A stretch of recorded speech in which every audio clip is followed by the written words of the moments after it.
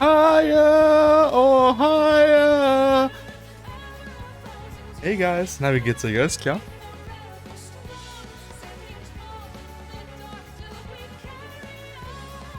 On wings of hope we rise up through the night. Higher, oh higher. Los Katze, higher. Higher. Higher. Oh, One brings shadow, one brings the light. Wie geht's euch, Leute? Alles gut?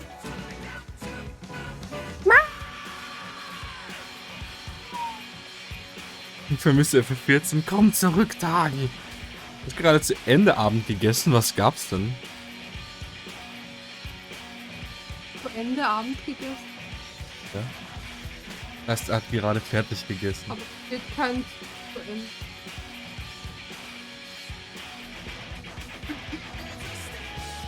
Egal.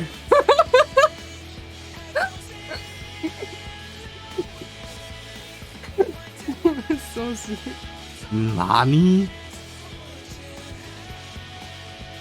Ich hatte Bratwurst.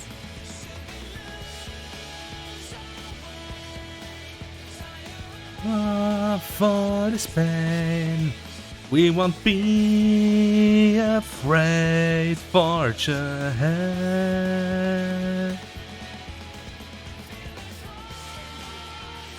Oh, der Jago ist ein Naschdoggo, hä? Ja, da gibt es sowas wie Naschkatze, nicht mit Doggos als Ausdruck.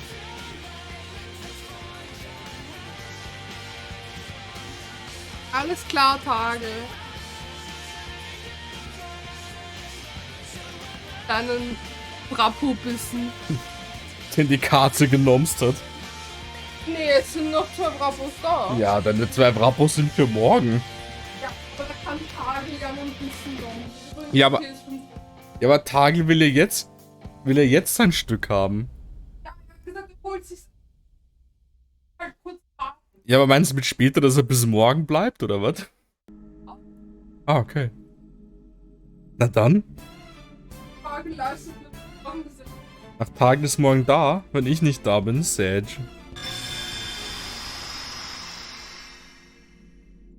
Wo schaut mal, Leute, im PS5-Menü, es ist wunderschön. Wir haben bestimmt nicht Crunchyroll geschaut. Leute, FF16. Wir gehen eiskalt zum Pferdemann.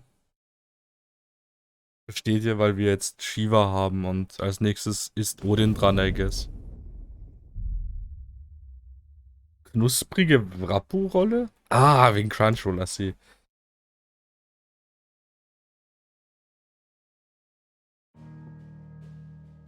Bam, bam, bam.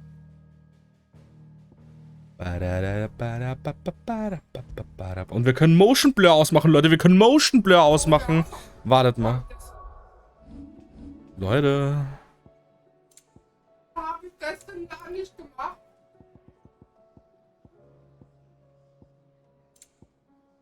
Bewegungsunschärfe stellen wir auf. Ich probiere mal 0. Laut Tagel ist 0 nicht so geil, aber ich will es mal kurz sehen. Ansonsten mache ich dann auf 1. Und ansonsten gab es bei der Steuerung jetzt noch Änderungen, aber ja, ich sehe keinen Grund mehr für mich gerade die zu ändern. Ach doch, die Tomatenbrot, ich hab's gelesen, aber ich hab's nicht laut gelesen. Nur Boris, in der Regel lese ich eigentlich immer alle eure Nachrichten. Ich habe nur, weil wir irgendwie jetzt so in dem ganzen Stuff waren, irgendwie nicht daran gedacht zu antworten. Aber nur Brot mit Tomaten oder irgendwie noch so Mozzarella oder irgendwas dazu? Hey Brödel, na, wie geht's? Alles klar? Ah, ich sehe, was du meinst, dass es ein bisschen ruckelt. Aber es ist nur, sobald die Kamera zu schnell ist. Hier, wenn man so langsam, dann ist es eigentlich relativ smooth. Aber ich probiere mal 1.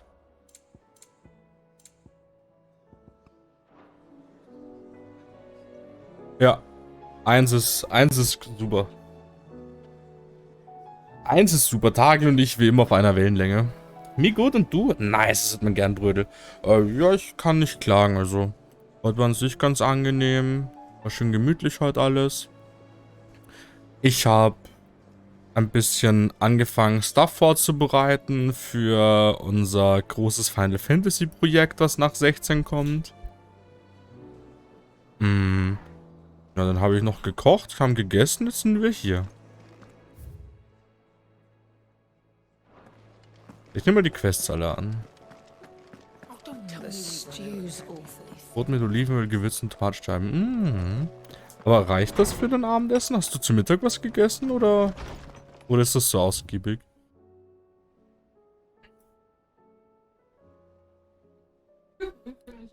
Ja, ja, es sind ein paar. Ist das eine Drohung? Was ist eine Drohung?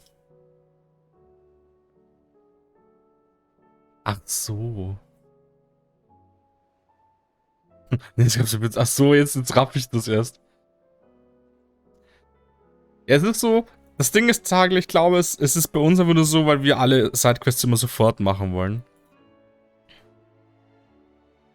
Bei jemandem, bei dem das nicht so ist und der sich dann, okay, ich mache jetzt vielleicht eine und später wieder eine, bei dem ist das relativ egal. Es ist halt ein bisschen wie in FF14, du unlockst dann einen Quest-Hub oder bist in der MSQ einen gewissen Schritt und suddenly gesamte Map voll mit Quests. Das ist 1:1 wie in 14. Ja, beim letzten Arc, ne, du hast Sidequests gemacht, dann eine MSQ und dann wurden wieder Sidequests gedroppt. Zum Mittag hattest du auch was. Was gab's denn? Tatsächlich soll mal vor. Doris, Sid, die anderen Fluchbrecher und ich machen uns allmählich Sorgen um Doris' Wohlergehen. Bei ihren jüngsten Nachforschungen hat sie irgendetwas offensichtlich sehr mitgenommen, aber sie lehnt jedes unserer Hilfsangebote ab. Wenn es dir nicht zu viel Mühe bereitet, würde ich dich bitten, einmal mit mir zu sprechen und herauszufinden, was sie sehr belastet. Cole. Ja, Imagine, Brödel, es gibt Leute, die nicht Sidequests sofort machen. Aber wir werden es gleich rausfinden, Frau Mau.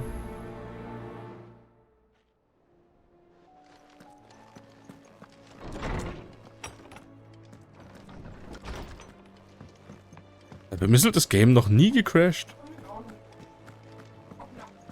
Aber gut, bei dir ist es ja auch erst einmal jetzt gewesen, oder, Tage? Eine Stunde gehst du kurz unter die Dusche. Du kriegst morgen Besuch? Ui.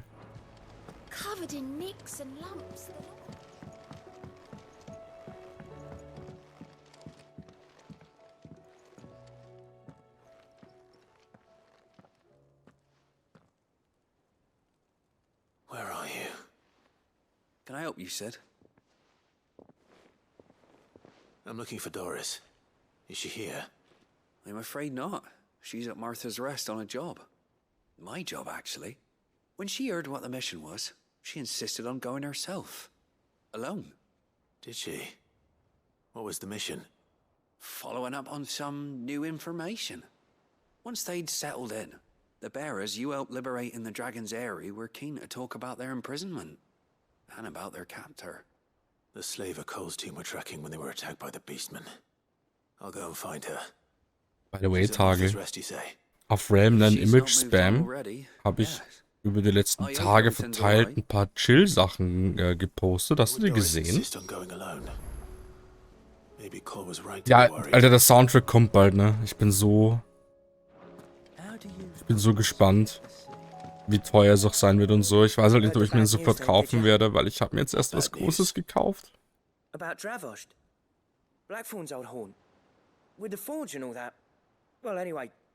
Ich sag mir, ich habe jetzt letztens sowieso sehr viel neue Musik gekriegt, wieder für meine Playlist, also maybe kann das ein bisschen warten. Das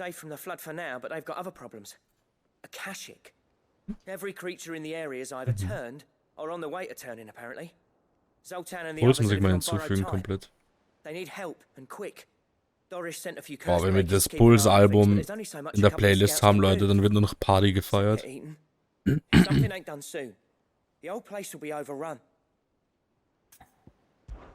I won't let that happen.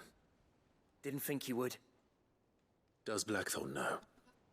I thought it might be better if he didn't. Ah, das Torgelbild war voll cute, oder? You reckon we should tell him? No. It's better this way. Yeah, no. Und so glaube ich, dass der englische Synchronsprecher von Clive sehr gut Batman sprechen könnte. Ein Batman. Ein Katze im Lavenderbett. Vor allem, das Ding ist, sie ist die eine Ishtula und die ganzen Katzen sind irgendwelche Fat Cats, die sie so eingesammelt hat. Im ganzen Housing-Bezirk. Weil was auch gottlos ist, ist einfach, dass hier gerade alle Quests plus Quests sind gefühlt. Ja, oder das Torgal-Bild war so süß. Ich wünschte auch, wir hätten... Das ist eine der Sachen, die ich im Game mehr hätte gerne. Mehr Torgal-Papi-Zeit. Ich liebe unseren Torgal auch als fabelhaftes Riesen-Frostwolf-Fenrir. Aber ich hätte gerne ein bisschen mehr Papi-Torgal-Zeit gehabt, weiß nicht. Vielleicht irgendwie so eine Sidequest oder so, wo man den Sitz beibringt oder so. Imagine, wie cute das gewesen wäre.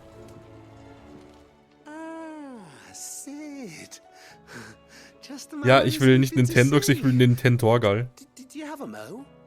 Don't tell me. You need more bomb ash. Oh no, we still got plenty of that left. I'm working on bringing another one of the Chief's designs to life. This time, it's a new smelter. It's got a reverberatory hood over the top for additional thermal amplification and a system of reciprocal recirculatory regenerators that... Ich habe, by the way, für unser... Ich meine, ich habe es vorhin schon angesprochen. Für unser Final Fantasy Projekt, ich habe da echt eine coole Idee gehabt heute. Ich hoffe, es sieht am Ende noch besser aus, als ich den Prototypen jetzt schon finde. Ich hoffe, wenn es dann soweit ist, dass es auch jedem gefällt. Aber ich denke, es wird sehr gut die Vibes einfangen, die es erzeugen soll. Abgesehen davon, dass ich FF1 bis 6, also ich gehe jetzt mal nur von den Classic FFs aus dafür. FF1 bis 6 habe ich nicht heavily modded, aber doch schon gemoddet, um das Erlebnis zu verbessern. Oh, it is. I promise you. So, what exactly is this good stuff you need me to find? Also ich denke, ich werde uns... Oder ich werde probieren, es so zu gestalten eben, dass es für die Viewer-Sicht I guess so schön und spannend as possible wird. Weil besonders bei den anfänglichen FFs ist das nicht so easy. Transferring heat from the inside to the outside. But these things, they're all outside. Damn. Line the hood with them, they'll reflect the heat right back into the furnace. We've collected as many as we can, and I know where we can get the rest. Trouble is, they're all watched over by their bigger, uglier cousins. So you want me to visit some ruins, destroy some echoes, and bring back the spheres they're guarding? That's it in a nutshell, yeah. We're only 3 short, mind. And we know exactly where they are. There's one up Amber Way, in that ruin that they call Lost Plume. And another in the Silent South, over in Dalmekia. Last one is in the ruins of Advent, which is in the Empire. All right then. Wish me luck. Will do. I'll be keeping all my fingers and toes crossed. Okay. Habt ihr schon mal jemanden die 10 gedrückt? So, habe ich jetzt alles angenommen. Yes. Okay, wir können aufbrechen. Shit, das sind auch noch mehr Sidequests. What the fuck is going on? Ich fange mal hier an. Nee, aber ich habe es insofern gemoddet, FF1 bis 6, dass wir meiner Meinung nach die bestaussehendsten Sprites haben. Dann habe ich noch gemoddet, dass wir zumindest bei den Charts, bei denen es possible ist, neben der Textbox auch Porträts haben. Was, denke ich, wenn man jetzt eben, besonders beim Vorlesen, hilft es einem sehr schnell zu erkennen, wer jetzt spricht. Und ich denke auch aus Viewer-Sicht ist es ganz cool, wenn man diese kleinen Porträts hat. Besonders bei Pixel Art diese Porträts zeigen zwar keine Emotionen, aber I guess, sie stellen halt den Charakter ein bisschen dar, dass man sich das besser vorstellen kann, wie der tatsächlich ohne Pixelgrafik aussehen soll. Und ja gut, ich habe halt noch PlayStation Prompts gemoddet, einfach nur weil ich ein PlayStation Kind bin und ich mit diesen Button Prompts mehr anfangen kann. Oh, Clive, what am I to do? My wards and I may soon be without Jago, mach super Wuff. What's happened? Frau Katze, Sie müssen The aufstehen. High Cardinal has descended Tagel from his möchte ein lofty Miau. throne and taken up residence here in Northreach. The High Cardinal. Gut gemacht, Jago. Leader of the Council of Elders, Leuchte an second Miau. only to his Mhm. radiance at the Okay, head dann of the kriegt Imperial Tagel an government. Miau. Not Bist that du any of those bereit? things still exist. Dann 3, 2, He goes by his 1. noble title, the Duke of Oriflamme. And what does he want with Northreach? He wants to transform it into a military stronghold, a foundation upon which to build a new Sambrek. Gute He's Maus. already secured the support of the various army remnants, with promises that they shall be afforded the respect they deserve in his Ja, und empire, ich denke, die FF1 bis 3, one built on the confiscated property of the die people. haben eine Story, aber der Fokus ist halt noch nicht so extrem. Believe me, Ich denke, so ab 4 wird es auch mit Stories interessant. Ich meine, nicht, dass 1 bis 3 uninteressant ist zwingend, aber es ist halt nicht sehr deep, die Lore. he will not listen to me. Also da gibt es nicht sowas wie, dass man erstmal When the town was die Jungen zwischen Charakteren genau kennenlernt und dann eben lernt, weiß ich nicht, wie das mit den Kristallen funktioniert, wie in 16 und Träger und was weiß ich was alles. Da gibt's halt this dude evil and he wants to do this evil stuff. You are good, you want to not be evil. Please stop evil. With power of crystals. Occasional trip to the Vale to help them forget the terrors they face each day. The Duke offers them a vision of strength and safety. No. Any attempt to incite mutiny would cost Philippe the support of his men, if it did not cost him his life. But given the mood around town, mutiny may yet be unavoidable.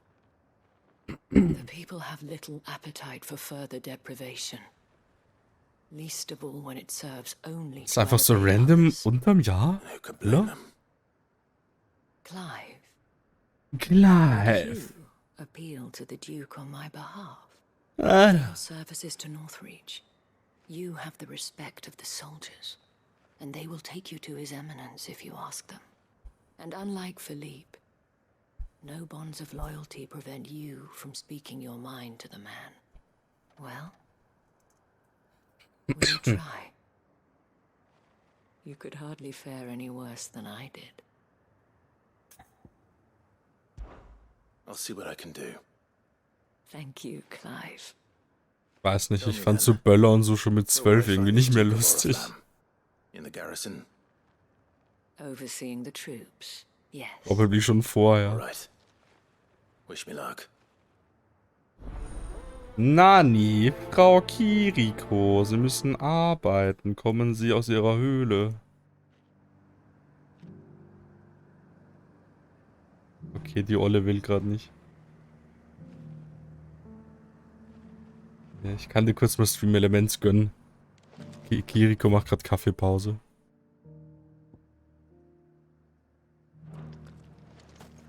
I may have met this.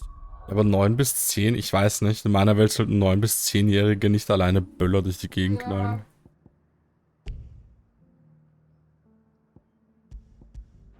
Before. At the remembrance Also ceremony. maybe ist es eine unpopular Opinion oder so. Ich habe keine Ahnung, aber die sollten nicht alleine Böller haben.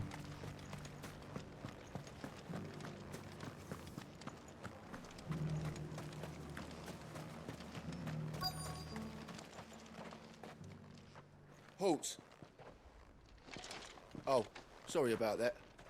You're the dame's man, aren't you? You got some business with the captain? No, actually.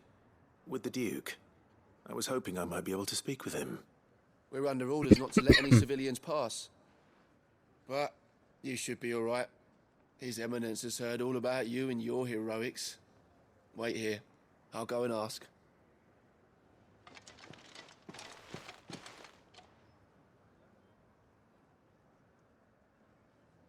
So, Katzig schickt dir was. you are the sellsword who lent his aid to the garrison. The Empire owes you a debt, and I shall see it repaid. But tell me, is it wealth that you seek, or favor? Neither, Your Eminence. I thought only to inquire about your plan to turn Northreach into a stronghold. Ah, I see. You are worried the expanded garrison will render your services redundant. Yet you needn't be. A proud fighting man like yourself shall always have a place here. Pride of place, in fact. For too long has the contribution of the noble soldier been under-reckoned. But no more. For it is they who shall see the Holy Empire rebuilt, beginning right here in Northreach. Why here, Your Eminence? The town has been fortunate enough to escape largely unscathed Dabei auch from nicht the schlimm. recent troubles. Her defenses are sound, and her garrison well prepared. Which is more than can be said for Oriflamme or Twinside. The Empire wants for a capital, and I believe Northreach to be the perfect place. With Caer Norvent as her citadel. Once we have seen to the refortification of both the town and the castle, we need only build a wall around both to create a city that would be the envy of the twins.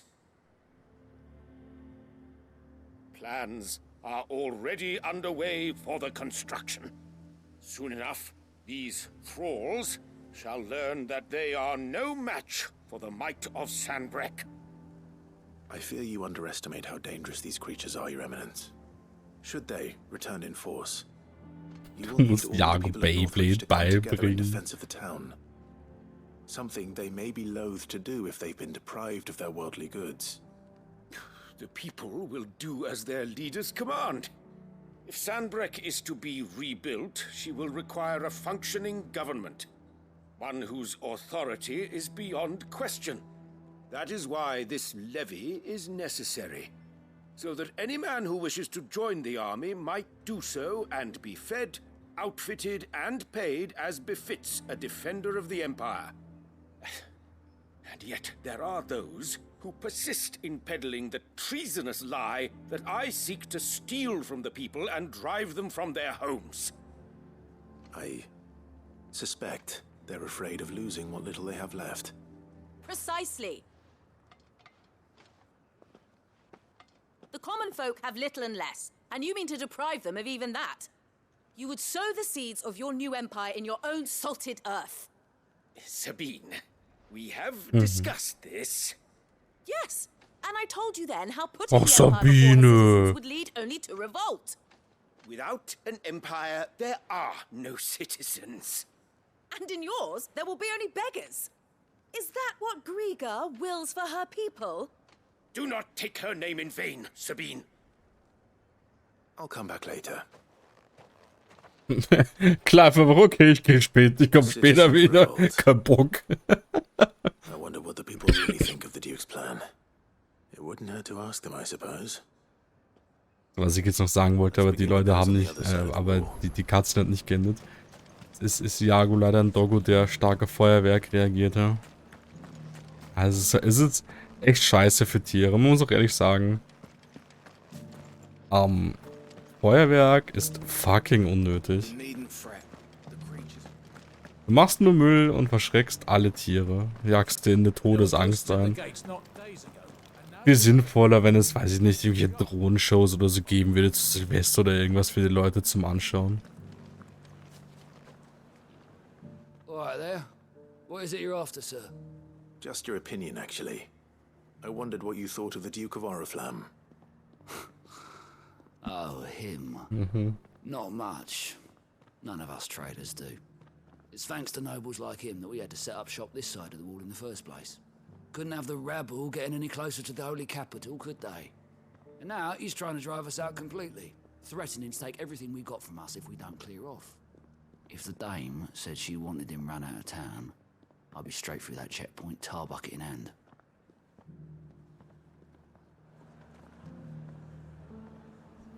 Jo.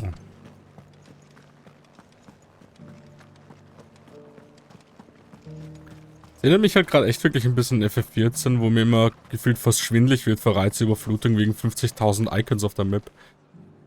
A question, if you don't mind. What do you think of the Duke of Oriflamme? Don't get me started. You build a life for yourself somewhere, only for some noble to turn up and tell you you've got to hand it all over to him. If he thinks his name and his chains give him the right to empty our purses, he's in for a rude awakening. We'll do whatever it takes to keep what's ours. Whatever it takes.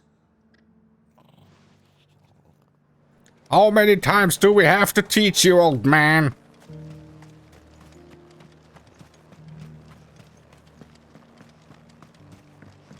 Verstehe ich aber auch, dass sie sich einfach hier ihre Bleibe aufgeben wollen, weil sich ein Großherzog einbildet, da was aufbauen zu wollen. Nothing good, I'll wager. Going around acting like he owns the place. And with hardly a word to the dame. This is her town, not his. I take it you'd rather she was in charge. As far as I'm concerned, she still is. Just need his eminence to sod off back to Oriflamme. Well, the people seem united enough. What about the soldiers? Der Großherzog Xehanort.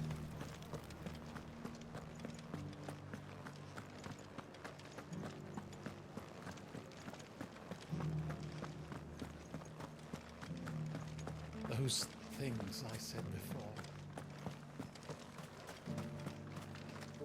Excuse me, do you have a moment? I wondered if you'd mind sharing your thoughts on the Duke of Oriflamme. Well, he's made a lot of enemies coming in the way he did. I mean, look around us. You can see the state the realm's in. The traders might not like having the screws put on them, but if they volunteered a few more of their hard-earned gil before things got bad, maybe they wouldn't have to. I think the Duke's got a point when he says rebuilding the Empire's the best way of making sure we're all protected. And if that means people who don't know one end of a sword from another have to make way for those who do, well, that's just how it goes. Okay.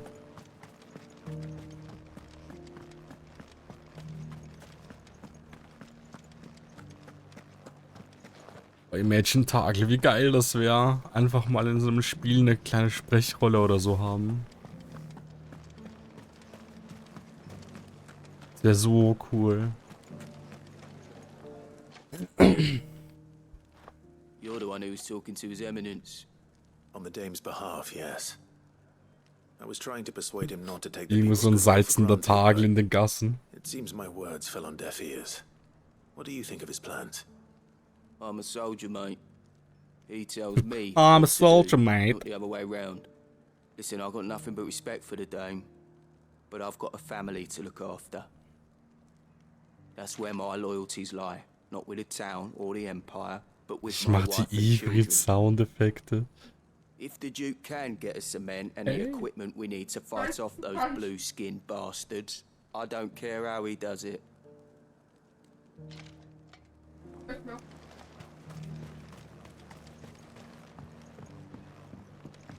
Muss ich hier rauf? Ja.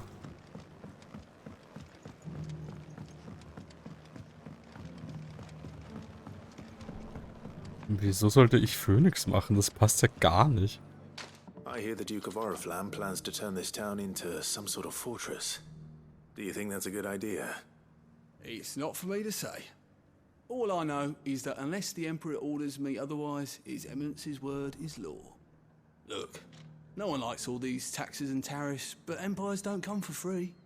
Once Sandbreck is back on her feet, we'll all reap the benefits. Oh, ich muss auch gleichzeitig ein Überbringer von schlechten Nachrichten sein. Wir können heute nicht unglaublich lange machen, ne? Weil ich muss morgen arbeiten. Dachte mir, ich warne euch gleich mal vor.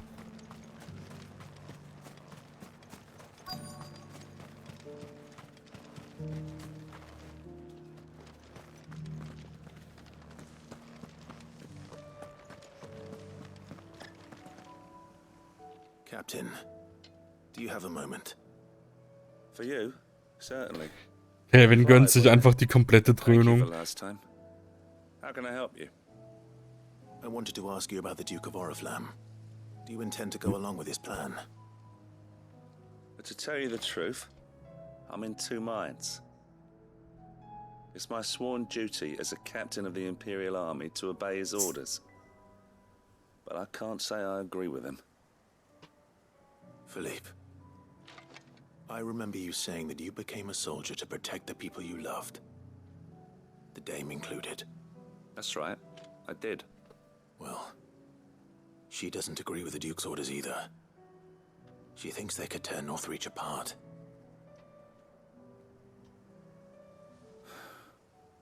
And she's probably right. Thank you, Clive. I know what I need to do now. Protecting the people I love is what matters. Doesn't matter how. Well, duty calls, so I better go. Thanks again.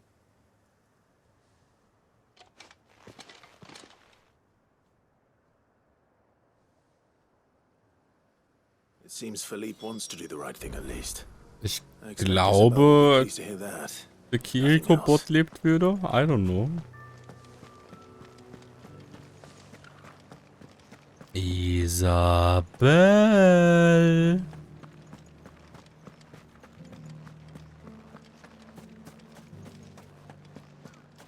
Hello. Doesn't seem like it. Oh, come on. Ah, Clive. How did you fare?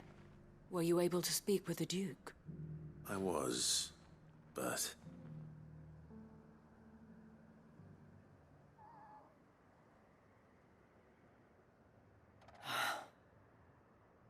So Northreach is to be a fortress after all.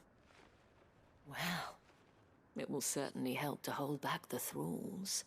There's no denying that. Though I doubt it will come as much consolation to the townspeople whose worldly goods are confiscated to pay for it. They deserve to be heard, Clive. To have a say in this new empire the Duke means to build. Sadly, His Eminence values their obedience more than their opinions, and hopes to reassert the authority of the state. I fear he sees the people as mere pawns on his chessboard to be sacrificed for the greater good. Needless to say, they themselves are of a different opinion, and would rather their destinies were in your hands. The soldiers, meanwhile, are content to follow their orders. And not just because of the Duke's rank, but because of his vision. I thought as much. Had I sworn to protect Sambrek, I dare say I too would want nothing more than to see it rise from the ashes. Thank you for trying. But the battle is lost. I don't know about that. What happened to your uniform? I handed it in, along with my resignation. Told the lads I wished them well, but that I owe it to those I love to call it a day. Oh, wie cute. Because I realized what really matters to me. Not following some nobleman's orders for the sake of it, but protecting what I care about. Protecting Northreach. I honestly don't know when those monsters will return, but I'm certain they're not finished with us yet.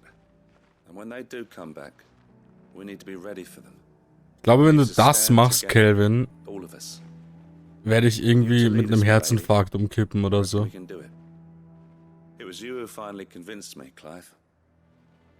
Wenn er bei Anni 300k Kanalpunkte spart, um den Raid zu machen. Ich glaube, wenn du das machst, ich sterbe einfach. Literally. Jetzt machen, holy shit, Alter.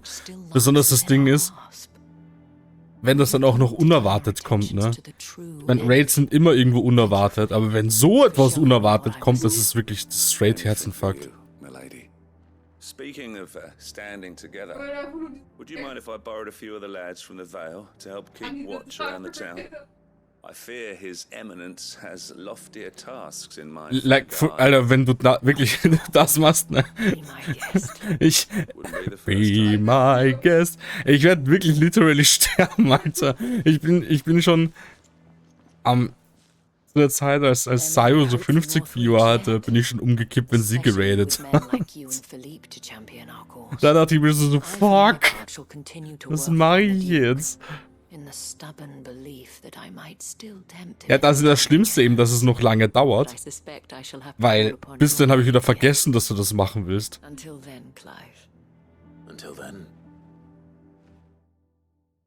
Bis dahin werde ich gar nicht mehr dran denken, dass das überhaupt mal ein Thema war, weil das dann schon irgendwie extrem lange her ist. Und dann wirklich, da wird es mich mehr als nur Off-Guard treffen.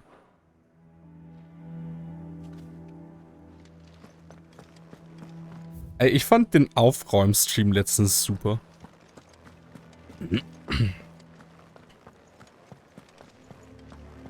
Those things I said before.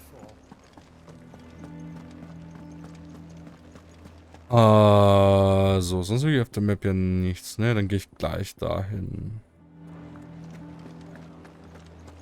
There were ghosts at the gates not days ago.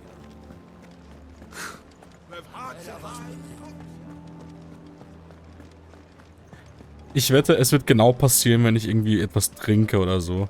Ich werde einfach das gesamte Trinken in meinem Zimmer verteilen.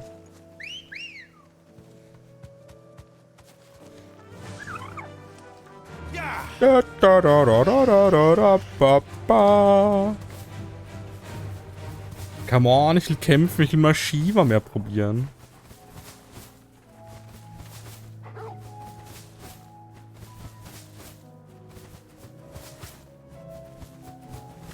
Oh, let's go. Hui.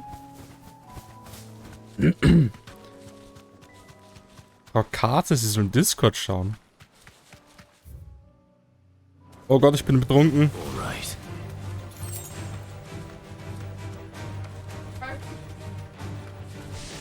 Alter, warum hat am Büro ja keine Autopiloten?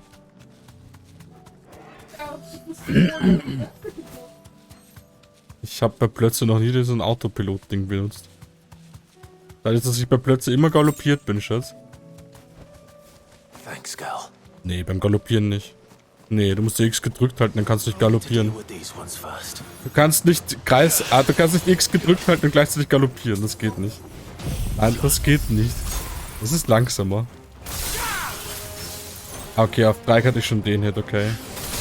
Ah, genau, das war zum Chargen, I remember. Na, na, na, na.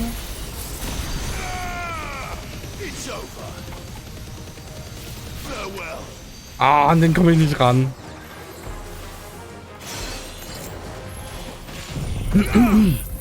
Muss das Game ein bisschen leiser machen für mich.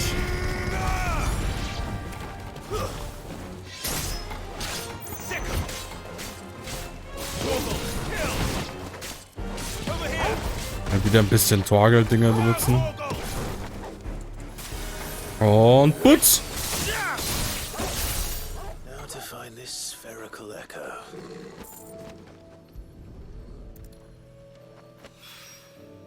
This is it. Right then. Just 2 more to find. Okay, das haben wir jetzt auch. Dann gehen wir als nächstes zu Martha, I guess.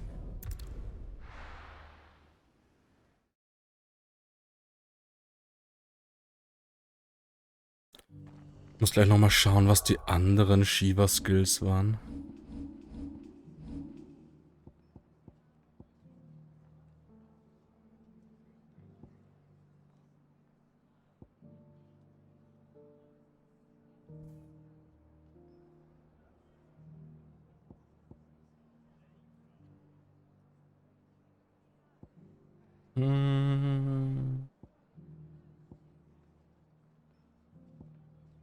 Und das nicht verbessern?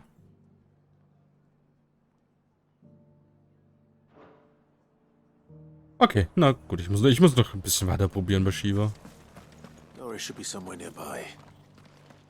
Assuming she's still here. Lass mich erstmal die Quest hier annehmen. Hey Martha, was gibt's? Ah, Clive, I was just about to send for you. I'd like you to take something to Sir Wade up in Eastpool. Seeds for planting. Thought it was about time they started growing their own food. I'll keep providing them with whatever they need in the meantime, of course. But if Eastpool's going to survive, it's got to be able to fend for itself. As of those poor bearers. They've lived their whole lives in servitude, but now they're their own masters. Small wonder they ain't got the foggiest how to provide for themselves. So it's up to us to teach them. And if you're wondering why you, well, the Wagoneers taking supplies up that way have been coming back with more and more reports of Akashic around the village of late. Sir Wade's putting a brave face on it, but I think even he's starting to worry. And if he's likely to share those concerns with anyone, it's you. Alles klar. All right. Thanks. Wouldn't ask if I didn't have to. There. That should be enough to keep him in Gazal Greens for a few years at least. Gazal Greens. Not the most mouth-watering crop, I'll admit. But they're hardy, they grow fast, and they fill a hole. Better that than something that'll wither away at first frost. And chocobos love 'em too, which is no small thing. When I say all of us need to pull together to get Eastpool back on its feet, I mean all Okay, of also us. essen Menschen auch They're not exactly Gesagkraut. succulent, but cook 'em right, and they're just about bearable. I'll take your word for it. Anyway, Sir Wade'll know what to do with them. And if he don't, well, I'll go up there and show him myself. I'm sure you will.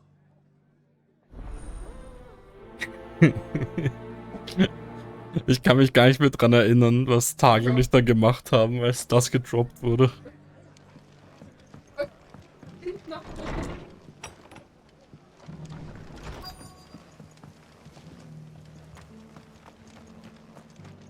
Just because the heavens have gone to rack and ruin, it don't mean we have to. Nee, was hat denn der Neues? Anything catch your eye? Ah.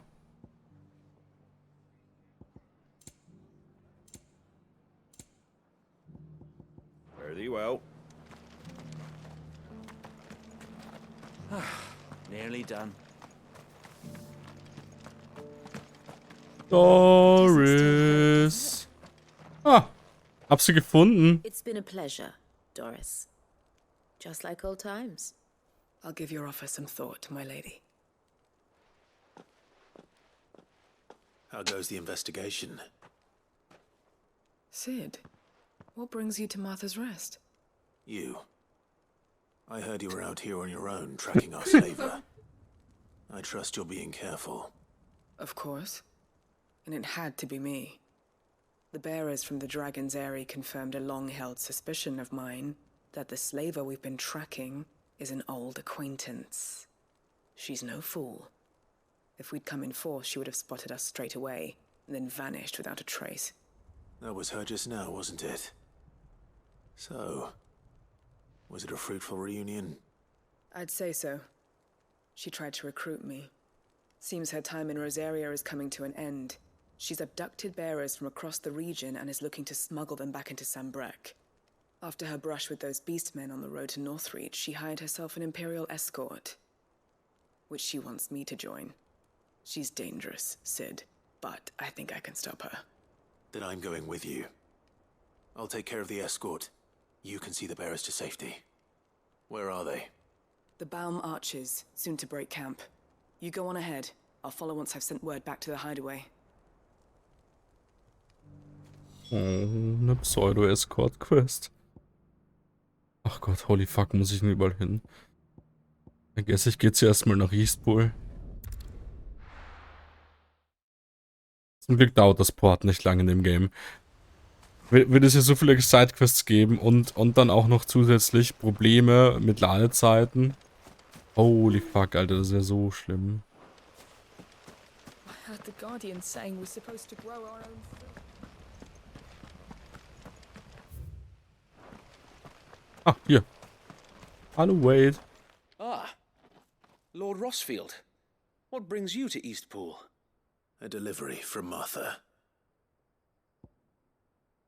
Ein bisschen Gesagkraut für dich. These are Gazal green seeds. Martha's keen to cut the apron strings, then, is she? I jest, of course. You see, I had thought we might be able to revive the old wheat fields, but they'd long since gone to seed, only without the seeds. Martha was hoping he might be able to show the bearers how to plant and tend these. so that they'll be able to fend for themselves. That's not a bad idea. These bearers had only recently escaped their bonds before we brought them here. They know little of freedom, of providing for themselves and their loved ones. Unless we teach them how to live like free men, I fear that all we have achieved in bringing them here is to exchange one master for another. Not that myself and the Guardians have been the best example to them so far, subsisting almost entirely on Martha's charity as we do.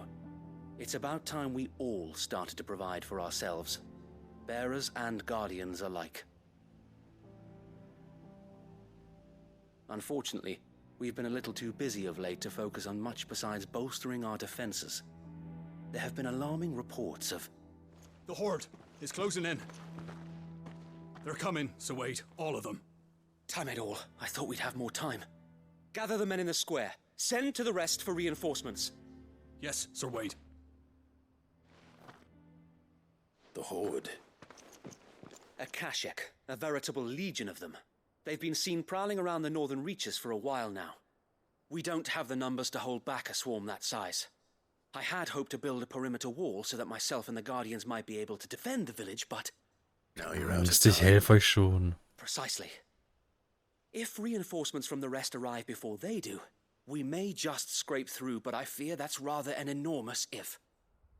What if you could call on reinforcements from Eastpool? You mean the bearers?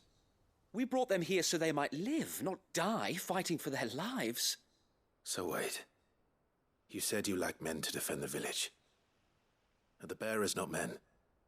Do they not wish to see Eastpool saved? Though they may not be trained soldiers like your Guardians. What help they are able to offer could still prove the difference between victory and defeat.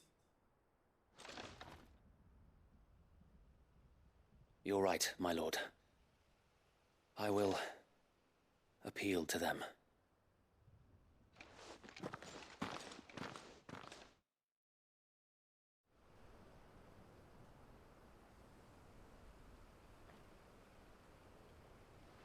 My friends, I humbly beg your aid. We Guardians are few and our enemies many. But I swear we can defeat them with you at our side. You would send us to the slaughter. To serve as bait. Jetzt kommen lauter solche Quests, die sich wirklich anfühlen, als wären sie so der Abschluss der jeweiligen Gebiete. And to think we trusted you.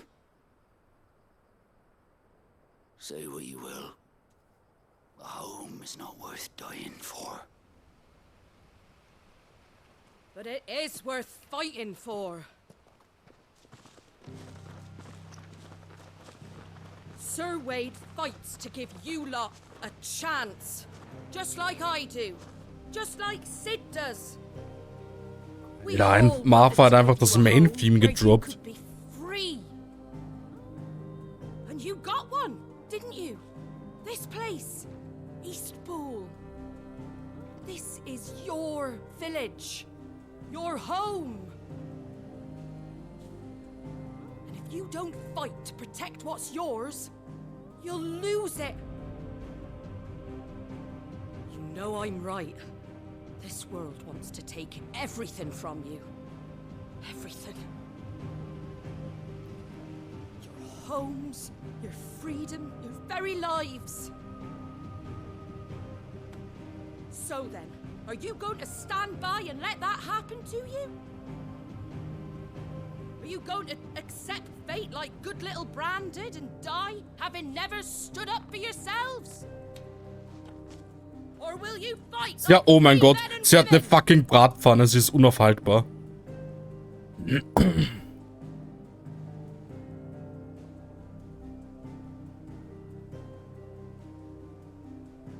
Leute, sie hat eine Bratpfanne, ihr könnt euch hier anschließen. Alright. Give me a sword. Nein, kein Schwert, gib mir eine Bratpfanne. I never dreamt I'd have a home of my own. And now that I have, I don't want to lose it. I will protect what's mine, or die trying. We all will. Free men and women, fighting together. I'm not Right? For Eastpool! For Eastpool!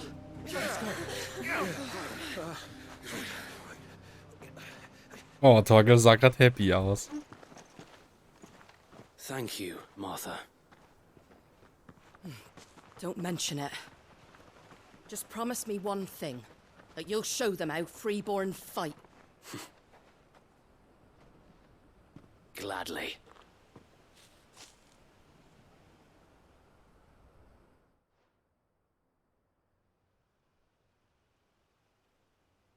Well, if it was numbers you were lacking, you certainly won't be now. Thanks to you. Me? Oh, I just love the sound of my own voice. Lord Rossfield, my lady, we're ready. So what's the plan of action? We'll divide our forces into several small detachments, each made up of guardians, bearers, and guards from the rest. These will position themselves at strategic points around the village. Upon engaging with the Akashic, each detachment will keep the creatures occupied as best they can, steadily retreating all the while. You're going to lure them into the village? I am. We will have neither the time nor the resources to treat the wounded, so injuries must be avoided at all costs. Instead, we will focus purely on defense at first. By coordinating our withdrawal through the use of messengers drawn from among the bearers, we will aim to have the swarm converge at a point of our choosing. With luck, that point will be the village square, the perfect place for our most able warriors to surround them and fall upon them, and for you and I to finish them off. A sound plan, but one that'll require a leader with a cool head and strong nerves to coordinate the retreat. I'd say you have both in abundance, Sir Wade, but you'll be needed. Please, leave the last of the fighting to me. Ha! And let you have all the glory. Sir Wade! They're here! Then you know what you must do. We work together, everyone playing their part, each shielding the other that no man might fall, that Eastpool might live on. For Rosaria! For Rosaria! We've no time to argue, my lord. I'll do as you ask. And I will do as you ask.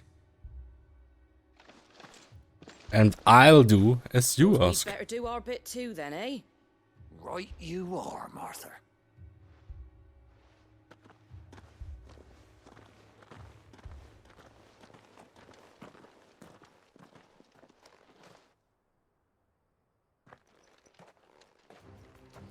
Alter, was ist denn das für eine Sidequest?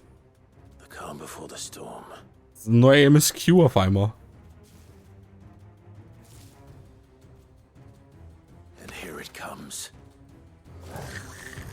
I will not let this. So, wie viel Willen... Obwohl, ihr habt alle keine Willensbalken. Ah, das ist... Holy fuck. Jo, selbst Torgel killt der fast instant.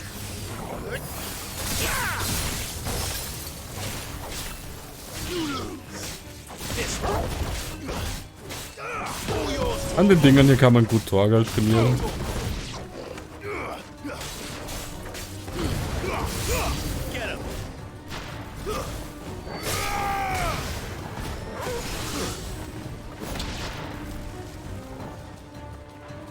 Was ist denn mit euch? Schaut mal hier, Shiva. Ja, komm. Warum nicht? Bisschen Phönix gönnen.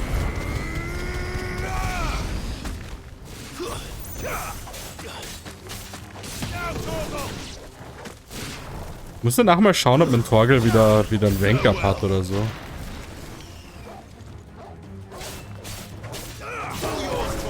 Oh nein, da kommen wieder arkasische Chocobos. Oh, was?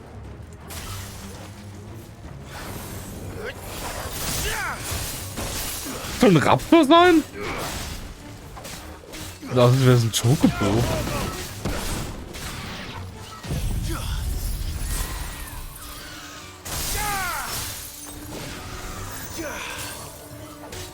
Aber dieser Dash ist eigentlich doch ganz cool.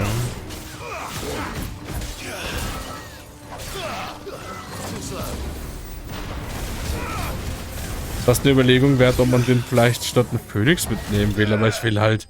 Ich weiß nicht, das ist halt wirklich wie wenn man sein Starter-Pokémon weggeben würde. Das macht man nicht beim Playthrough.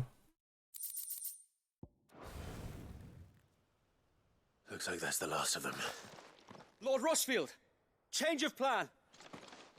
What is it? Owl from the rest. An Akashic curl's been sighted on Rhiannon's ride and is headed in their direction. Well, the better half of her guard is here. So wait, how many Akashic remain in Eastpool? Hard to say. My men are still facing some resistance, but I think the worst is behind us. I could order a detachment or two to fall back and... No. Let them finish the job. You stay here too, Sir Wade. Your men need you. I'll go after the Curl. Join me only when Eastpool is won. If you're sure, my lord. May the Founder protect you.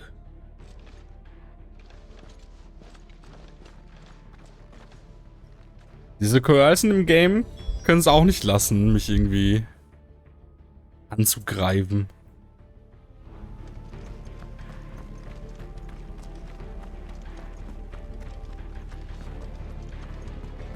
Like, irgendwie muss man ziemlich oft irgendwelche Großkatzen verprügeln.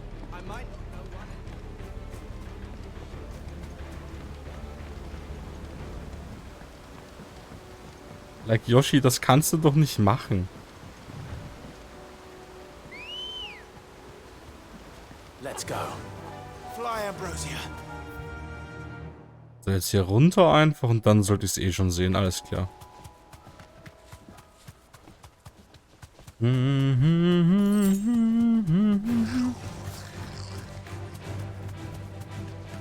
Sorry, für euch habe ich gerade keine Zeit. Ich glaube, ich kann auch bald echt mit den Hans weitermachen, weil jetzt bin ich schon Level 40. Aber das ist dann vielleicht für den nächsten Stream, falls wir keine Sidequests haben. Denn ein bisschen MSQ will man natürlich auch. Und wir werden schon noch eine Zeit brauchen für die ganzen Sidequests hier.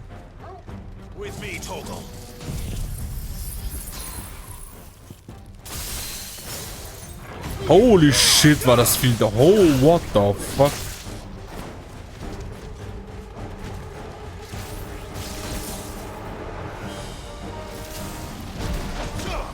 Als ob das nicht gezählt hat. Ich bin gerade bisschen baff, wie viel Damage das war.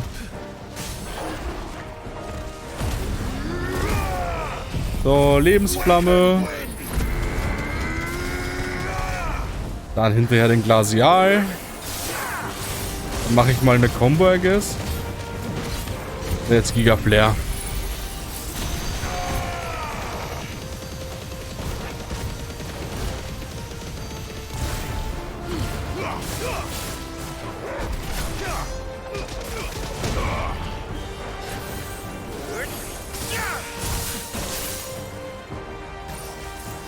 Das hat auf jeden Fall gut reingeschallert. Like, what the fuck?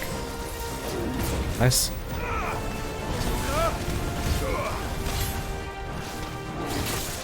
Ach komm, ich hab gedodged. Dreht sich mitten im Skill. What the fuck? Böse Garze. Mach dich kalt. Putz.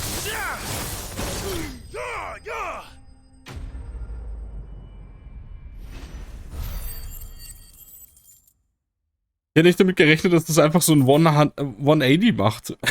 Mit einem Skill einfach. Alright. Back to Eastpool.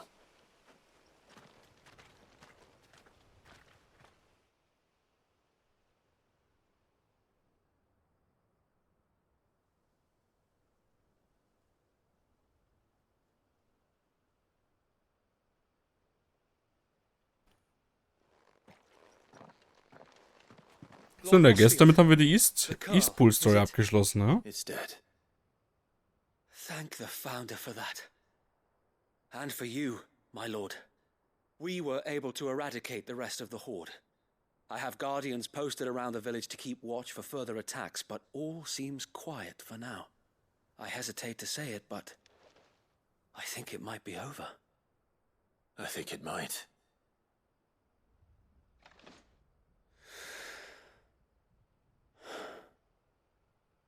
We did it. We saved Eastpool.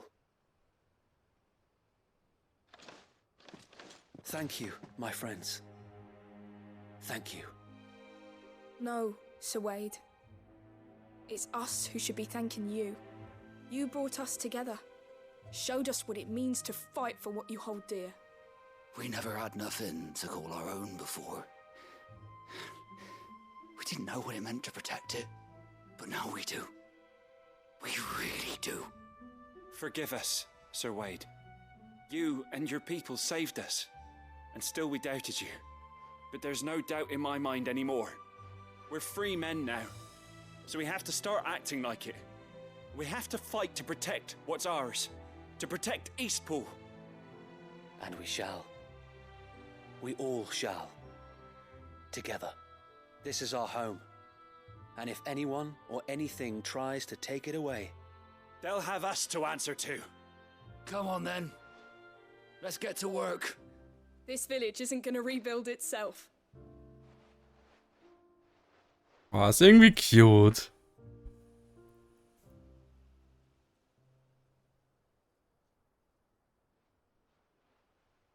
They're not slaves anymore. No. They're Rosarians. Oh, das ist auch Your cute. father took pity on the bearer's plight, and I believe if he was still with us today, this is what he would have wanted. I believe you might be right.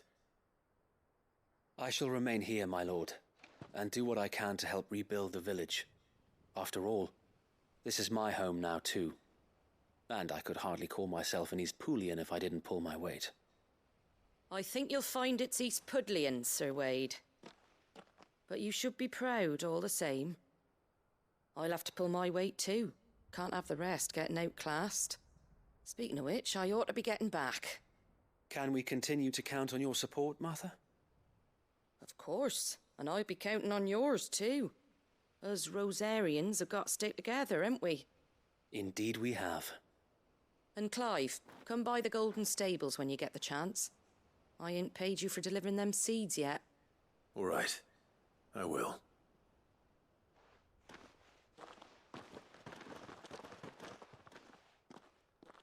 Lord Rossfield, do you remember our very first mission together? Ja, tatsächlich Clearing schon. the goblins from the Stillwind marshes.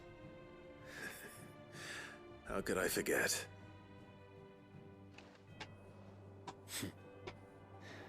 There's one sight that I shall never forget.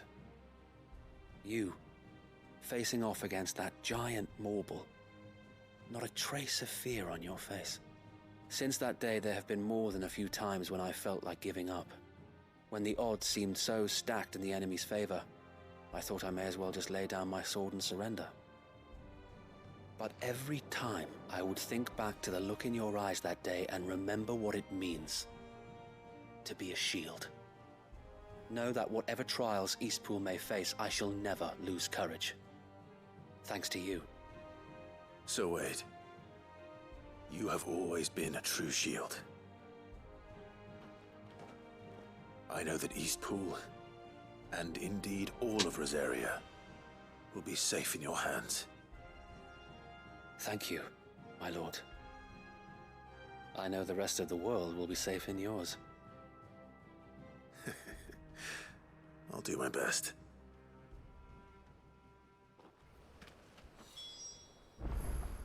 Ah, das war eine schöne Sidequest. Ich hoffe, die Belohnung ist genauso schön.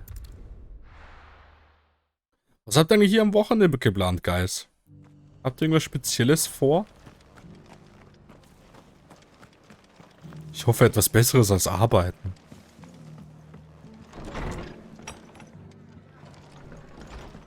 Droppt mir das in den Chat.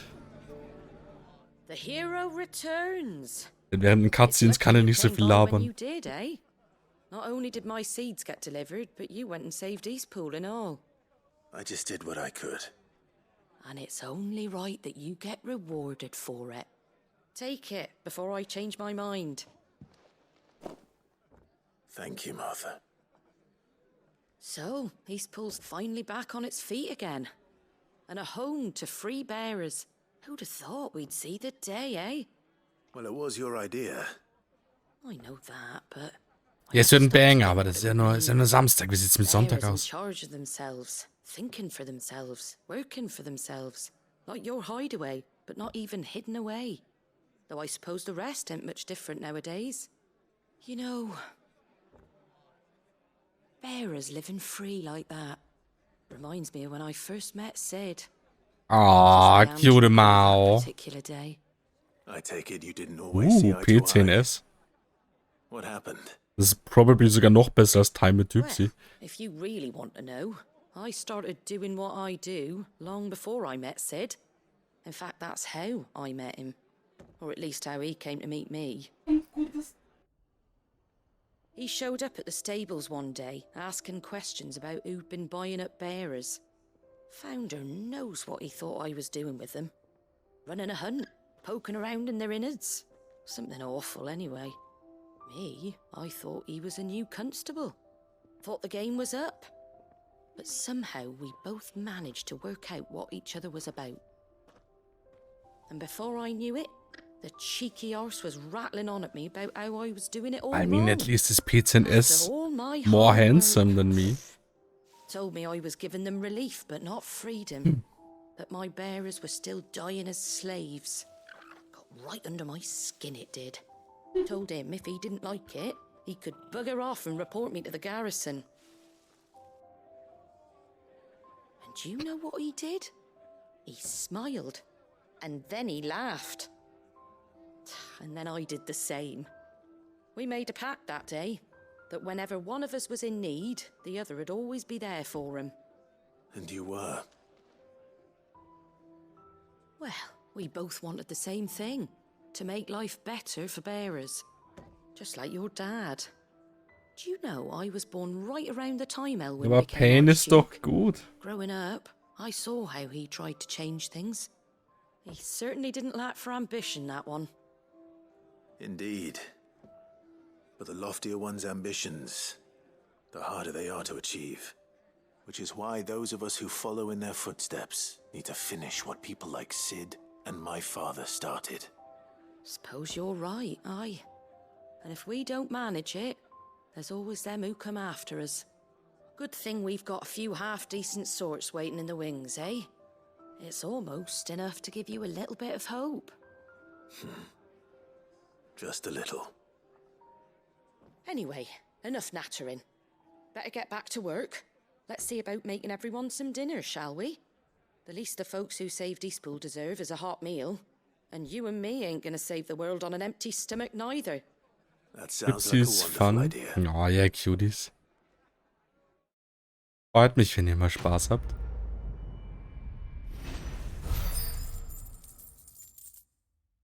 Ist allgemein immer das Schöne beim Stream, zusammen eine gute Zeit zu haben. Oh, cool, das Schild.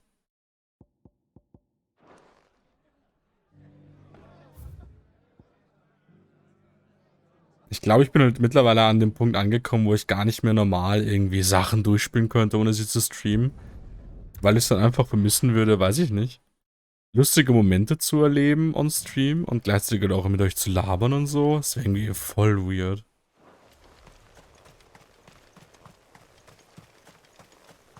Ich meine, klar, so Games, bei denen es nur irgendwie ums Gameplay geht oder so, das könnte ich schon noch, das kann ich schon auch alleine spielen. Wobei es dann on Stream auch manchmal spaßiger ist. Aber jetzt eben sowas wie FF16 oder so. Ich glaube, ich könnte das nicht mehr vernünftig offline spielen. Oder off-stream, besser gesagt.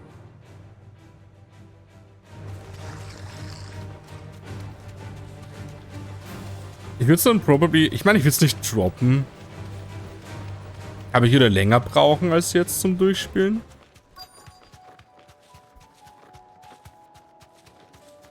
Und beim Streamen sieht man das so ein bisschen wie so eine Art Projekt dann an und so. Das treibt einen an und man will ja auch zusammen quatschen und so. Oder ich zumindest, weiß nicht. Es motiviert einem voll.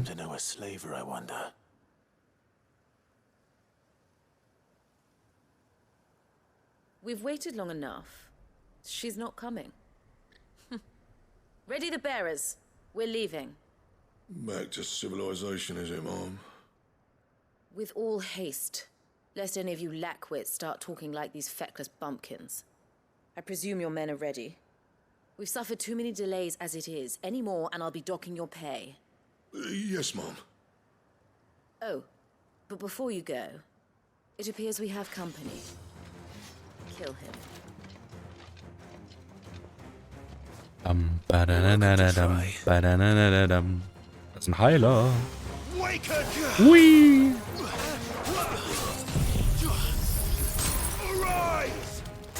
Danach kann ich eigentlich direkt so hinterher schießen, dann hinterher dashen. Ich glaube, ich habe eine gute Kombo gefunden für Chihuahua. Oh Gott, ich muss da raus.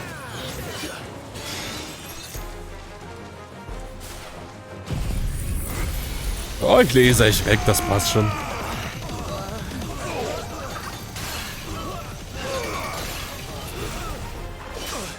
Aua. Bitte was?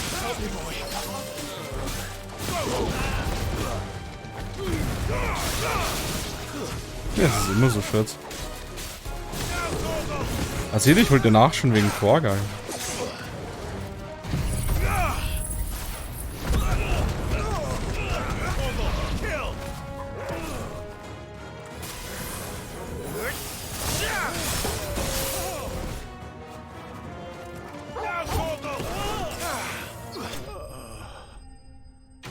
Sieht aus, als wäre der Dude einfach in der Luft gestolpert.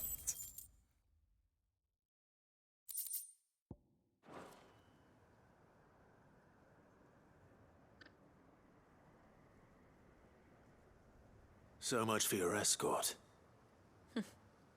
You'll forgive me for not avenging my men. I'm not the swordswoman I used to be. I surrender. Do with me as you wish, Sid the Holy fuck, Alter, wie sprichst du? Ah, Doris. I take it you're not here to rescue me from our brooding renegade?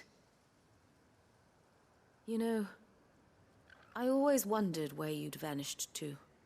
But casting your lot with this criminal of all people. Better fighting for a cause than killing for coin. I'm sorry, Sid. I should have told you sooner. This woman, my former master, once trained bearer children to be weapons in service of the highest bidder.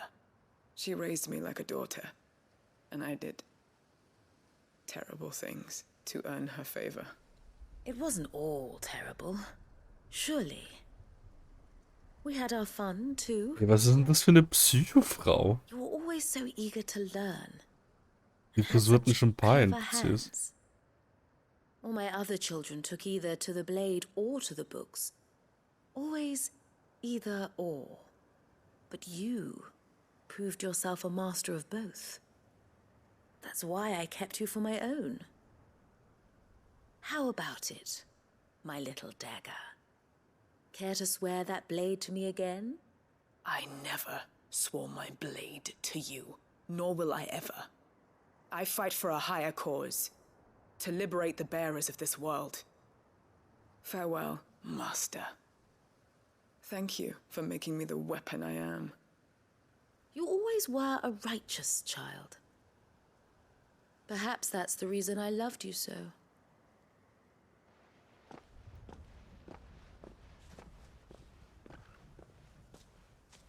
What do you want to do with her?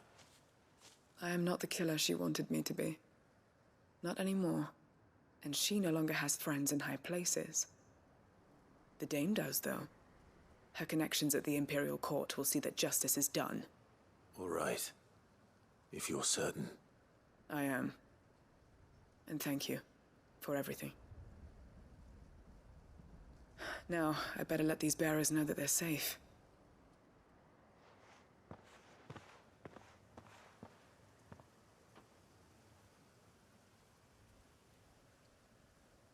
And I should head back to the hideaway and put Cole's mind at ease. Nee, Clive. Wir haben hier noch genügend zu erledigen. Keine Angst. Hier sind noch genügend grüne Ausrufezeichen, die abgehakt werden müssen.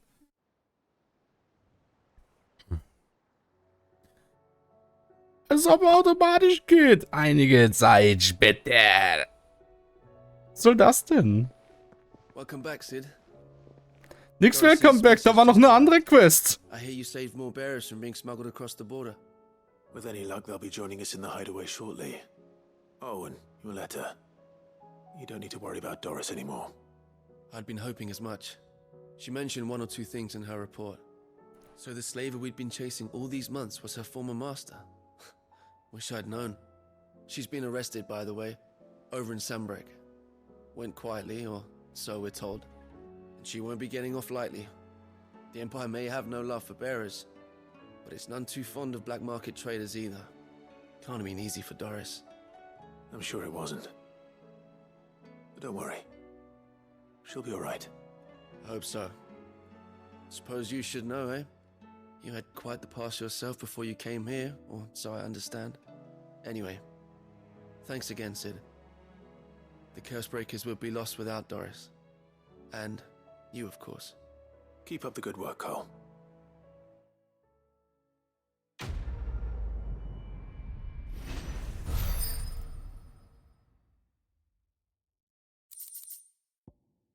Jo, wir haben schon fast 1,6k Ruhm. Das ist mir noch gar nicht so aufgefallen.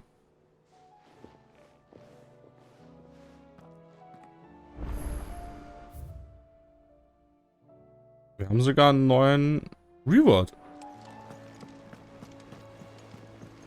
Covered in nicks and lumps, the lot of it. Let's see. Oh nee, es ist Quest.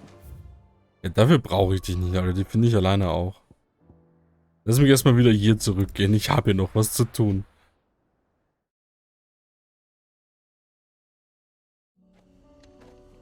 Ne, ich glaube, wir schaffen schon mehr als Zeitquest heute. Ja.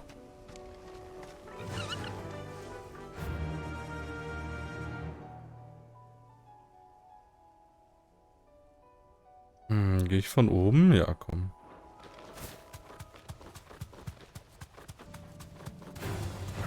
Chocobo, Choco. Oh Gott, das ganze Dorf ist ja auch hier voll mit Niefer. Oh nein. Ich meine, hier waren irgendwie lauter Leute, die sowieso nur Arschlöcher zu mir waren, warum auch immer, aber trotzdem. Als ob ich hier nicht durchgehen kann.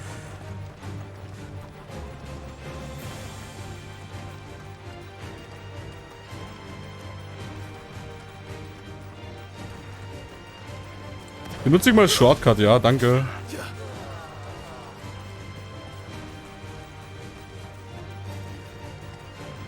Ne, ne.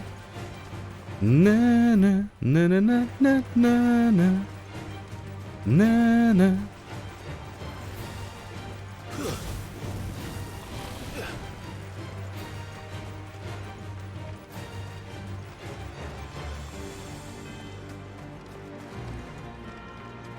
Das habe ich in Kingdom Hearts gelernt. Einfach die Gegnerwaves ignorieren auf Level 1.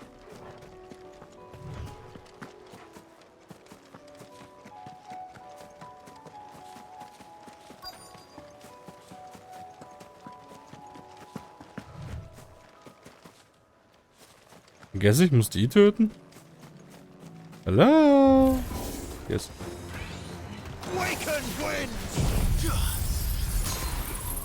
Kaum ist dir kalt. Well. Nice. Und runter mit dir.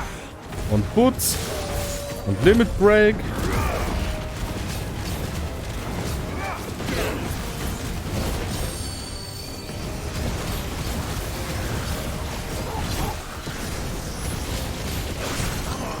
Holy shit, das hat mich gerade gehittet.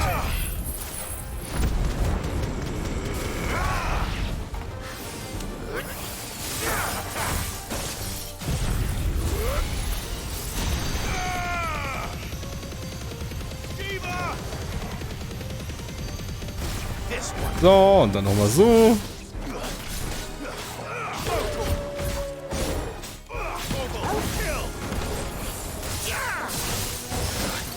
Au. Holy shit, war das knapp.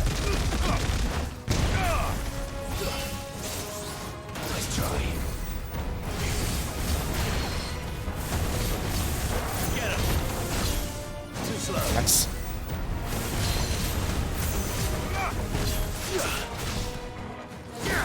Oh, oh, oh, let's go. Yo, nice.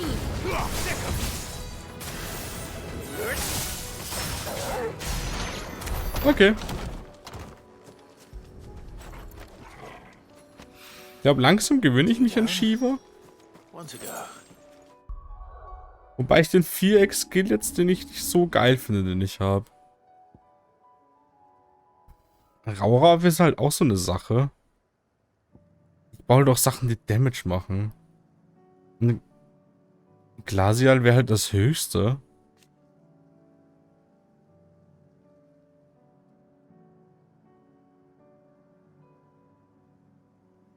Hm.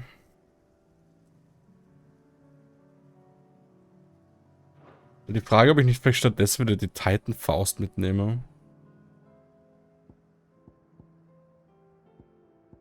Bräuchte ich halt noch ein paar Fertigkeitspunkte, aber es wäre eine Überlegung wert. Ich mag das Fisten auch, Schatz. Ja, guess, ich fange einfach in der Dalimil-Schenker an, ist egal.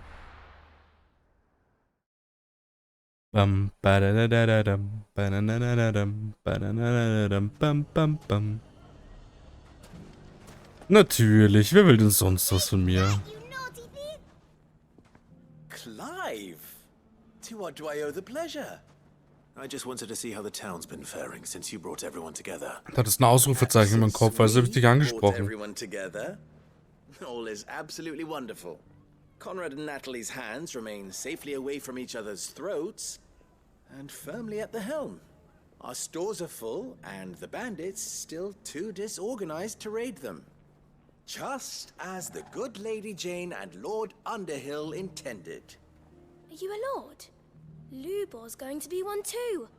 They're going to make him the Lord of Dalimil, because of how he stopped all the grown-ups from fighting. It's the mayor of Dalimil, dear child, and the vote hasn't taken place just yet. But if the people wish me to lead them, I shall. And my first act will be to build a school so that menaces like you two learn not to interrupt your elders.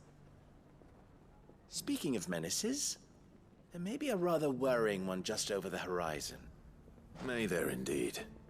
Ich glaube, du kannst easy duschen gehen, Kelvin. Wir haben noch einiges vor uns. In presenting a united front might have caught the bandits' attention, and they might have elected to take a similar approach. Und mein PTSD verhindert es, Mainquests zu machen, bevor alle Sidequests fertig sind. And they grow more organized by the day. We'll fight them all off just like last time, no matter how many of them there are. Won't we, Lubor? Of course we will. If we continue to work together, we can overcome any challenge we choose to face. The longer we avoid facing this one, the more difficult it will be. Until the only Das heißt, verliere dich nicht in den Quests, du hast dir bestimmt auch alle gemacht. Our best hope is to nip these efforts at organization in the bud.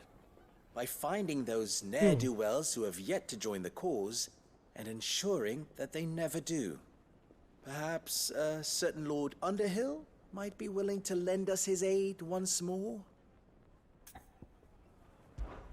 How could I refuse? Thank you, my lord. Victor will fill you in on the particulars. I have him stationed by the desert gate, receiving and collating reports from my scouts.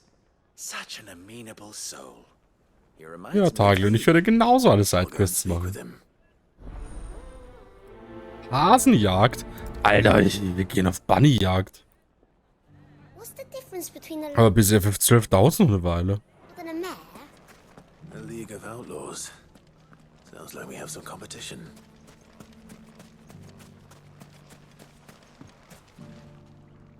Still in Dalimil, Victor? Ich würde sagen FF12. Ah, Sid. I thought you'd have returned to Justice by Irgendwo now. Tief in meinem Inneren freue ich mich, es zu spielen, weil ich Bock auf dieses License Board. Weil es ein bisschen wie das Sphere Grid ist, nur in schlechter. Aber ich habe halt keinen Bock auf Wahn, ne? Und auf den Soundtrack. Ich weiß halt, dass ich, sobald ich Wahn nicht mehr in der Party haben muss, ich ihn nicht mehr in der Party haben werde. He asked for my aid in putting down the bandits, and he said that you might be able to help me find them. Ich mache einfach Full Waifu-Gruppe für Tage. Ich mache Thran POV. Damit ich gebannt werde auf Twitch. But we must strike together, and we must strike soon at as many camps as we can. Was für Nani? Give this league of theirs time to rally its forces. All right. Which camp shall I take? Worum geht's, FF12? Just out there, across the dunes. Leave it with me.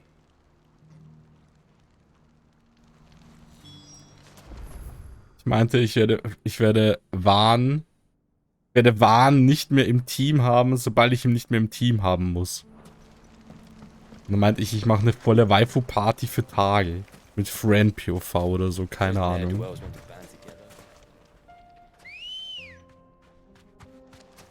Come on.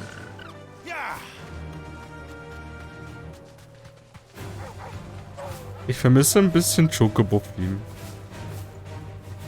Ich hätte gern von Soken ein episches FF16 Chocobo-Theme mit Männerchor gehabt.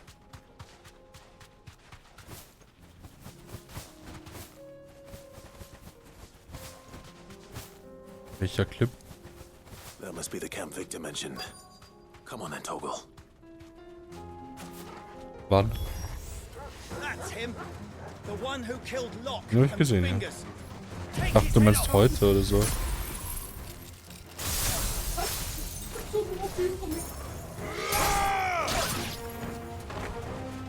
Hui!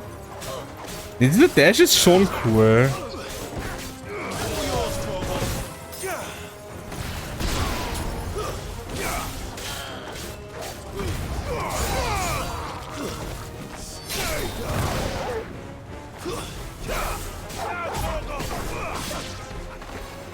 Ach, das ist noch mehr.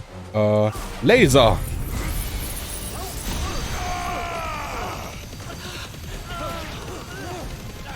Ja, wir haben halt auf jeden Fall dann die Zodiac-Version bei FF12, ne? Sprich, wir haben diese verbesserten License-Boards. Und keine Ahnung, was da sonst noch anders ist.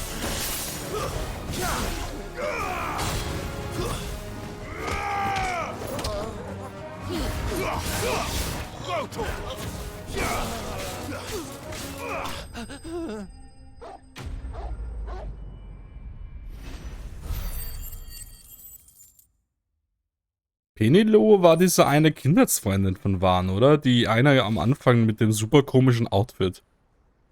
I'd better let Victor know. Sid, where are you? Ah, I see the bandits didn't put. Die war halt wirklich komisch. No, but that's not why you're here, is it? No. Something's happened. We need you back in Dalimil. What is it? The whole town's in uproar. They're saying that Lubor is a bearer. What? Also meinetwegen, mir kannst du es schicken, wie es der Katze geht, damit weiß ich nicht. They let one of the bandits escape, and his escape route took him right through Dalimil. Some of the children spotted him, and he was about to silence them. And when Lubor felled him with a bolt of magic, and without a crystal. But that's not possible. It is if he's a bearer and has been hiding it all these years, which is what people are saying. If he has, well, I wouldn't blame him. No man is branded by choice. Still, all those people see is a man who's lied to them all his life. One who has made a leader of himself when the world believed he should have been a slave. Fuck. Ja, genau, dieses Outfit ist so furchtbar. Auch die Frisur dazu und so, es ist so dumm. Lubor needs all the friends he can get right now. You're right. Ja, das ist cute.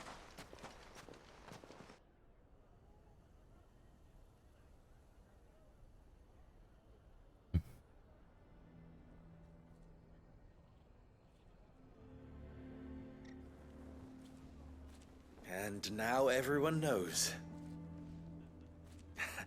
I made it a habit to keep a crystal close at hand for just such an occasion. And when that occasion arose, I forgot to reach for it. Well, it was bound to come out sooner or later. We're sorry, Lubor. We tried to keep running, but we just couldn't anymore. There's nothing to be sorry for. I rather enjoyed playing the hero for once. All that matters to me is that you two are safe.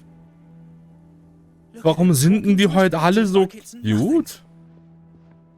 All lies, I'll wager. Just like the ones he fed us all these years. Once people make up their minds, it's hard to change them. Leute, warum sollte ein Träger euch sagen, dass er ein Träger ist? Es wäre doch das Dümmste, was er in seinem gesamten Leben machen könnte. You're right. We should speak to everyone. I'm glad you agree. I'll handle the townsfolk. I'm a Dalmek born and bred. They listen to me.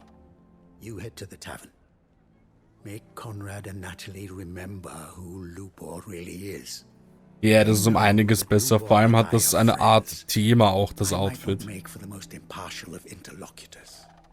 Lord Underhill of Randalar's League of Merchants, however, is a trusted and impartial mediator of note. I'll do what I can.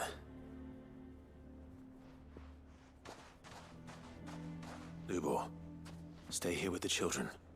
I can't promise anything, but we'll try. And that is all I can ask of you.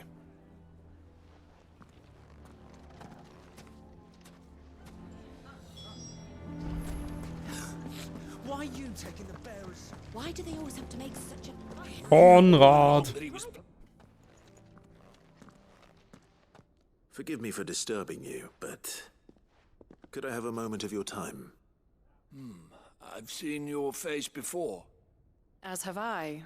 Lord Underhill, wasn't it? Of the League of Merchants. That's right. I wanted to speak to you about Lubor. The rumors that he's a bearer. All true, I'm afraid. He'll never be mayor now. Not if I have anything to do with it. But what of his wares? Bearer or no, his steel is highly valued throughout the Republic. In this, at least, he's done the town a service. Might that not earn him a little leniency? Leniency? He pretended to be one of us when he was laughing behind our backs all the while. I'm sorry, my lord, but he lied to us. He lied to you. He cannot be trusted. So what do you propose? Will you drive him from his home? Close his forge? Perhaps. That is a question for the people of Dalimil. And they will thank you not to get involved.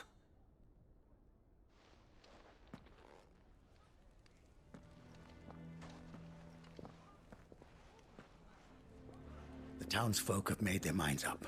There was nothing I could do. Nor I.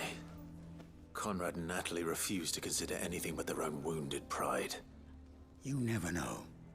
Once their anger is cooled, they might see things differently. For now, we should report back to Lubor. All right.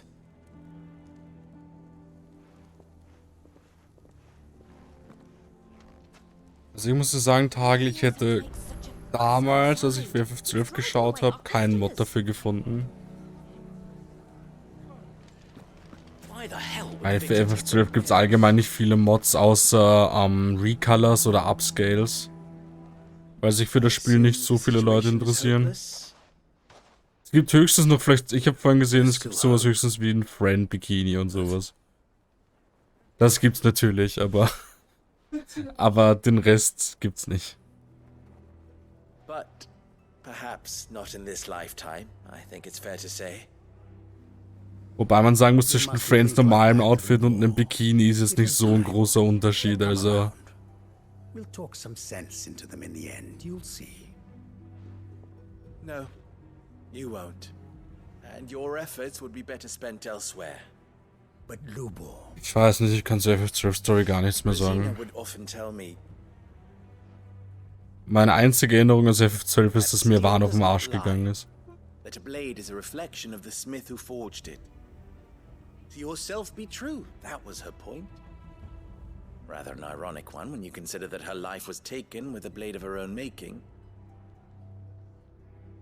But I do not doubt that she was always true to herself and what she believed in, right to the end.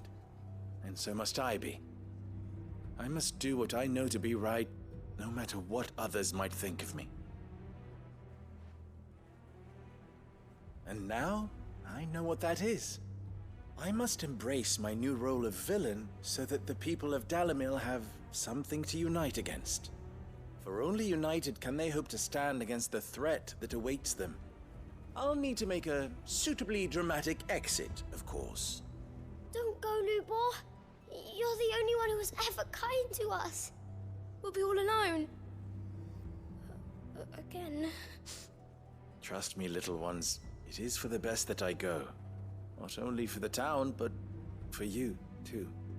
How could it possibly be for the best? These children need you. The least you can do is give the townspeople a chance to change their minds. I would not take it, Victor. It's over. Over, you say?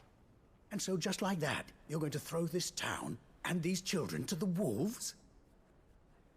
I thought you were better than this. But it seems you had me fooled as well. Victor. Forget it. Do what you will. You sure you're making the right choice, Lubor? Of those available to me, I believe it's the best one. Yes. Ah, but where are my manners? Here. A reward for clearing out that bandit camp. Right then. I have packing to do. If there's anything I can do. Anything. Dann sag's mir nicht. Bear it in mind. Nein. Thank you. Lass mich in Ruhe, Lubor. Ich habe wichtigere Sachen zu tun.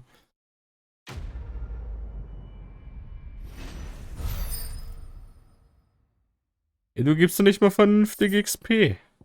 Was soll ich mit 120 Etherhaltige Asche, Alter? Sehe ich aus wie ein Müllsack?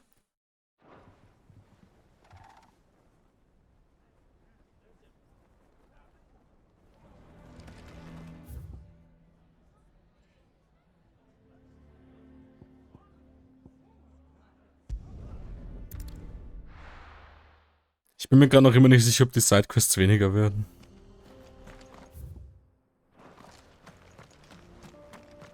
On Wings of Hope.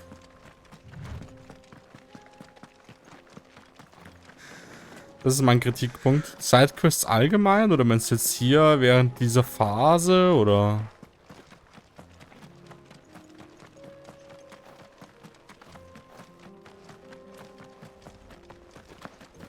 Oder wie genau meinst du? Privat sind meist belanglose Scheiße. Ja, das stimmt.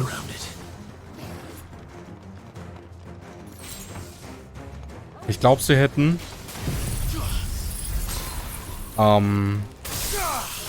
die Quest Rewards öfters zu... Den wollte ich nicht anvisieren. Ich glaube, sie hätten die Quest Rewards öfters zu Accessoires machen müssen. Weil gefühlt sind zu viele Accessoires einfach random in Kisten drin. Da wäre es, glaube ich, besser gewesen, wenn sie die belanglose Scheiße in die Kisten gepackt hätten. Und dafür die meisten Accessoires einfach von West gekriegt hätte. Oder, was auch eine Möglichkeit gewesen wäre, in die Quest Rewards auch einfach Waffen und so reinzutun.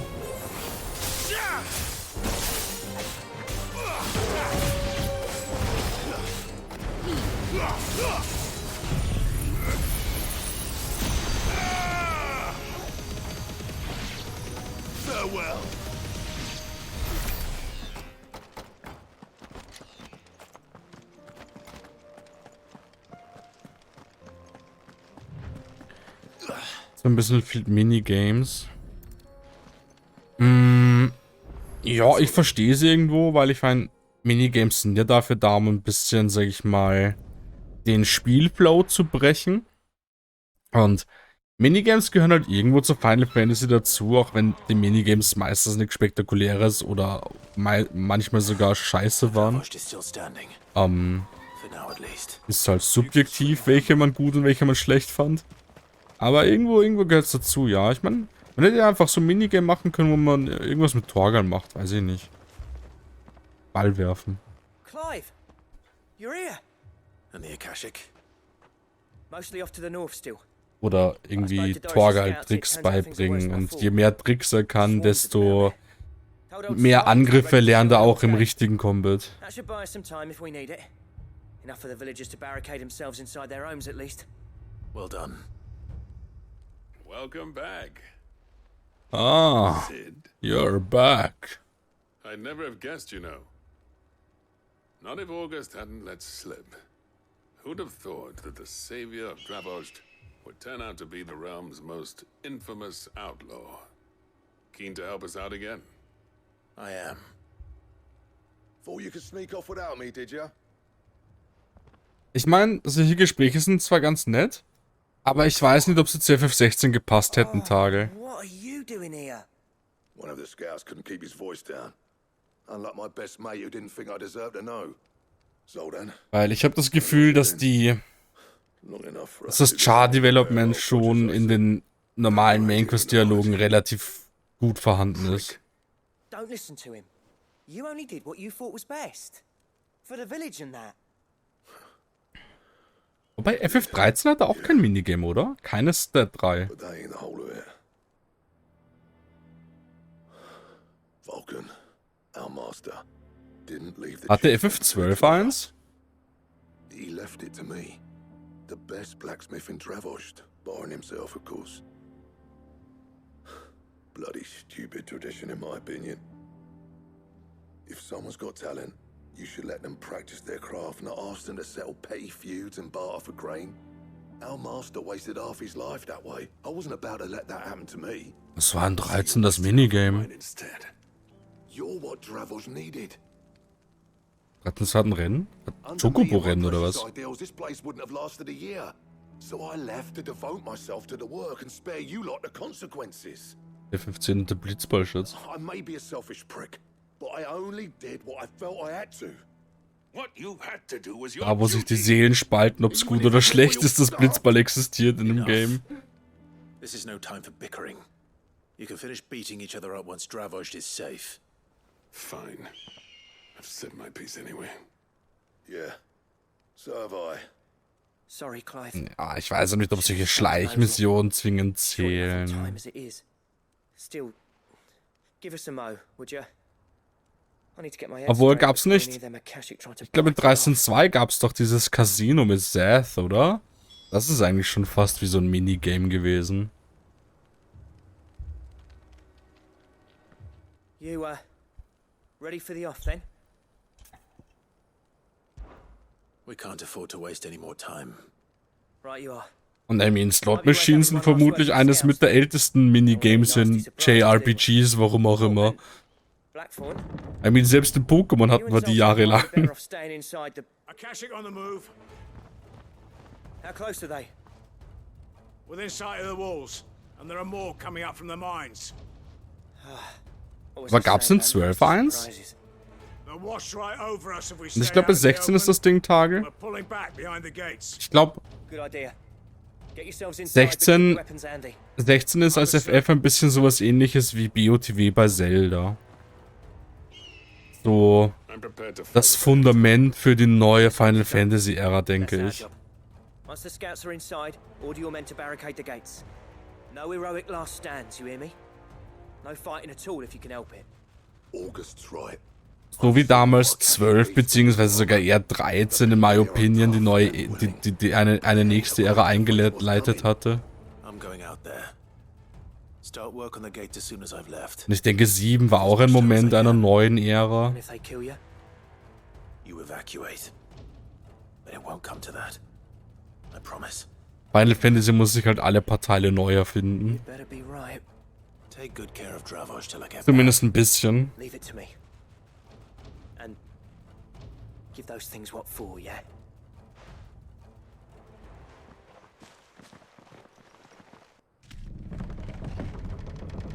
Aber eine Sache, die halt Final Fantasy immer gemacht hat, in my opinion, ist, dass sie sich grafisch und auch wie sie ihre Geschichten erzählen, immer weiterentwickelt haben. Like, ich denke, du kannst immer von einem FF zum nächsten gehen und sehen, dass es optisch besser aussieht. In der Regel. Und probably ihre Geschichte besser erzählt. Ob die Geschichte an sich besser ist oder nicht, das ist eine Sache. Aber halt die Art und Weise, wie sie im Spiel umgesetzt wird, ist dann, glaube ich, immer jeweils besser. Und ich würde auch sagen, dass probably FF12 ihre Geschichte besser erzählt als FF10. Einfach nur, weil sie von der Technik her schon viel weiter sind. Und zu keinem Zeitpunkt würde ich sagen, dass die Geschichte besser ist als ich, aber ich denke, wie sie erzählt wird, ist probably besser. Kann ich jetzt aber auch schwer beurteilen, eben. Ist halt auch schon viel zu lange her. Ja, 10 und 10.2. Das Game basiert auf den gleichen Assets. 10.2 ist basically 10. Da ist nicht wirklich ein grafischer oder irgendein Sprung in der Technik geschehen.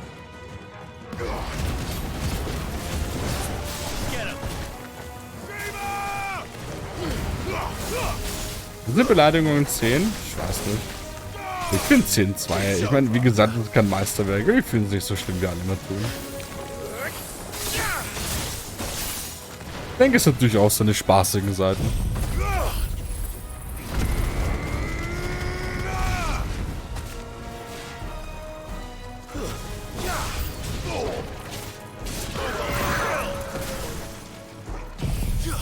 Und man muss halt auch sagen, an der Stelle ist es halt schwer, an FF10 ranzukommen, ne? Also.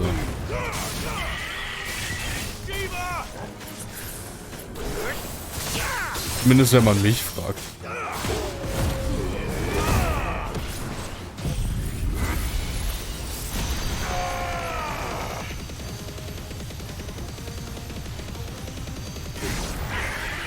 Ja, ich hätte es auch nicht schlimm gefunden, wenn die Story einfach abgeschlossen gewesen wäre. Aber wie gesagt, ich meine, klar, Story-wise ist 10.2 jetzt kein Meisterwerk. Aber ich denke, Gameplay-wise hat es durchaus auch im Combat Momente, wo es echt fun ist. Ja, Gigaflash, so heftig.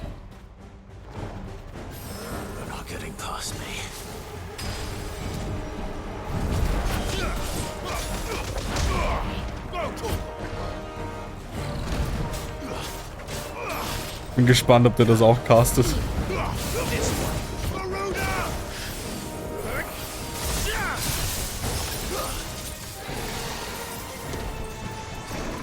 Oh Gott.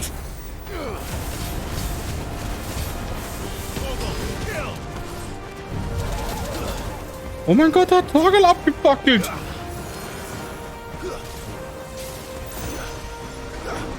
Nice. Oder.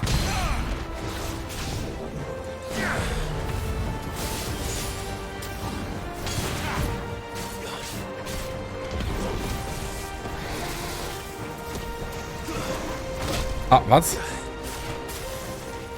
Nein, nicht jetzt wegspringen. Oh, ich habe im Sprung. Nice.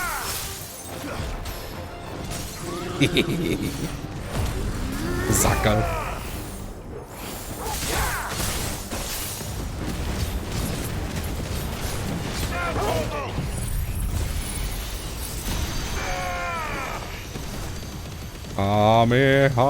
Ha. To me, Flames! This one.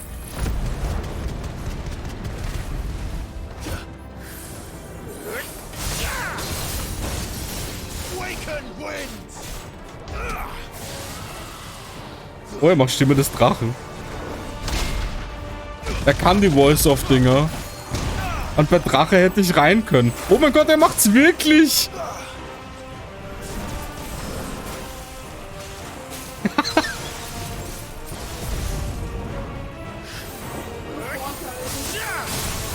Ich sage, FF14 ist einfach das Tutorial gewesen für FF16.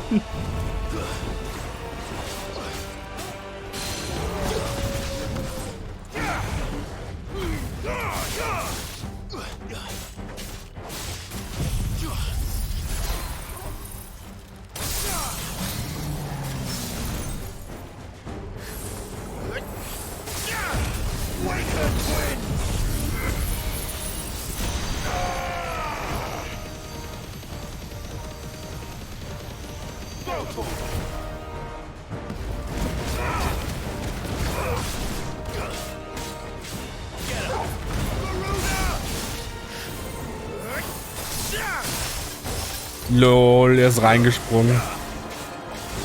Ich fertig fist dich um. Nein! Ja! Tut mir leid, Alter. Meine Faust in dir ist stärker als Stimme des Widders.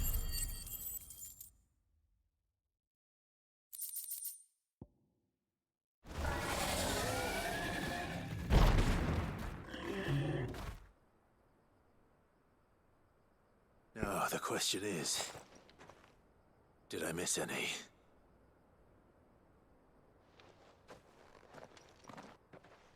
Man alive! You're still in one piece! Na na na na na na na na na na na na na. As many as I could, he says. The old bleeding lot, more like it. Well, almost. Only almost. Yeah, one or two did try to sneak over the wall. But we got the bastards, don't you worry. I guess ich hätte mit Shiva rausdashen können, theoretisch. Daran muss ich erst denken, dass ich jetzt auch einen Dash habe in jede Richtung, in die ich will. Time, yeah. But we can think about them later. Let's get you back inside.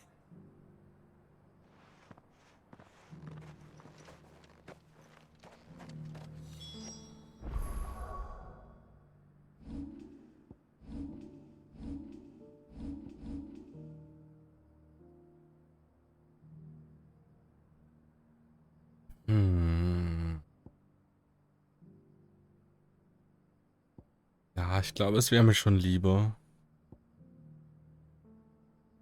Nicht Skills schon mal, komplett kann ich es mir... Ja, das Meistern geht sie noch nicht aus.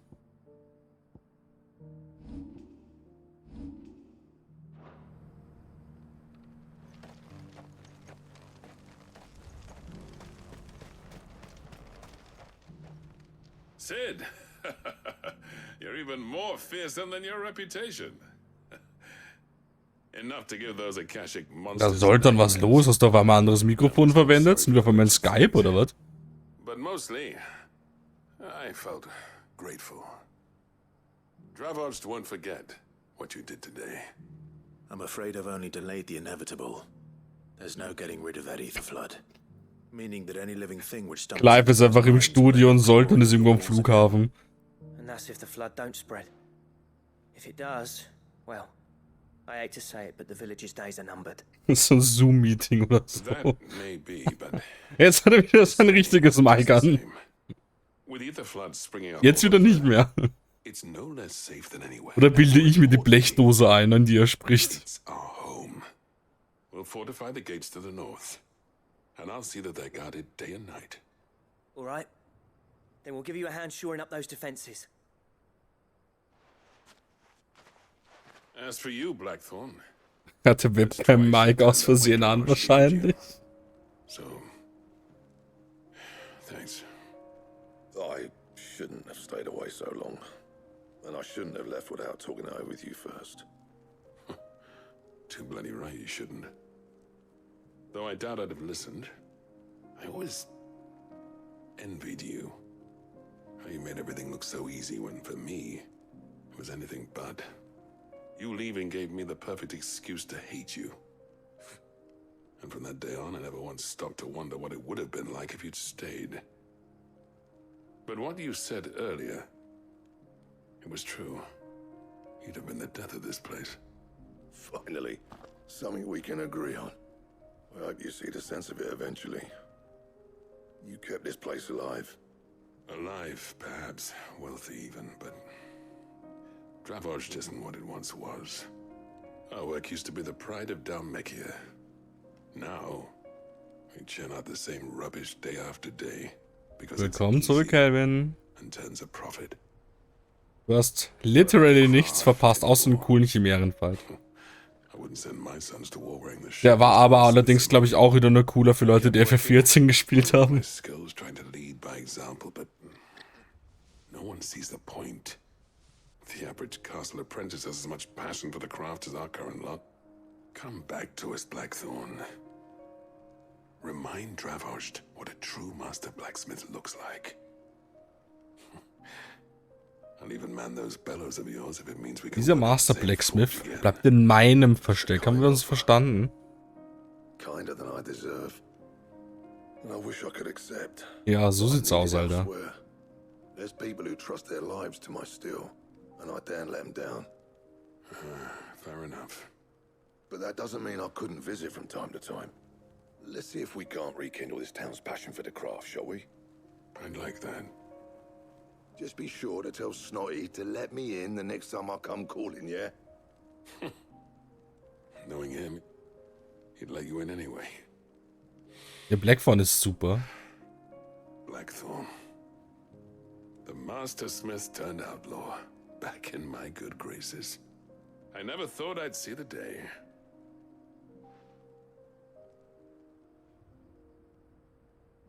I'd say that went pretty well, wouldn't you? Even better than I'd hoped. Sid, I've got something for you. Lass mich raten. Virit 100 Mal. Auch ein Siegel. Nani. And this is? A token of our lasting gratitude. But Und was mache ich damit? Kann ich damit einkaufen gehen oder kriege ich dafür Rabatt oder? Oh, now you've got me interested. There's a reason no one's made that blade in centuries. There's not been a craftsman equal to the task. Meine Ohren und Augen sind geöffnet für euch, Brüder. Odin will be proud of. But the engravings on that thing are enough to make a jeweler cry. And they're not just for show, either. Have you forgotten what brought you back to Dravozd in the first place? A certain ring? I knew I'd Sprich never weiter über surpass you dieses with hammer and Schwert. tongs. So I turned my hand to a different kind of metalwork. Between the two of us, I'd say we're the equal of any master craftsman ever to have graced a forge.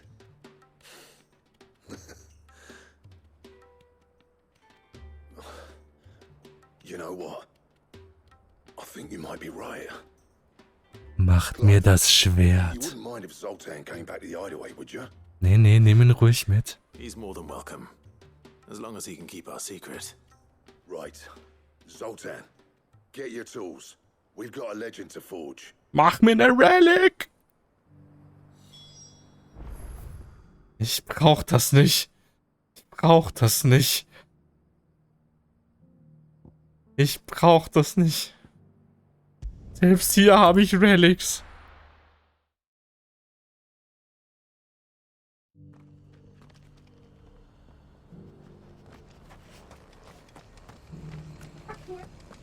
Yay! Hallo? Lord Rosfield, is there aught the Undying might assist you with this day? Perhaps. My brother said that your order was helping him with his quest to uncover Ultima's origins. Have you learned anything of note since last we spoke? Ah, es ist Jaguar ein Orangenhund. I regret to report. I see. Be assured, however, that we will not rest until the truth is known. Even now, our archaeologians scour ruins in every corner of the realm for traces of Ultima's touch. Fallen ruins, I take it. Dating back as far as Phoenix Gate. Indeed. Ultima's thralls are oft sighted among the remnants of the fallen civilization, as if protecting the secrets concealed within. Secrets we'd see unearthed. Should our methods be of interest, my lord, mayhap it would please you to observe some of our number at work. Would that be possible? Of course. A survey is being conducted not far from here.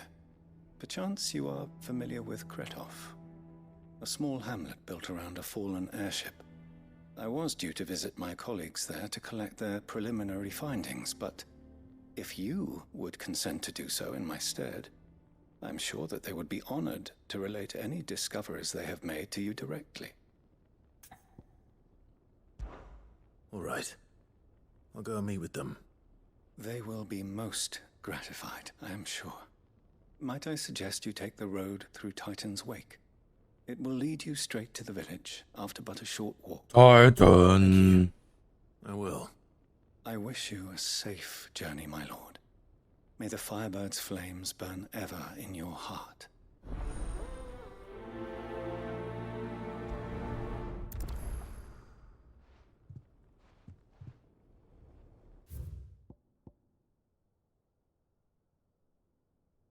Ist da überhaupt hin? Wo muss ich davon hier gehen? Guess.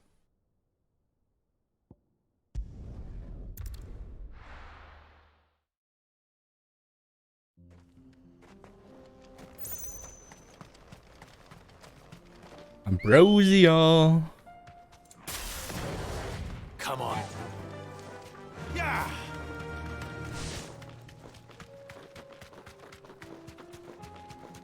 Und Leute, was habt ihr heute noch so vor?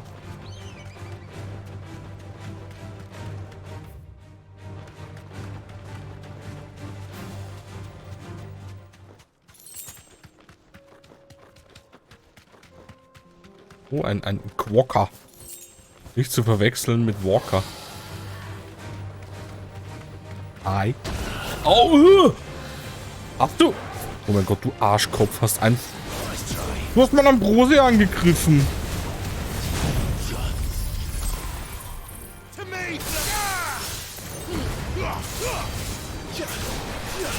Runter mit dir.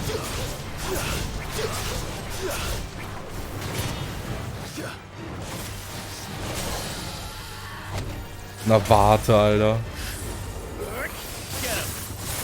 Hier mache ich Quokka-Kebab.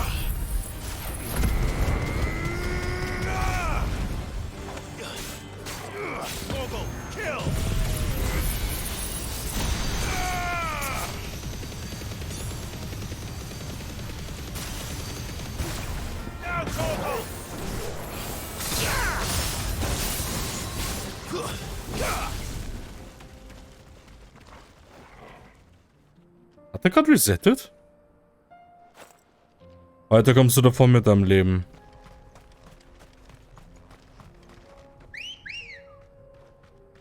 Find's zwar gerade idiotisch, dass du dich einfach resettet hast, aber okay. Das hat mir auch gerade wieder MMO-Feelings gegeben. Erstmal Mob verprügeln, Mob resettet einfach.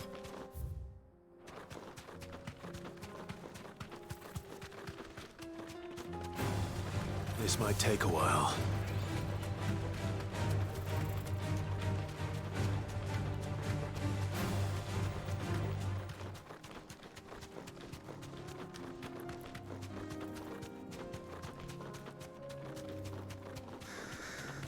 Einen gemütlichen.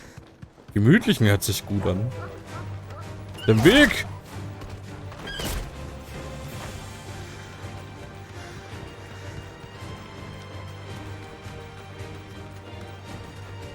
Oh, hier gibt es sogar einen Portpunkt.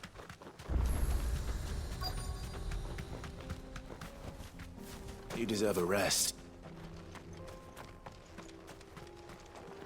Hello.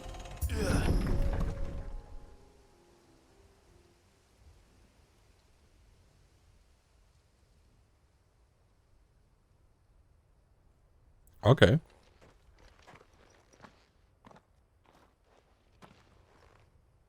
Oh no.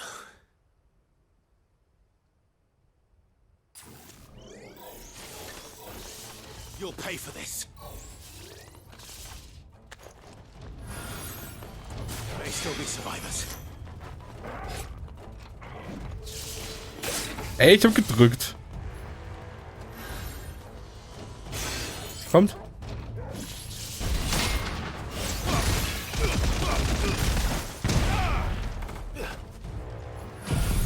Ja, ich kümmere mich das mit lustiger Kugel.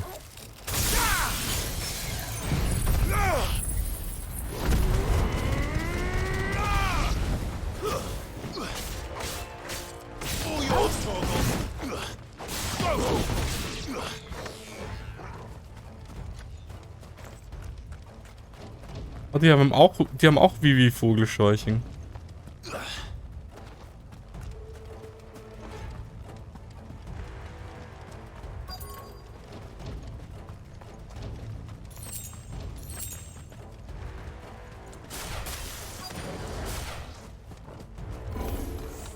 Whatever that thing is, I'd say it's their leader. Du, er denkt, der dasht einfach anders cool. Nein!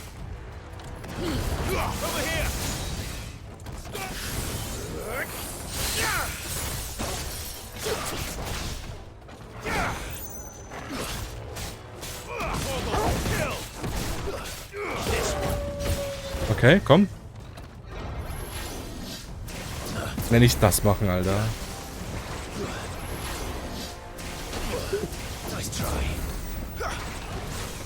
Nice.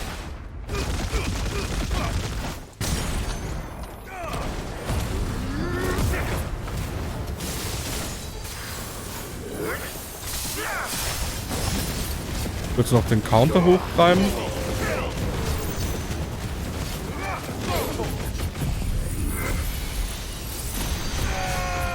Ah, sad. Ich wollte zu viel.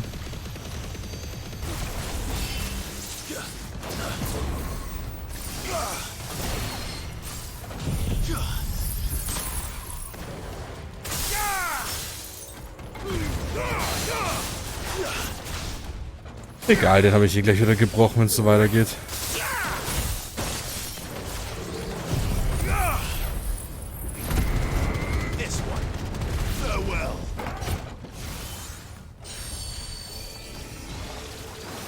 Ach, der Scheiß jetzt.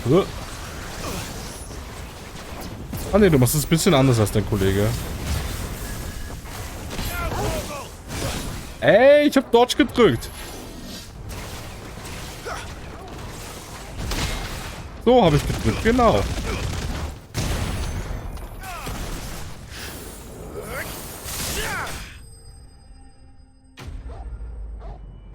Ich mag es wie immer, wenn man etwas killt, man dann immer noch Torgal bellen hört, jedes Mal. Should have stayed in the past. These must be Cyril's colleagues. You have our thanks, stranger. Who are you? Ah, forgive me, my lord. I did not recognize you. You are Lord Rosfield, are you not? We are archaeologians, tasked with surveying this site. When the echoes appeared, our brothers here occupied their attentions. Thanks to them, and to you, we were, for a mercy, able to see our duty to its conclusion. You call that a mercy? Your brothers might still be alive if you put their safety before your duty. Surely this survey wasn't worth dying for. We are charged with uncovering Ultima's origins. A duty of the highest import, as I'm sure you will agree. And you think your dead brothers would agree with you too? Ich glaube auch nicht, dass Joshua das so geil finden würde. They gave their lives for the cause, an honor to which all undying aspire. Now, to what do we owe the honor of your presence, Lord Marquis? Cyril told me of your work here, and I agreed to collect your findings in his stead. I see. That is most kind. Pray, take them then, with our humble thanks. May the Firebird's flame burn ever in your heart, as it does in ours.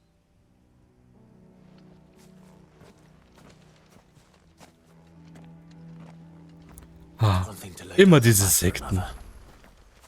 But for a survey, I suppose I'd better get this back to Cyril.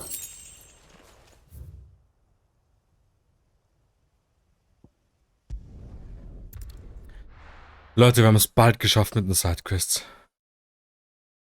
Bald.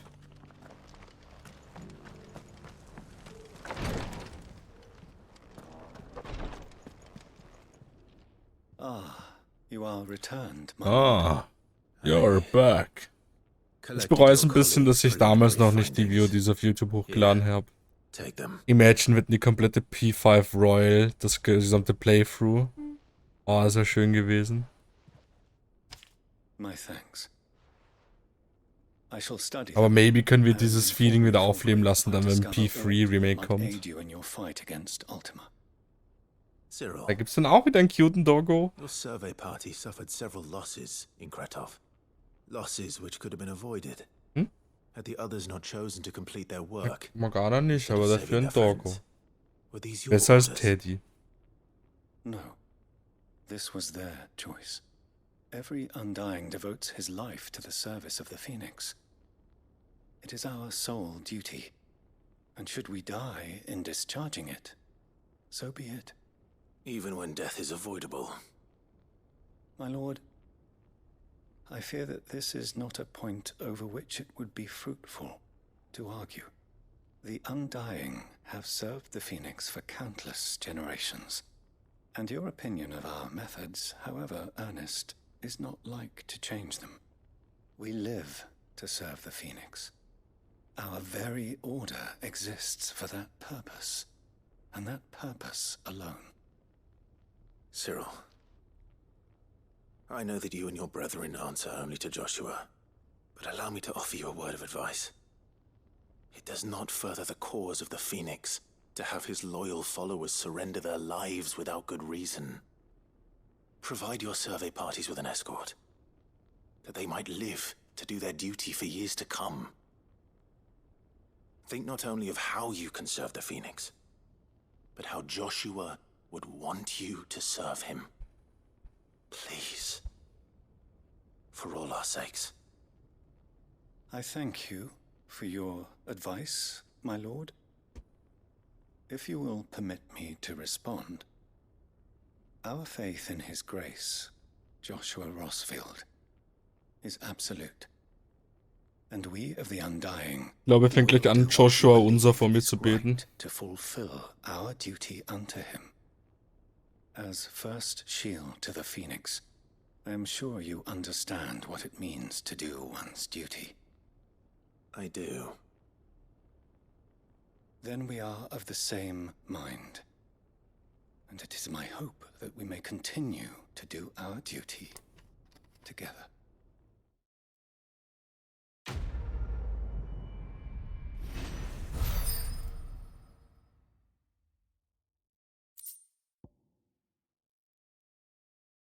Das ist ganz nett, I guess. Cooldown-Dinger. Tagel, nutzt du eigentlich die Cooldown-Accessoires?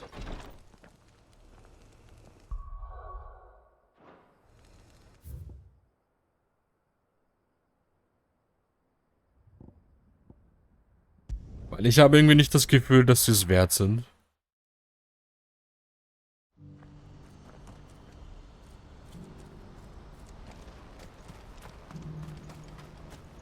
So, was willst du jetzt wieder? Ah, Clive. You'll be pleased to know that the negotiations are progressing well. That is good news. Yes. Ich hatte das Gefühl bei der letzten Quest, dass ich eure Story abgeschlossen habe. Warum willst du jetzt wieder was?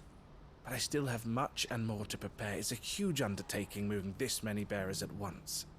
You couldn't do me a quick favor, could you? What is it this time? More wild beasts? Nothing like that. I just need you to go over to the caravans and ask El how long we have until the bearers arrive. Find out exactly how much faster I need to get all these supplies moved. All right. I'll go and ask. Thanks, Clive. I owe you one.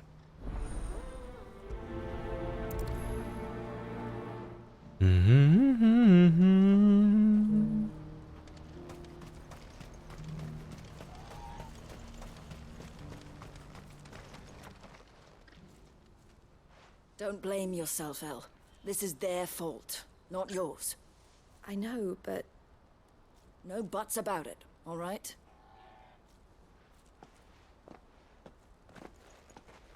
Is something wrong? Vonnie came to give me a message from our intermediary. The talks with the Republican army have fallen through. They've reached an agreement with the Silver Peak Consortium instead. Though prices have fallen of late, we deliberately offered above the going rate to try and deter other bidders. But the Consortium offered double what we did, and the army jumped at the chance. And you had no opportunity to make a counteroffer? None at all. And we were so close. El? What's happened? I saw Vonnie leaving. She didn't look happy. And with good reason.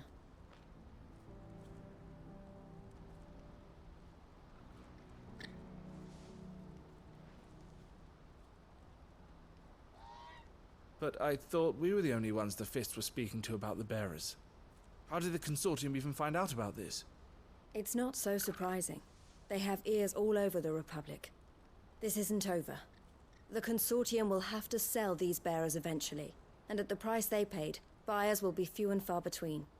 I'm going to Randalar myself. Alone? You sure that's wise? Are you offering to be my bodyguard? How kind.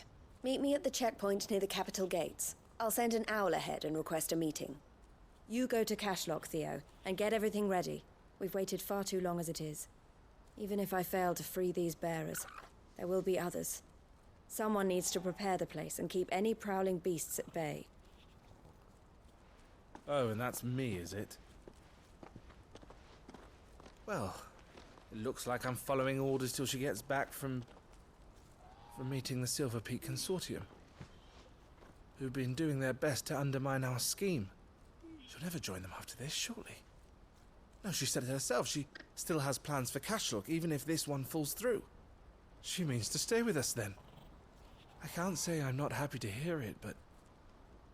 is this what she really wants? You have to trust her. You're right. It's what she wants now. And if Elle's off fighting for the cause, I should do my part too. So I bid you farewell and safe travels, my friend. I'll gather my men and leave for Cashlock. We'll make sure the place Also, das die gesamte Quest war, nee, You go komm. to Randala and see if you can stop my sister biting the Consortium's heads off. If she won't consider her prospects, someone has to. I'll do my best.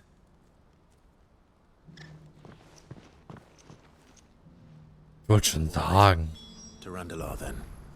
And better not keep Eloise waiting. Kein Portpunkt. Nicht Ambrosia? Nee. What's happened? God.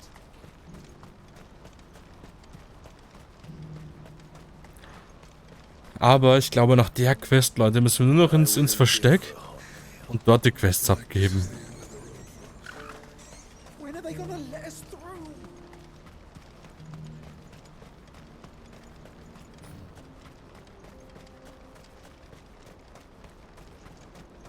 Aber wie gesagt, obviously wird es heute kein 7-Stunden-Stream, ne?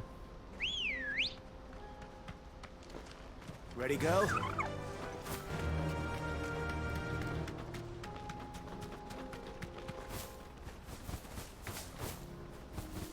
Ich meine, wir haben noch ein bisschen, so ist nicht.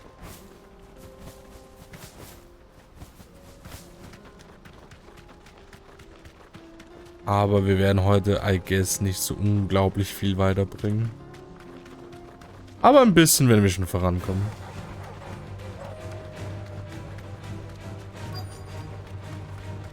Hallo. Be safe.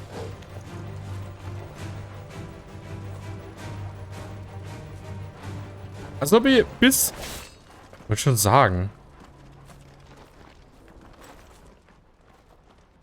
I hope I didn't keep you waiting. Did you arrange to speak with the Consortium? At least durfte ich den noch schlagen. You wish to consult with me? I did. It's about the bearers you recently purchased from the Fist. We had all but finished making arrangements to buy them ourselves. And then you stepped into the fray. You misunderstand. The Consortium had an interest in purchasing them from the very first. It was only our regard for you that kept us from bidding. But your hesitancy in accepting our offer to you suggested that the regard was not mutual. And so we resumed our business. I did not hesitate. I am simply not inclined to make such decisions without first giving them due consideration. But what is done is done. Come then. How much do you want for them? Alas, you are too late yet again. We rarely take on such unconventional merchandise without a purchaser in mind. The bearers belong to him now. Who is your buyer? A trader from across the water. A most demanding fellow, if it's any consolation. He insisted the bearers be fed, dressed, even given their own bunks for the voyage over. That's what you get when you deal with continental types. I wouldn't know. Oh yes, the culture on the continent is quite different to ours. They pay good money for bearers not fit for the knacker's yard, and treat them like kings. But as long as they pay... That does sound unusual. No matter then. If they've already left our shores, there's little that can be done. Allow me to withdraw my interest. And with it, my interest in joining your organization. My associates will be sorry to hear that.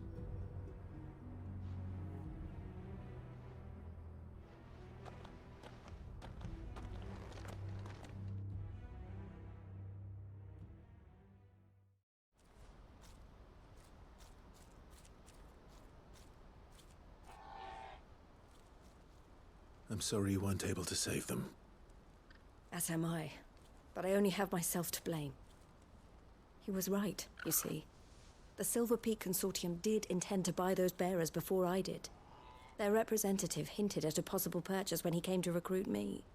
I feigned interest in joining them in the hope he might be encouraged to tell me more. And he did just that. As soon as he left, I sent my own offer to Randalar. So you never... No. I entertained the Consortium's proposal solely so I could learn more about those bearers. I was Oh. a fool to think they wouldn't find out. I knew exactly who I was dealing with. You tried. I did. And if what he said was true, the bearers are to be well treated. Which is something, at least. But they deserved more. I wanted so badly to see them freed. Eloise! Eloise! Word from Cashlock. The village is under attack. A pack of beasts have come down from the mountains, and there's a dragon at its head. Drache? Leo and the others are trying to hold them off as best they can, but the odds are against them. They need help, and fast. Theo! I'll go on ahead. Thank you, Clive. Okay, ich frage mich, ob das jetzt wirklich einfach nur so ein kleiner Drachkin ist oder wirklich for real ein Drache.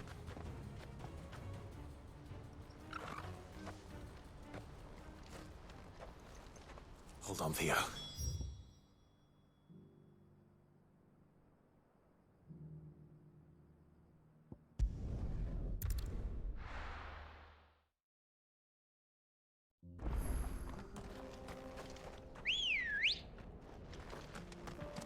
Come on. In diesem Fischerdorf geht's auch immer ab. Ich glaube, hier links war das, naja.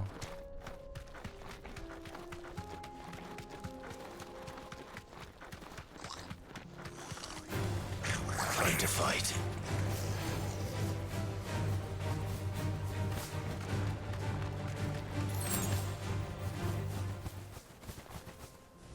That'll do, girl. Hello? Anybody out there?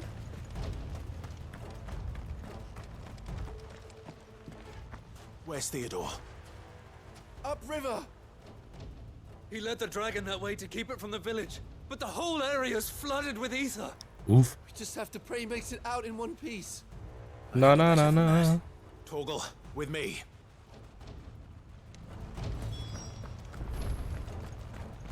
Alter, wo ist denn der hingelaufen? Ist er dumm?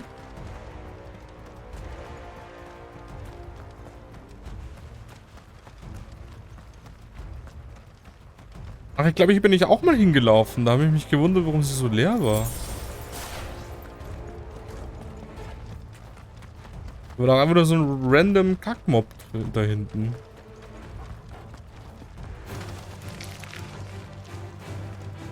Aber keine Zeit für irgendwelche Skorpione.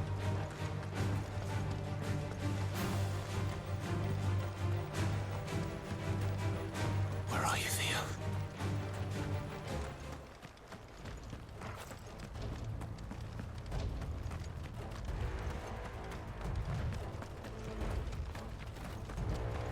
Bin jetzt gespannt. Glaubt ihr richtiger Drache oder nur so ein kleiner Drachkin? Ich glaube nur so ein kleines Vieh. Nach der Gegnerhorde natürlich.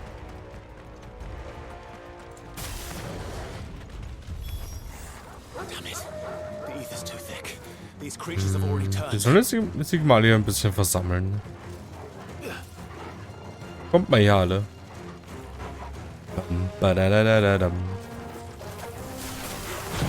So, let's fucking go.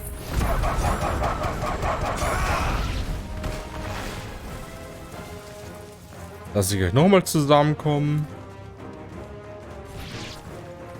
Oder ich kann auch so. Ja, es hat auch gut gehittet.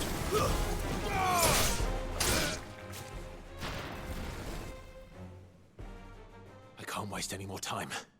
I need to find Theodore before that dragon does. Rare. Wow, oh. Wow. Wirklich ein richtiger Drache, what the fuck? Es ist Herrensuge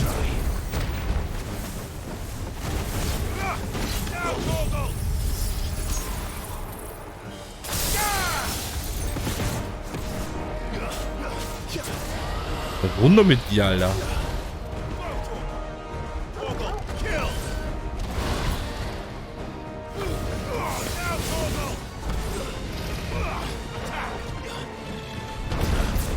Nope.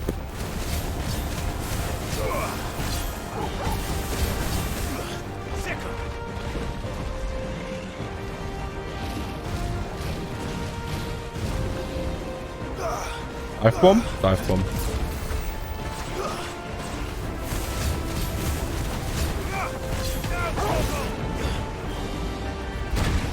Ey, was? Ey, man sieht sogar, wie ich fiste. There's a good boy.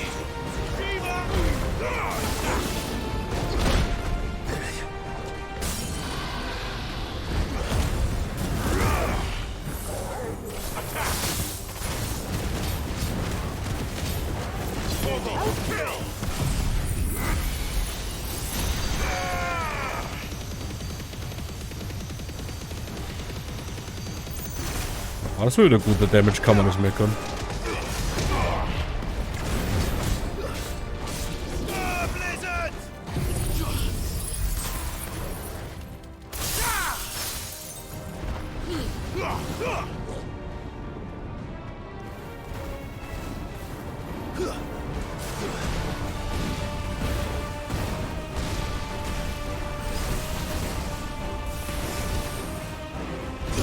Warte, als ob das noch gehittet hat.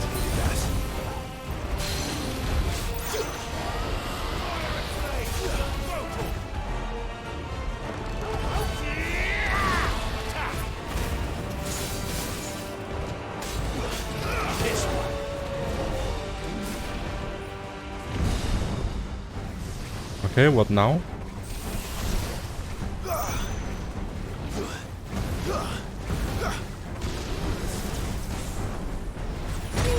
Och, Timing ist so awkward bei diesem Drachen, das ist richtig merkwürdig.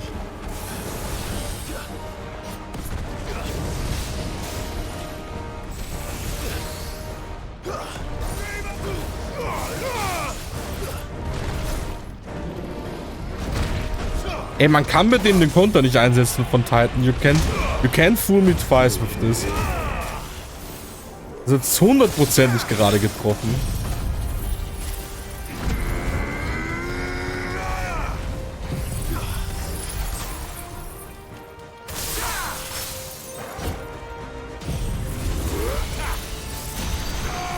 Das ist meine 3 stärksten Angriffe, die Fresse bekommen.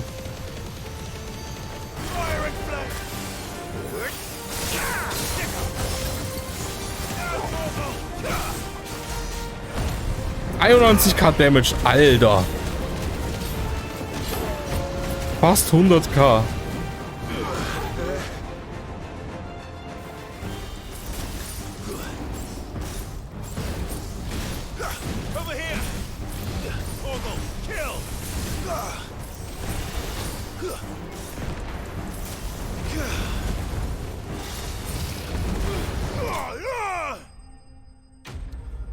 Die 7k Damage hätte mir noch schenken können, though. Come on. Die 100k hätte ich jetzt gern gesehen.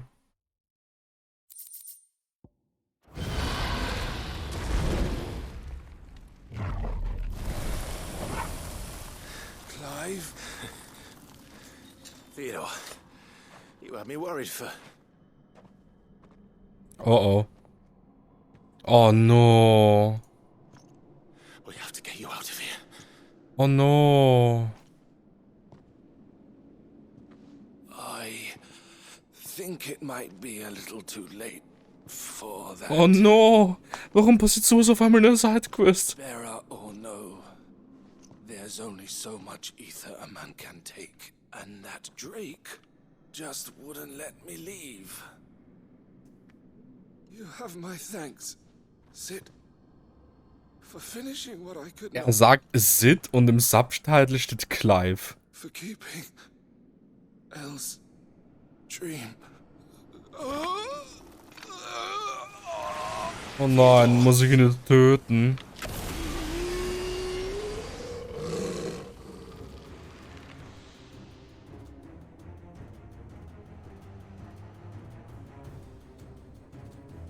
Oh nein.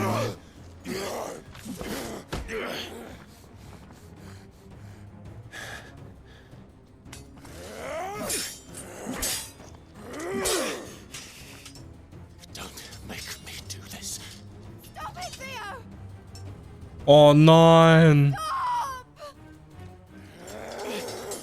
Stay back, Eloise! He's turned.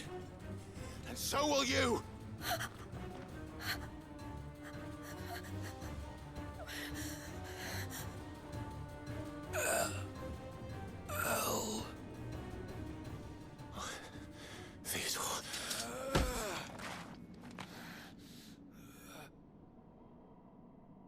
Take care Oh nein.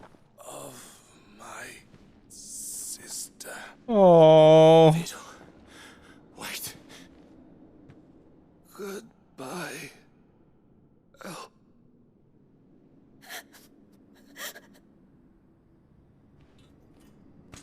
Oh nein.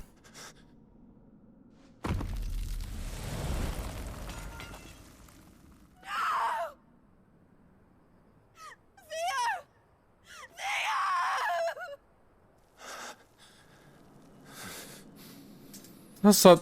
Alter, diese Sidequest ist unerwartet schnell dark geworden. Am Anfang war das most... Die weiß ich nicht, most stereotypical Sidequest, die es gibt, und dann die sowas.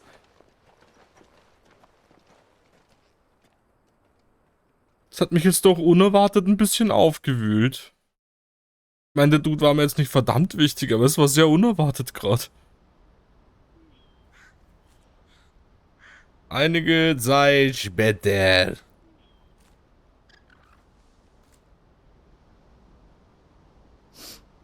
Thank you, Clive. I think I'll be all right now. That was true bravery he showed. Leading the dragon away from the village like that. His first instinct was always to protect people. To put others' well-being before his own. And now he's gone. Because I sent him to that place, against his will. It wasn't against his will. He was ready to do whatever it took to show you he could stand on his own. So that you would finally be free to live your own life. To live my own life. He never could come to terms with the choice I made. What exactly happened? You once told me Theo was the first bearer you ever helped.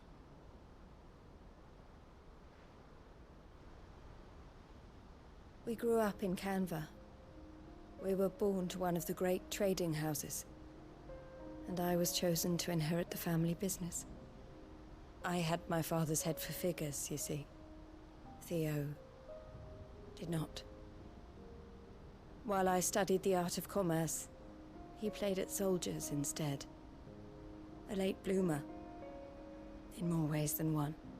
For unlike most bearers, it wasn't until his 15th summer that his powers awakened. My parents tried to drive him out of the house and into the care of the constables. But before they could, I took him into mine. Theo told me something else. He clearly admired your devotion to the cause of freeing others like him from slavery. But he said you deserved a better life than this. He wanted to free you from what he called your bonds, just as you freed him from his. I would be lying if I said I had not wondered from time to time how much easier my life might have been if I had allowed Theo to be taken and devoted myself to the family business instead.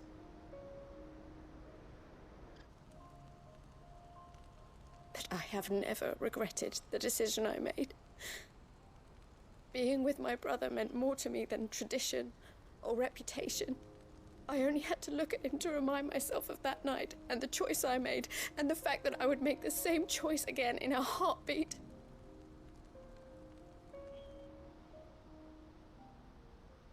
He was never a burden. How could he even think that? If anything, I was the one who weighed him down. You weren't, Eloise. He said it himself, that he had always been grateful to you for saving him, and that he wanted to repay you by letting you live the life you were denied. Neither you nor Theo weighed each other down. You loved one another. Aww. You did Whatever was necessary to continue living your lives together. And you always would have. You're right.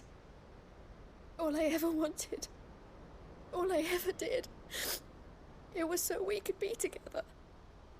Oh, Theo. Why did you have to... Aber man muss aber sagen, das Weinen nailt die Synchronsprecherin.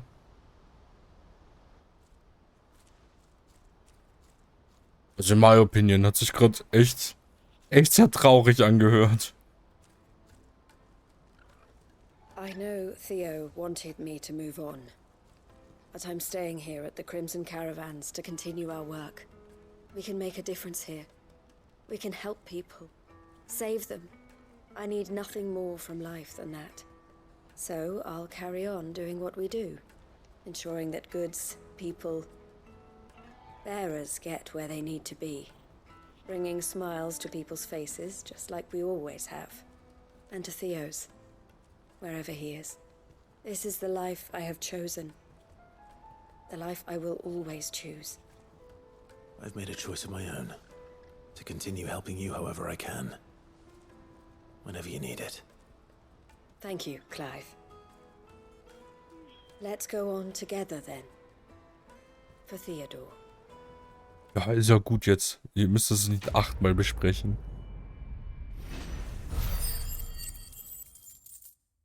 Leute. Level up. 41. Und Shield. Ich ging immer davon aus, dass wenn ich das Schild krieg, oder das Ding für Clives Zimmer, dass ich dann die Questreihe irgendwie komplett fertig habe oder so, aber irgendwie... Und es ist gerade geleuchtet. Aber irgendwie ist dem, glaube ich, nicht so. Keine Ahnung. Ne, ich muss noch 2 Sidequests abgeben. Abgeben, ja. Abgeben kann auch lang dauern. Come back.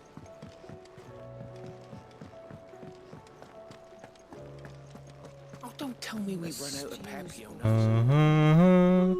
Oh, jetzt sehen wir endlich, was das für ein Schwert sein soll. Boah, 2 Stunden. Gefühlt.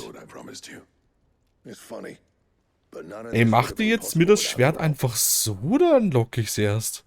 Zum Herstellen. You remember Camille? We'll be using his leatherwork for the grip.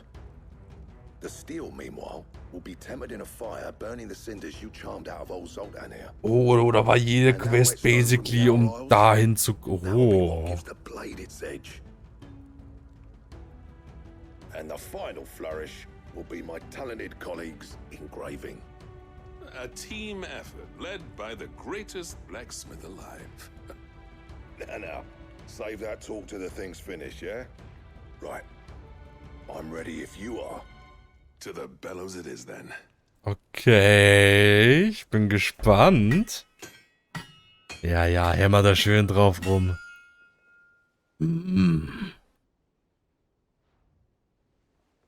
Gimme, gimme. Einige Zeit später. Oh, ich bin so gespannt. Oh, es ist wie so ein Dark Invictus. Oida. The sword to end all swords. Ragnarök. Ragnarok. Holy fuck. Quite something. Es ist einfach Dark Invictus, Alter. Thank you. Both of you. So, does this make you pair the greatest craftsman alive then? This? Nah. This was just following the footsteps of the greats of old. It'll take more than that to earn us our place in history. But we're up for the challenge. Here. A list of materials. Zoltan and I got talking on the long road back from Dravost. We reckon with those items there, we could craft something. Oh, und ein Bauplan für etwas, das noch besser ist als Ragnarök. Imagine Ragnarök ist jetzt irgendwie worse than Odins Schwert. You leave this list with me. I was hoping you'd say that. One legend at a time, eh, lads? before you start on the next, who fancies raising a cup to friendship reforged? Good idea. No more drinking to forget my past. It's about time I had something to celebrate. Then tap the kegs! Vulcan's boys are on their way!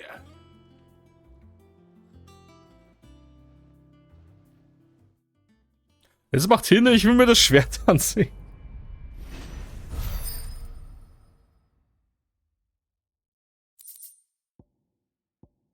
Holy fuck, Alter. Götterdämmerung, Bauplan.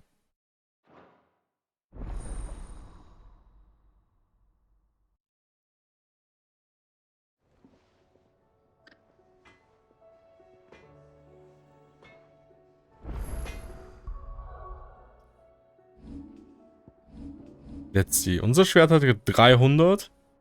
Jo, das ist eine Legendary-Waffe. Einfach auf 325.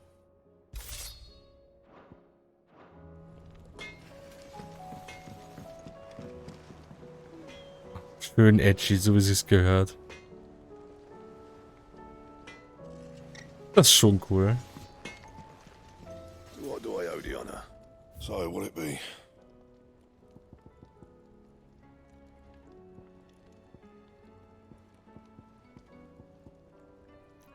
Ach, dafür braucht man sogar Ragnarök. Alter, Orichalkum, Dunkelstahl. Ja, gut.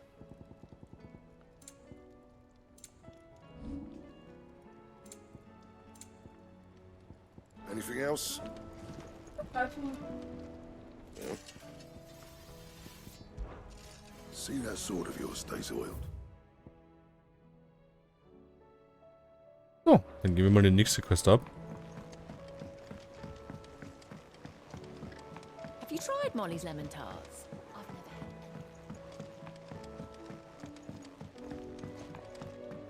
Ich frage mich, was wir da anlocken jetzt. Canva lost. Kommt's gleich mit Werkstatt oder so.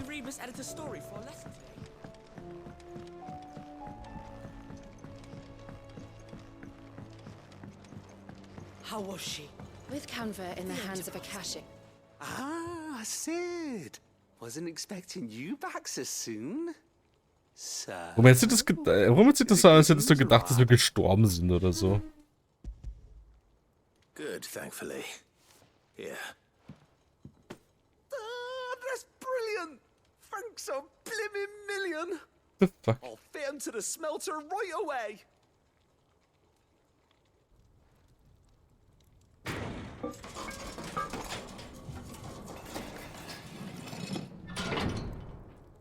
Okay.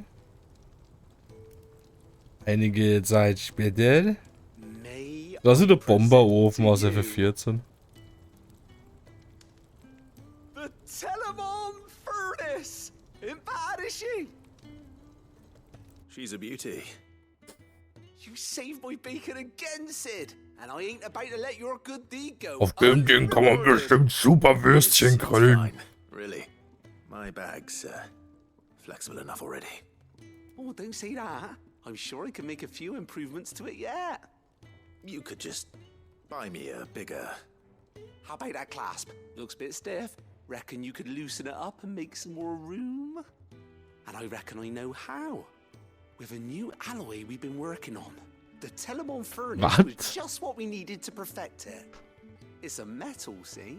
So it's lovely and strong, but it's also, well, stretchy, if you can believe it. Stretchy metal. Well, if you insist. That is the spirit. You'll love it, I promise. Der Dude ist irgendwie komisch.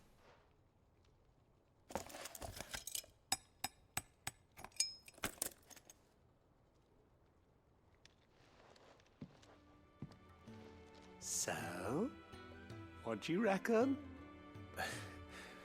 It's actually quite ingenious. Thank you, Owain. Shh, don't mention it. You earned it. And I wanted to get some practice in using that metal anyway. Reckon we'll have all kinds of uses for it around the hideaway. Can't think of any right now, but that's our job, innit? dreaming up new ways to make life easier around here. Maybe even out there, too. One day, the whole world's gonna know about the inventions you've helped us put together. That bag of yours will be the first of many. You mark my words. They'll hardly believe their eyes, I'm sure.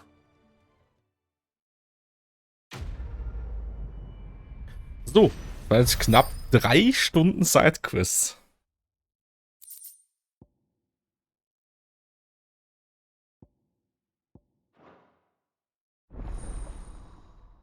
Inventar maximal vergrößert. Das heißt, ich bin jetzt fertig damit. Ich kann jetzt 8 Heiltränke und 5 Supertränke. Okay, und das andere interessiert mich nicht. Oh, sogar ein Achievement. Also, I guess Inventar ist abgeschlossen.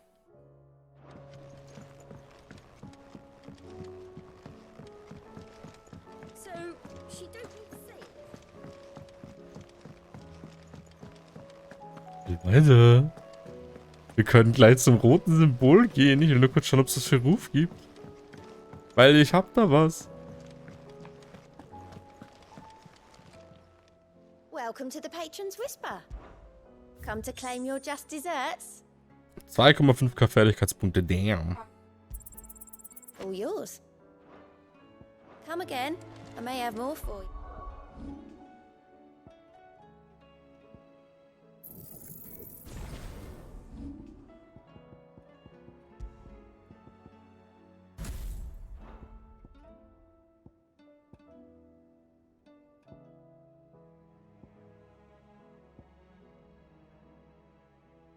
Ich glaube, ich muss mal langsam was statt Feuerschwall mitnehmen.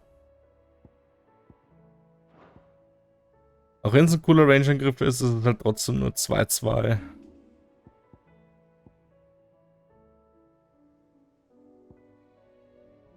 Sogar Raureif hat 2-2 und das hittet öfters.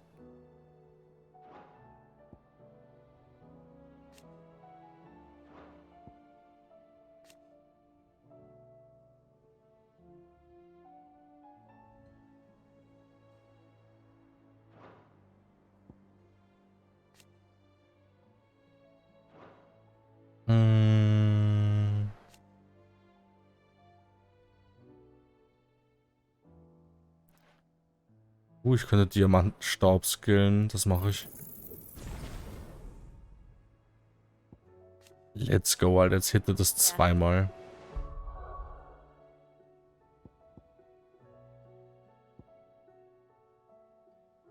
Ja, ich will nicht zu viele starke Skills da mitnehmen. Na egal, wir kriegen ja noch eine S-Bar. Vielleicht kommt da dann der neue Skill statt Feuerschwall. Aber langsam bin ich echt gut durchmischt, was das betrifft. Leute, ich weiß, es ist kaum zu glauben.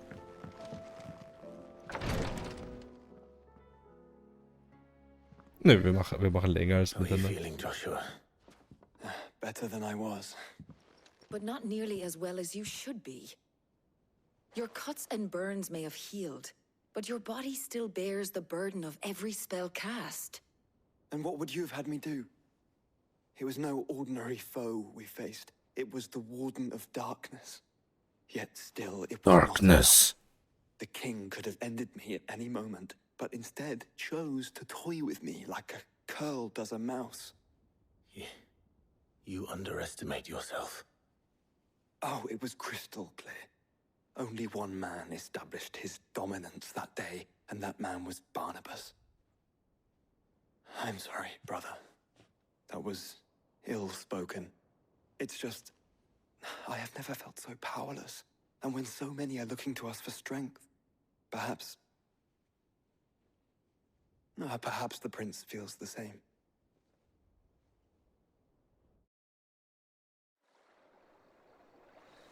Wie geht's denn dem Bunny Boy eigentlich?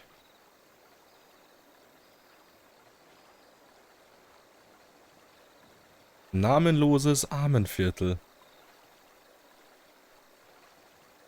Oh, mit den Laternen, voll süß.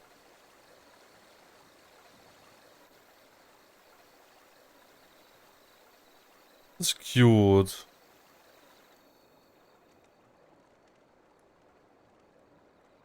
Der ist einfach genauso einbandagiert wie Zorro.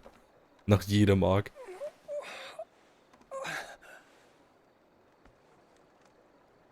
Hm?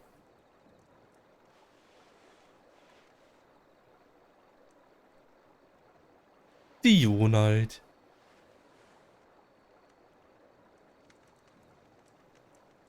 Aber wer hat ihn verbunden und hier hingebracht? Nani? Die Tränketinkturenfrau? Don't move. Ja, wie hatten die denn hier hingeschleppt? Niemals, da muss ich mir geholfen haben. Das Boot sieht so geil aus.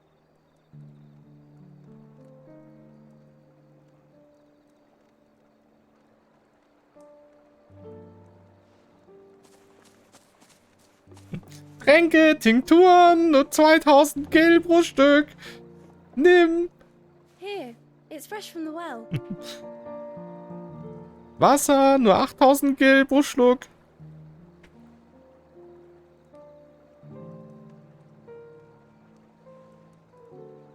Aha. Für den ganzen Becher musst du dir einen Kredit aufnehmen, du Trottel.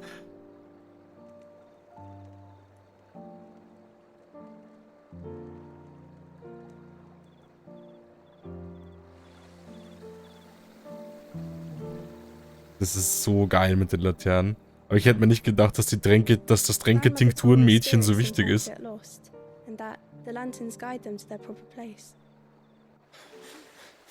Alter, schaut euch die Laternen an, das ist doch nicht normal. Die sind ja echter als echte Laternen.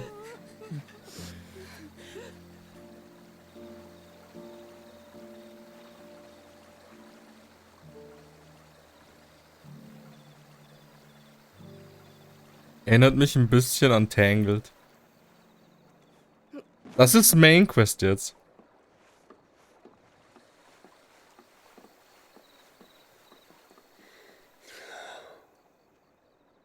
The fiend works from the shadows. Was it you who guided my hand then, Ultima? No, not you. This is my doing, my fault, my sin to bear. And for it, I must atone. Your hurts are healing nicely. It was my poultices that saw you well. You make them? And sell them, or try to. Earns me enough for bread, most days. Forgive me. I have nothing to... I know, but I couldn't just leave you lying there.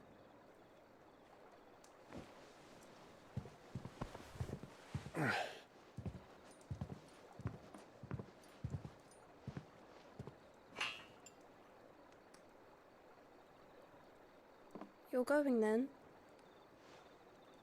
Of course. I'm healed. Thanks to you and your poultices. Will you promise to come back and visit? Oh. Warum ist die auf einmal so cute?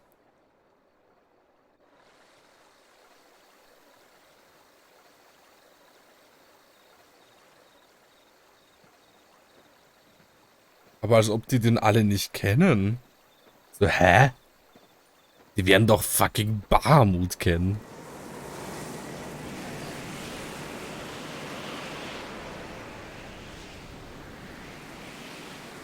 Well, Phoenix, it would seem that I owe you my wings.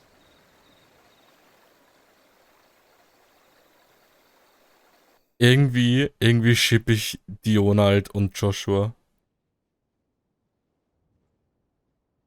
Perhaps he can find an answer. You will be returning to Waloed soon, I gather. I see no reason to wait. Then neither do I.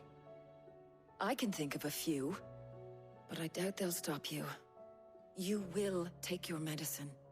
Of course, Lady Daya. Set on leaving already, are you? How long will it take us to get back to Aber Joshua und mit wäre auch cute. Dunno, about the same amount of time it took us to get here. Maybe less, if your uncle can find someone trustworthy to patch up the Enterprise. All depends on where we're putting into port, mind. Yes. It's not as if we can put ashore wherever we choose. We have to assume that the whole of Ash is hostile, and that we'll be attacked on sight. Then we must find a place they won't think to look. And I have an idea who might know of one. The Professor! I'll go and tell you come in. While you're plotting our course, I'll be in the shelves with your lawsman. I wish to pick his brains about Ultima. Then I'll talk to Karen about supplies for the journey. They may not be easy to come by in Ash.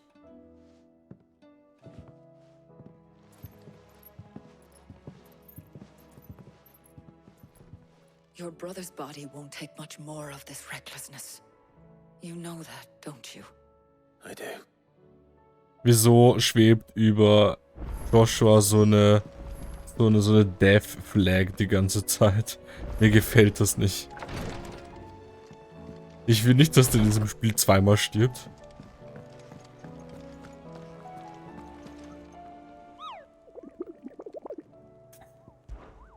So.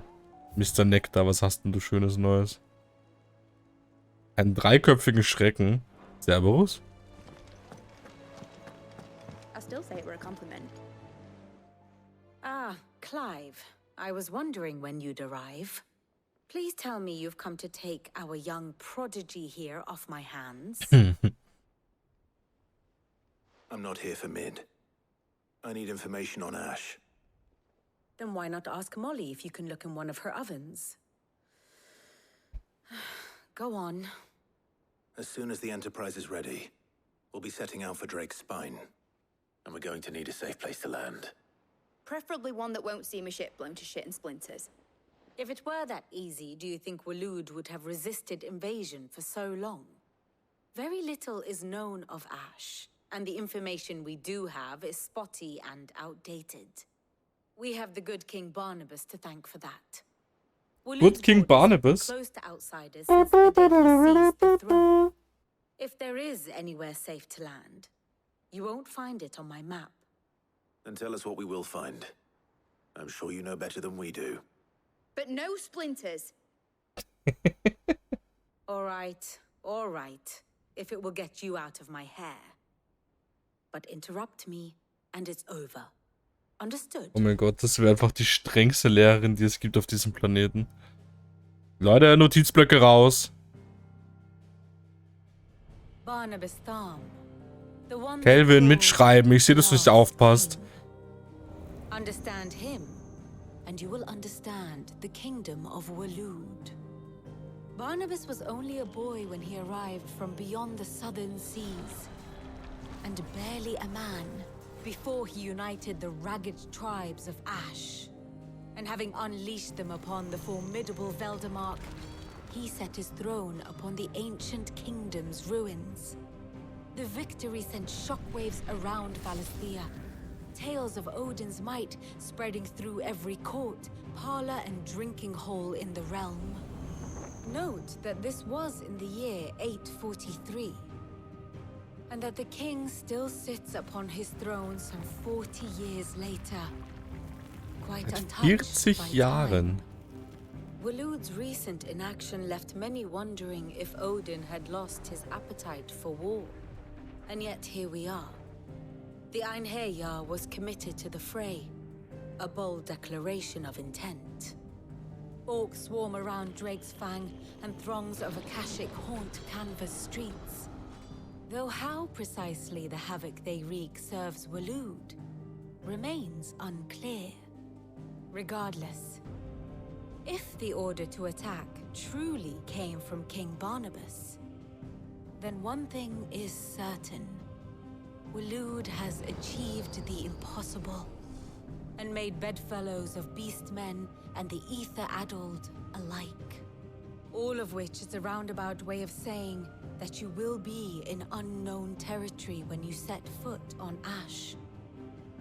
Much of the continent has already been lost to the Blight, and what few ports remain will be fiercely guarded. And that is to say naught of its natural defenses. Offshore currents will cast an ill-equipped ship out to sea one moment, and dash it against the rocks the next. But then the Enterprise is anything but ill-equipped. And Mid has made land there before. Now, If only there were someone with an intimate knowledge of the Shadow Coast, and where a daring gentleman might put ashore. Oh, also an dem Strand, an dem es erstmal Nude Kissing Scene gab, legen wir wieder an, ja. Do you think you can get us back to that beach, mate? Picked you up from it, didn't I? Not that it were easy. The currents were right bastard. But then, if it wasn't hard, it wouldn't be worth doing, would it? Well said. Thank you, Lady Vivian.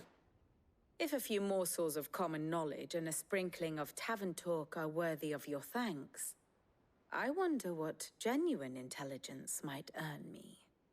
Probably more visits. Hmm. Mid, I need everyone in the ale hall now. I'll fetch Joshua from the shelves. Aye, aye, Captain. Ich möchte jetzt nur kurz wissen bei Vivian.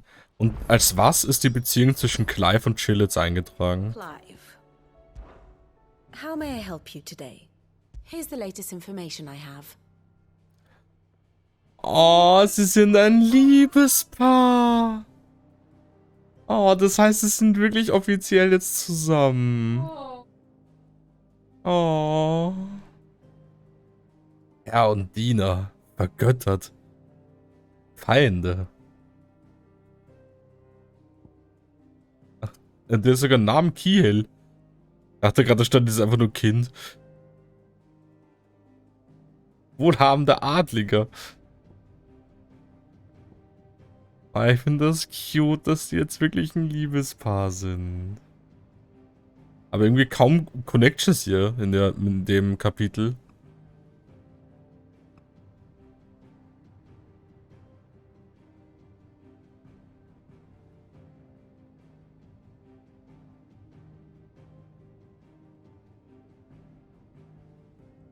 Boah, keine Ahnung, wer du dann wärst, Calvin.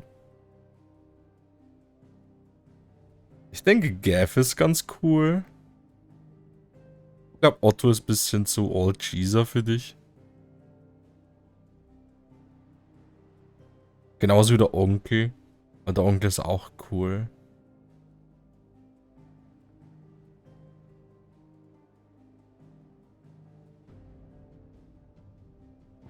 Ich glaube, Joshua würde auch irgendwo passen. Ich glaube auch, dass du und Joshua sogar eine recht ähnliche Ausstrahlung habt, to be honest. Covered in nicks and lumps, the lot of Wings of Hope, we rise up. Warum ist da eine Sidequest?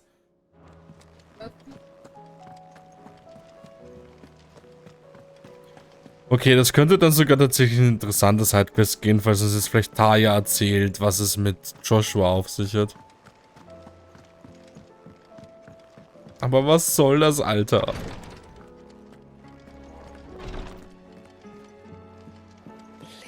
Ah nee, es geht um Jote. Um Jote.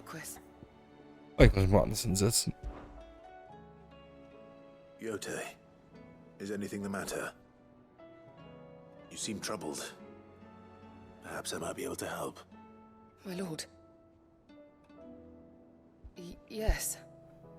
Perhaps you might. It's your brother. His condition continues to worsen. Das wissen wir schon, He ja. does his best to hide it. The lesion on his chest pains him more with each passing day. I had feared as much. There are certain elixirs which can ease the suffering of those afflicted by the curse, but his grace's case is severe. The drafts I have been able to prepare for him thus far have ceased to have any real effect. So I consulted with Tarja and certain of my comrades among the Undying about the possibility of finding something stronger. And thankfully, a recipe was found. The only problem being that the critical ingredient is exceptionally hard to come Okay, by, was muss ich töten? and our supplies are almost exhausted.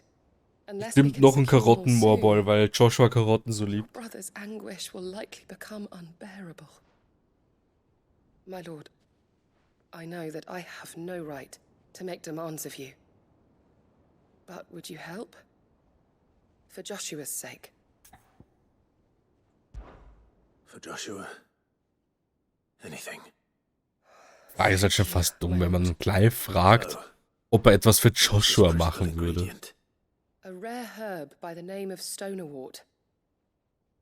It grows only where the ether is densest. The vigor it stores in its stems helps to counteract the curse. We discovered a patch near the aqueduct in Rosaria. But alas, yet more ether has erupted from the earth there recently, leaving the whole area flooded. The search continues for a new source. One that we might reach without being turned. So it's only that you can't reach it. The stonerwort itself is unharmed by the flood. Well, yes, but... Then I shall go in your stead. But, my lord... You've yet to find another source, correct? So for now, the aqueduct is our best hope. Besides, I'm a dominant. The ether can't hurt me. Well, if you're sure, my lord. Stonerwort is easily identified by its blood-red blooms. Search around the aqueduct, and you're sure to find some soon enough. I shall remain here and prepare the other ingredients.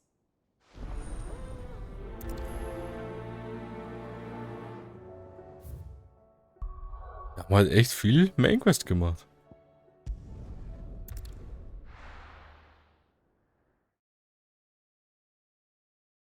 Man muss auch sagen, der Stream heute wird ein bisschen kürzer als sonst, also das muss man auch berücksichtigen, dass dann weniger MSQ als sonst ist. Das wäre sonst unfair.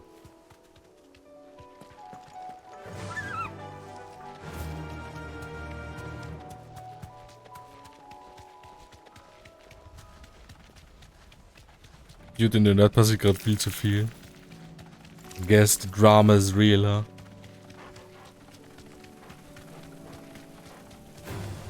Time to fight.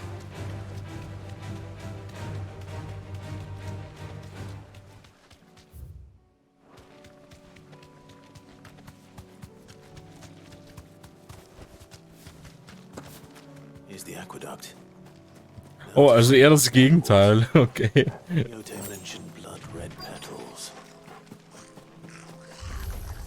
So, wer stellt sich mir in den Weg? Geh weg, Alter. Zeig mir die 2 Explosionen. Jo! Au.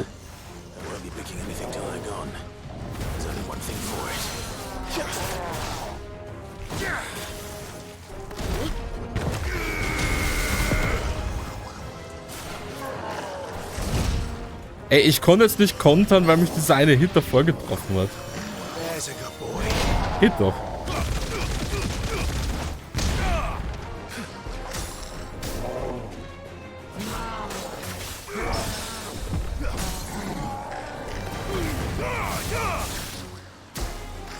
Ey, die da hinten nerven anders heftig, das ist crazy.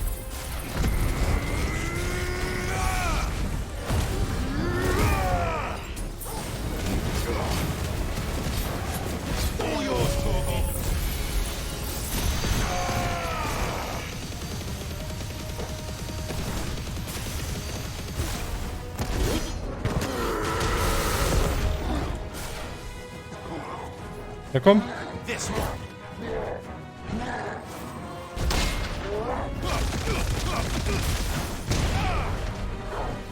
Au. Ach, komm schon.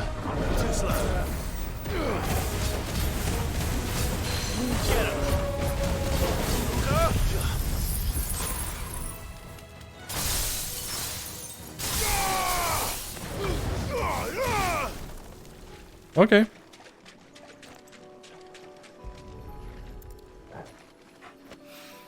Ja, dann kann sich die Katze freuen, sobald sie es auf YouTube ansehen wird, I guess.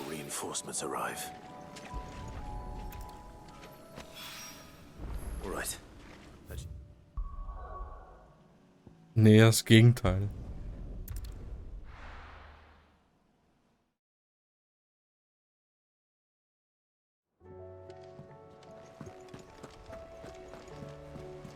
Covered in nicks and lumps.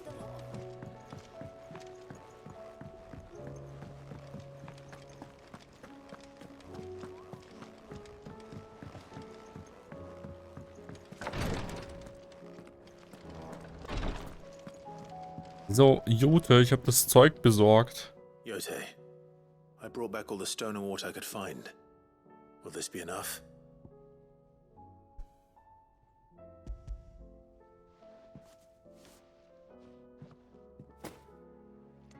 Yes, my lord. Thank you. I'm sure it will serve us until we can find another source. I'm very glad to hear it. You and His Grace are very much alike, you know. You think only of how you might help others, and never of the danger to yourselves. No more than you have minding my brother. You've risked a lot for him, and I thank you for it. I am honored that you should say so. But I beg you, my lord, do not give too much of yourself for the sake of others. We could not afford to lose you. I'll keep that in mind.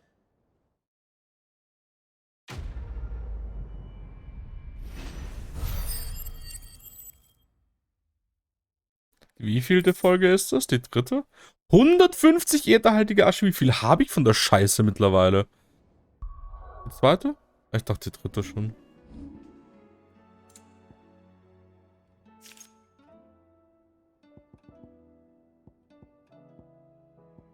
Ätherhaltige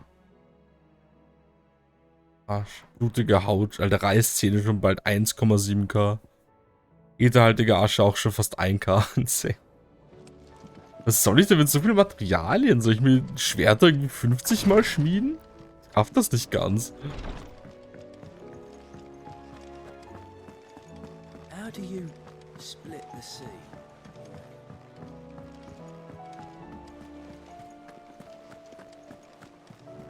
Vielleicht kann man im New Game Plus dann irgendwie die Schwerter auf plus 30 verbessern und dann braucht man voll viel blutige Haut und ätherhaltige Asche.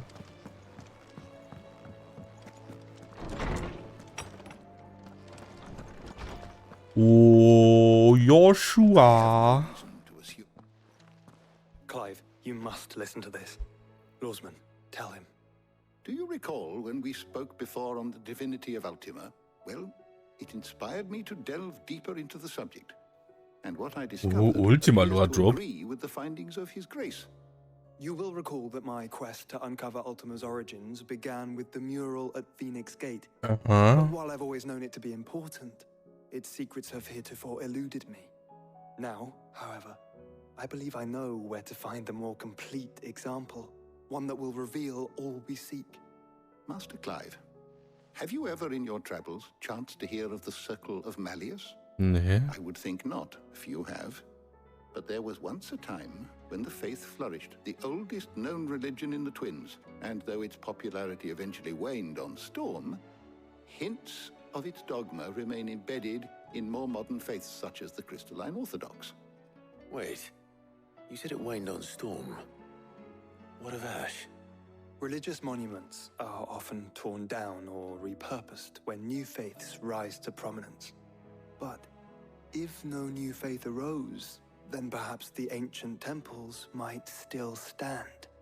And so, you see now why I must accompany you to Waloed. It would appear the past still has much to teach us, though in this case, it would not have been possible without the musings of Moss. To think that you carried a copy of my old mentor's chronicles all along. I am relieved to discover it in good hands. I shall guard it with my life. Joshua, if you're finished here, join me in the ale hall. I need to speak to everyone before we Wenn du leave. fertig bist, Alter, kaum mit mir eine saufen. Oh Gott, ich dachte gerade, diese Frau ist ein Tomberry wegen ihrem Kleid. Weil sie hatte, der untere Teil des Kleides ist braun und oben hat was Grünes rausgeschaut und ich dachte mir so, oh mein Gott, Tomberry. Ich dachte mir schon, wie kommt denn so ein Küchenmesservieh hier rein?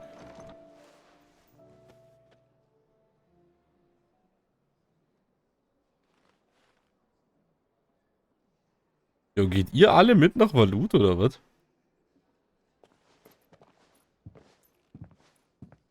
My apologies. Ach, Joshua, warst du auf Klo, ja? By now you've all heard where we're going. Verpasst uns nur meine PowerPoint-Präsentation. So I won't bother you with the boring details, only the important ones. If we attempt to approach Stone here by sea, there's a good chance we'll be sighted and fall prey to the capital's artillery. So instead, we'll disembark on the southwest coast and make for Drake's Spine on foot. I say we, but it's highly likely the entirety of Ash is under the rule of Ultima. A large party would only attract unwanted attention, as well as slow our march and require supplies which may be difficult to obtain. Only Joshua and I will be going. Was? And a scout. Preferably a good one. Gav.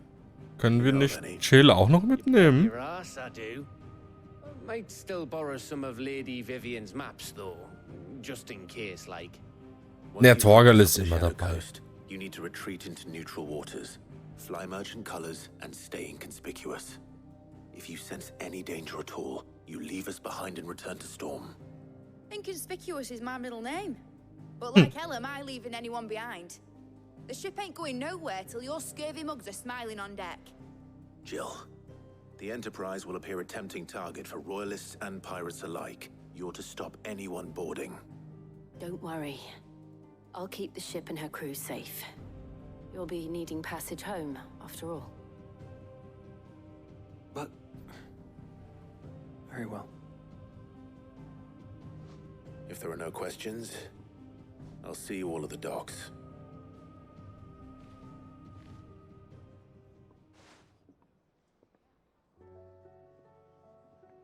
Let me know when you're leaving. I want a word before you go. Of course. Oh, Odo, was willst denn du denn wieder? Lass mich raten. Neue Sidequests have been unlocked.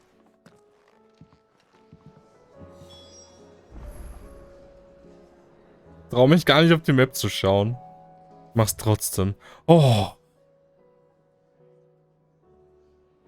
Ich gehe jetzt nicht ins Zimmer. Ich würde gerne heute noch was schaffen.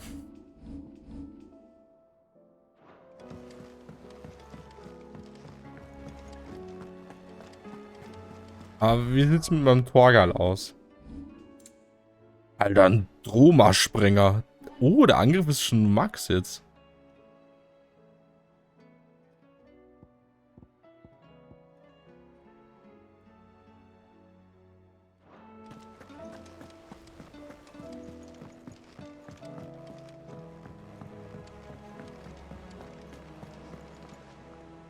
Is something wrong? Not at all. Honestly. Can't a man wish his friend farewell? Just wanted to let you know that I'll keep things in order while you're off saving the world. I'll hold you to that.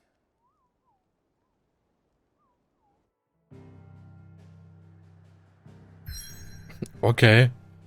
Wenn war ganz süßer ist.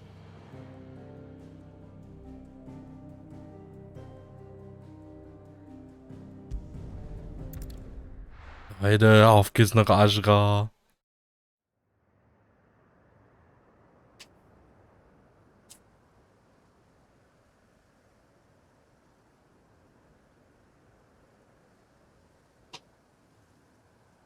Prost?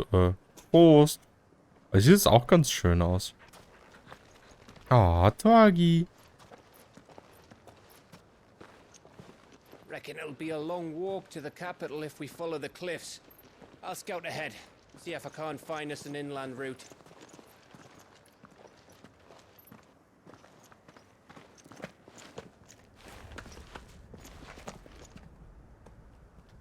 Clive.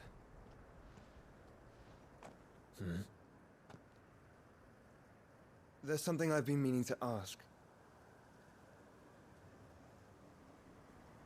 You took her icon, didn't you? Yes, I did.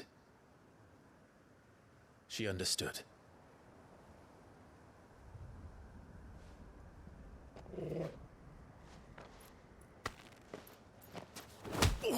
Nani?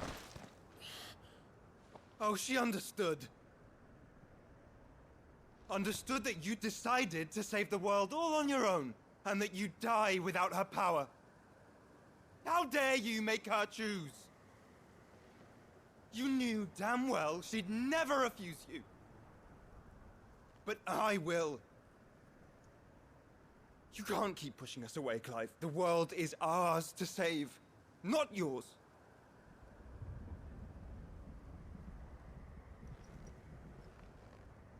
I used my gift because I thought it was the right thing to do.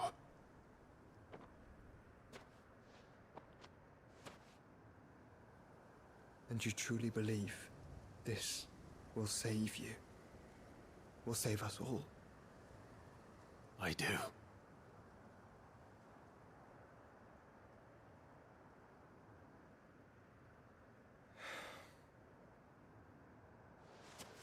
Then so be it.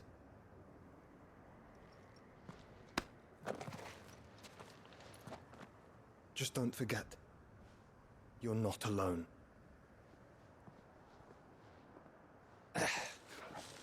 Think I found us a trail. Did I miss something?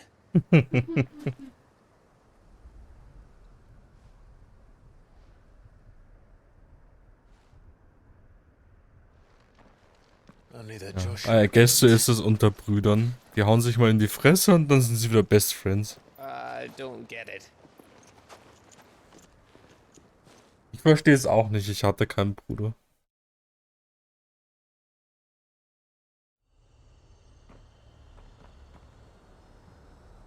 Königreich von Valut. Schritte in der Asche. Always wanted to visit Oh, Ash. das ist direkt eine Burg einfach. Oh, I don't know, Clive. Das wird es jetzt ein sehr, sehr nordisches Gebiet, ja.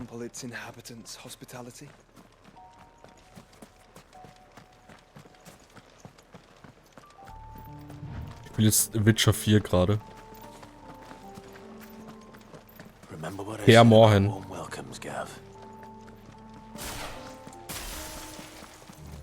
This place is as dead as Grieger's ghost.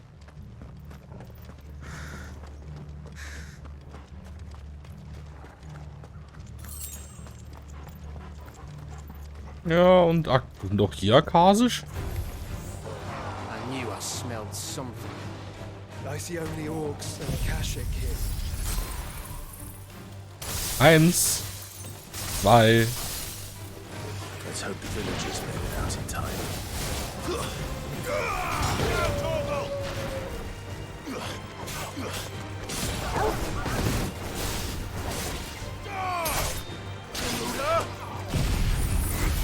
So, der falsche Button, egal.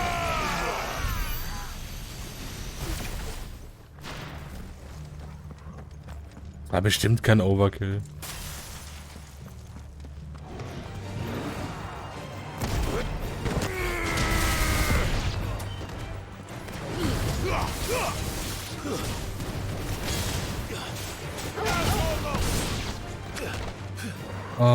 Was mache ich mit dir? Ich feste dich einfach, komm.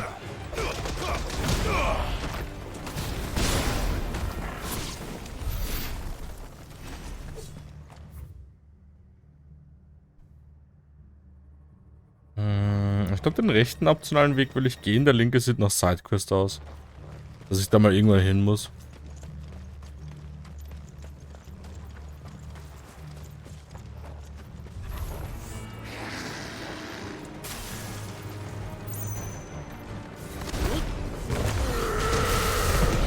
Sorry, ich fist dich bevor du was machen kannst.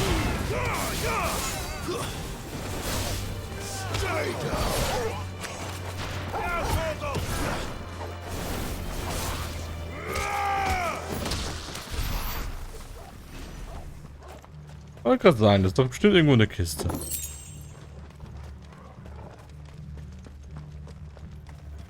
Seht ihr mal, ich habe jetzt einen Bernstein mehr und ihr? Sogar noch eine. Und 20 Reißzähne. Ich habe nämlich nur fast 1700. Ich glaube, es waren die Reißzähne, von denen ich so ganz viele hatte.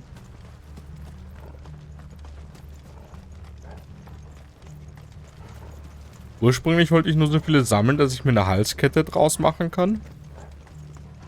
Aber jetzt bin ich irgendwie dabei, mir ein komplettes Outfit nur aus Reißzähnen zu machen.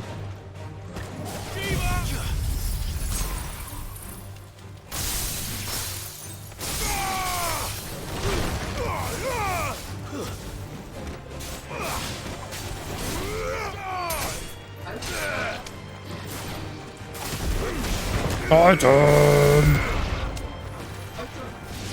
Ja, ich muss so Freundschaftsarmbänder, genau.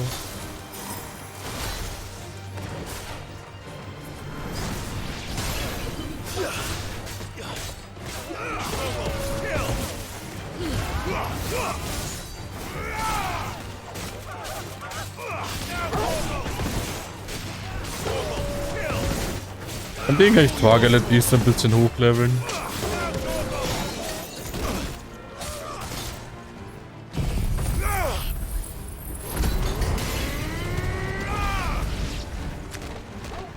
Du lebst noch? Stay down, Alter. Du kommst mal ran.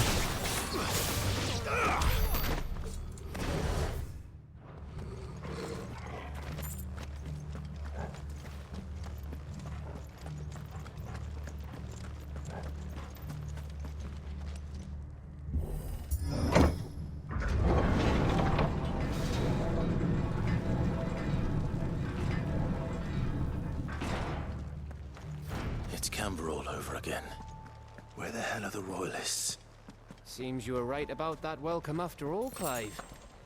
Jo, glaubt ihr, dass maybe in diesem Königreich Valut einfach niemand mehr lebt, außer Barnabas alleine? Und dass alle Menschen, die man gesehen hat, eigentlich nur solche Leute waren, die er erschaffen hat, damit die anderen Länder denken, Valut wäre voll die Streitmacht? Obwohl das alles nur er alleine ist?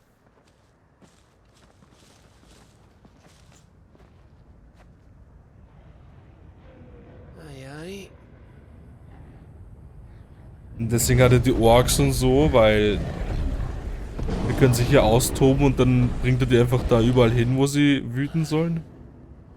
Is the whole of Ash fallen into Ultima's hands?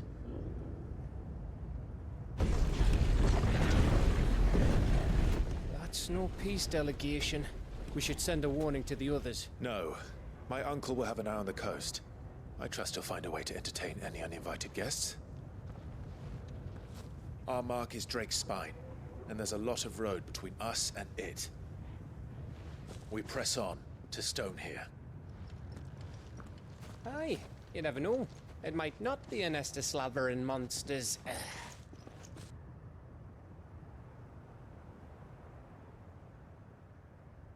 Clive, you must go on ahead without me.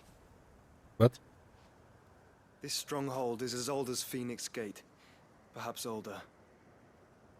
It may yet hide Ultima's remaining secrets, and if we are to best him, they must be unearthed. Ja, dann wäre es eigentlich auch in Clives Interesse, dorthin zu gehen. All right. Stay out of trouble. I always do. Oder wir gehen weiter und Joshua erzählt es uns später, I guess. Warum gehen wir nicht einfach zusammen da rein? You sure about this? About leaving my brother on his own. Of course. Mostly.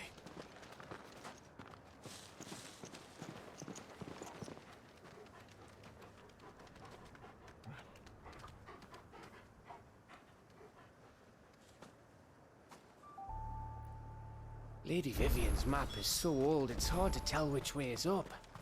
But if I'm right, Holy shit, ist auch riesig, das we're not Gebiet. far from a village called Eiskalt. Then we make our way there, resupply, and Kann wait for Joshua. Ambrosia rufen? Das, okay, ich meine, natürlich. Ist halt genauso Overworld, aber hä?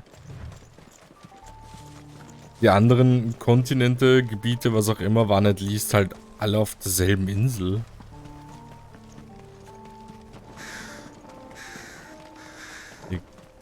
Hier gibt's Schlammkrabben. This reeks like a mobile's arsehole. Though I'm guessing it's not the smell that'll kill us. Och nö, da vorne ist eine Schildkröte.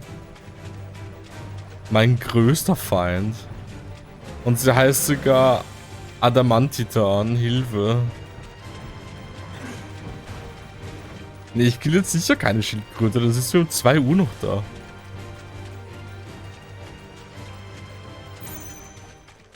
Lindwurm, Alter. Was hier alles kreucht und kriecht und fleucht oder wie auch immer man das sagt. Da ist ein großes Vieh gestorben. Holy fuck. Oh, das war ein Fafnir.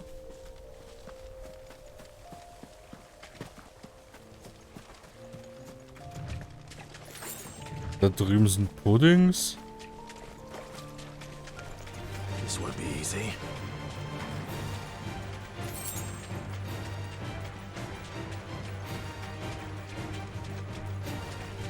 Ich hätte mich für Sidequest sowieso noch alles genauer ansehen müssen für Hans bestimmt, also nutzen wir lieber noch die verbleibende Zeit für ein bisschen Lore-Dump.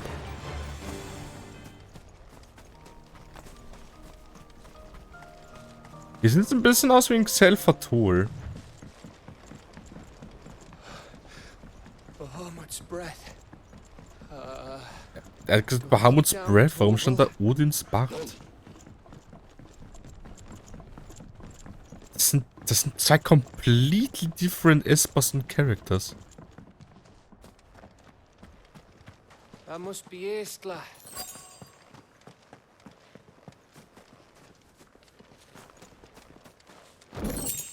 Geil, 20 blutige Haut, die habe ich gebraucht.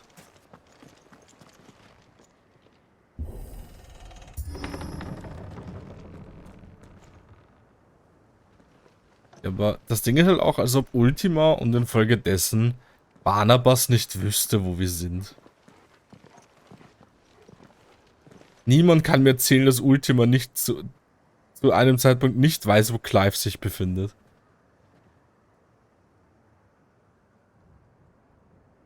What do you think, Clive? Then we're too late.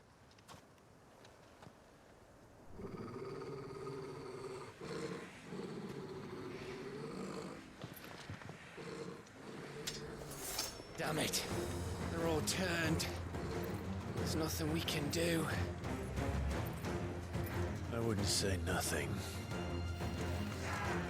No quarter Bam, gap. bam, bam, bam, bam, bam. Hier können wir das hier ein bisschen zusammenkommen. Da.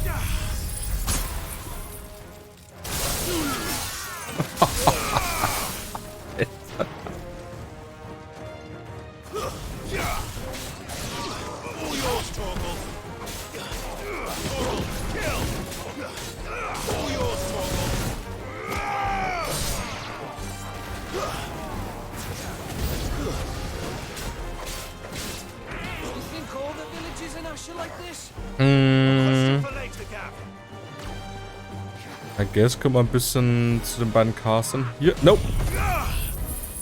Das hat gerade noch so gedrückt. Da sind auch wieder ein paar gekillt.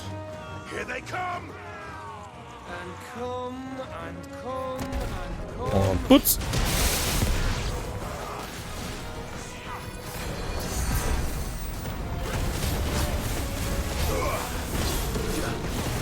Wer castet da wieder? Hallo? Wir hören sie auf damit, das ist streng illegal.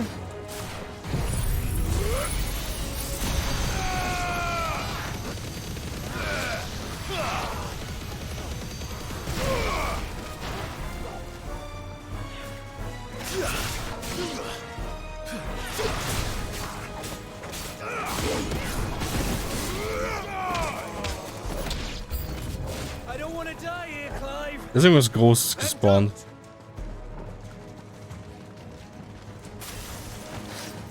Und so groß auch wieder nicht. So, als erstes frieren wir dich ein. Dann mache ich den Limit Break. Du bist instant gebrochen. Spüre meine Faust. Spüre mein Feuer. Spüre nochmal meine Faust. Und dann spüre mein Doggo.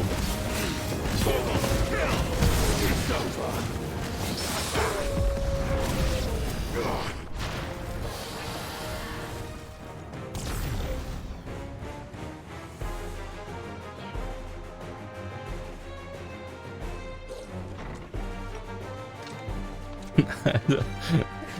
Du für eine Blechdose. Nee, sorry, du machst mir keine Angst.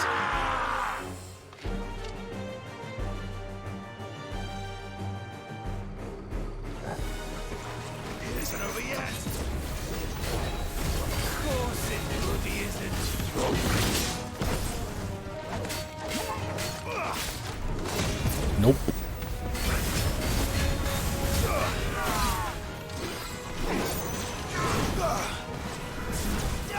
Ich mach mal diesen hier. Ey, nee. Spür meine Faust in deinem Gesicht. Dankeschön.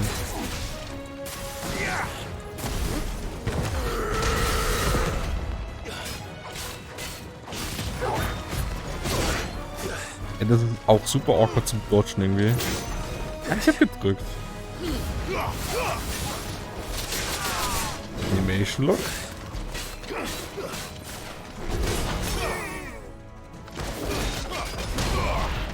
Scheinbar meine Fist so spät.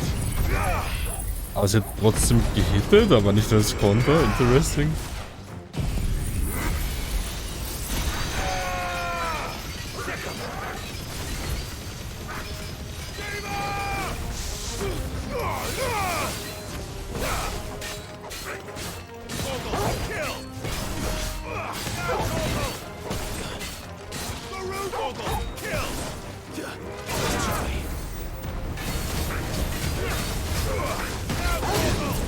Ach, aber jetzt gehen die Dodges.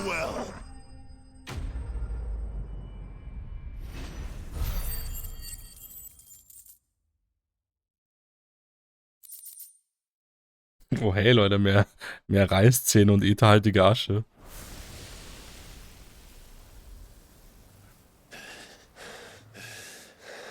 Muss ich mir doch gleich mal mein Glas anfüllen.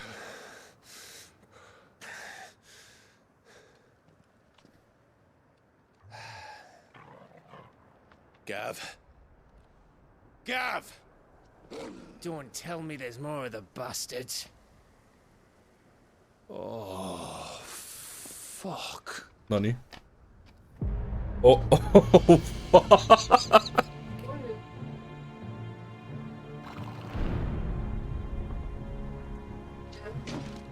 Have you come to watch, Odin? Ich wollte gerade sagen, sprichst du mit mir bitte? Good. My master awaits you in the capital, though I cannot allow you to attend him in your present state. And how are you going to stop us? Why, with this?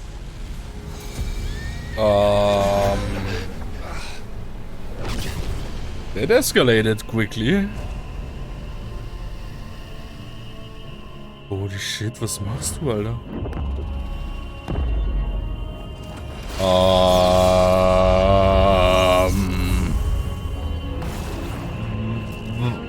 Was?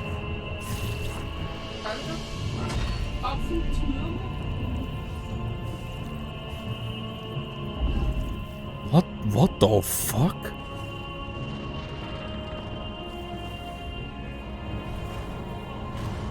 How could this happen to me? I made a mistake. What did you do?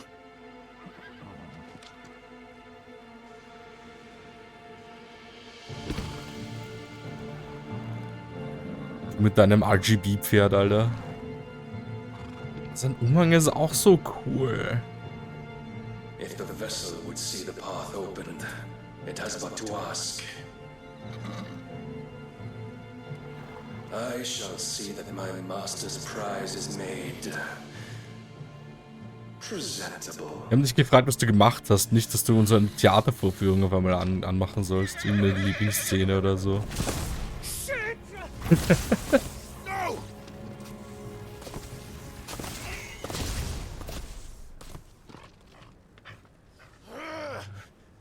Los, Torgal, lern fliegen. Ich reite auf dir hinterher. Would you mind telling me what the fuck just happened? Imagine ist einfach so ein normaler Mensch wie Gav neben Clive und dann kommt einfach dieser riesige Armored Dude auf seinem RGB-Chroma-Pferd. Holy fuck. Und macht sowas. You've got to be. How are we supposed to get through that? We seek an audience with the king. If His Majesty wants me to come and ask him, then that is exactly what I'll do. Before you go practicing your petition, we don't even know where the fucker went. How about we cool our heads and think this Ich through, glaube, eh? Gav denkt einfach gerade, er hat so einen Fiebertraum oder so.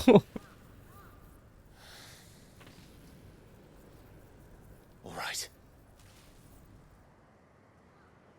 Maybe there's something here we can use.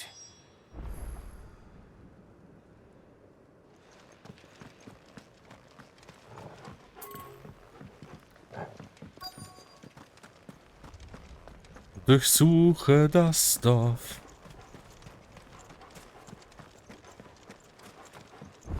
I thought we got them all. So did I. Ah, 2 Supertränke, das ist eigentlich nein zu.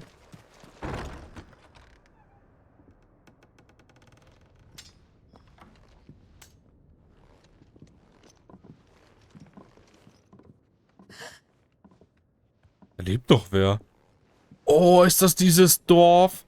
Nee, das ist nicht das, wo Dion halt war. Nevermind, nevermind. Alles gut. Braune Haare. Schwangere. Ui. Miss. Die Arme. Whoa, easy, easy. We're not turned, alright? Ist das eine Tagelwaifu? Nee, oder? Ist blaue Augen, glaube ich, nicht grün. Fast eine Tagelwaifu. Aber Guess würde er auch nehmen.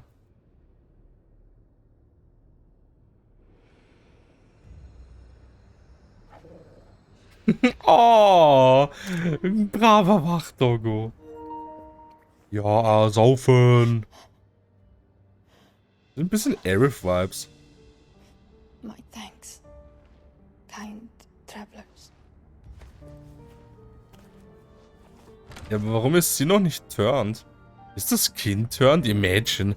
Imagine, ein Kind in sich heranwachsen, das ist einfach turned oder so. Holy fuck. Traut dem Spiel alles zu mittlerweile.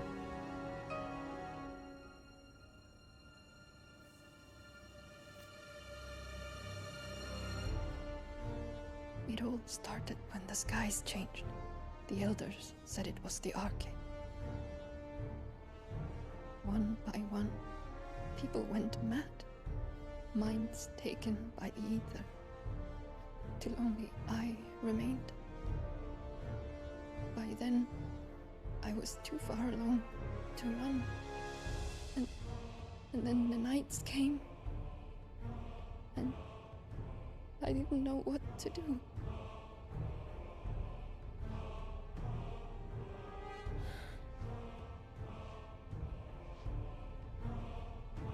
And this, okay, is... Just a story. Something our grandparents told us when we misbehaved.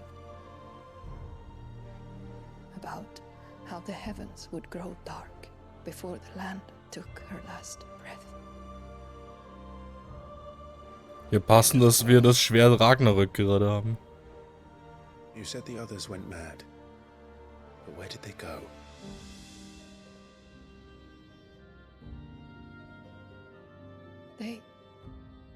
They all left. Drawn east to the tower, to reverie. The elders, the healer, the blacksmith. Das hat einen Akzent, oder? Warte, ihr Mann ist ohne sie geflohen?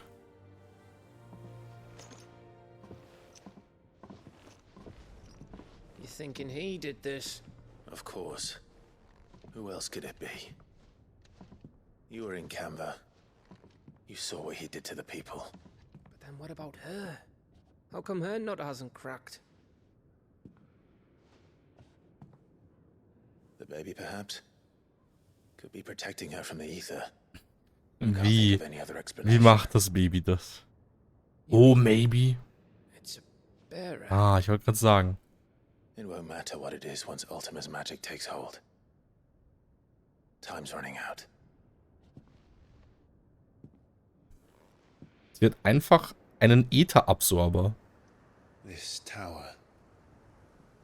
That's where we'll find the king. Aber wie groß ist dieser Turm, bitte?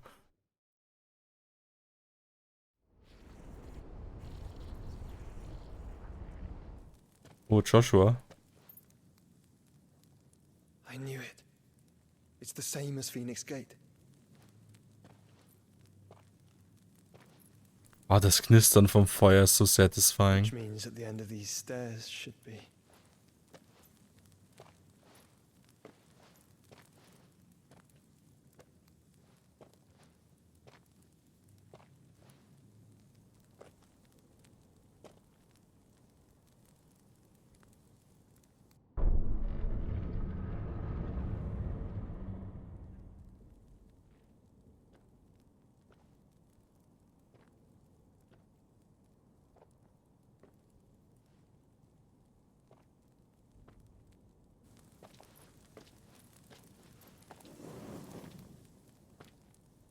Oh, hier ist es komplett.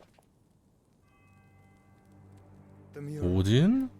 Shiva? Bahamut? Ja, es sind alle Espers. Ultima and his vessel, Ifrit. Nani. Garuda, Ramu, Shiva, Titan, Bahamut, Odin. Even Leviathan the Lost is here. Nani? Es gibt Leviathan in dieser Welt? Where is the Phoenix?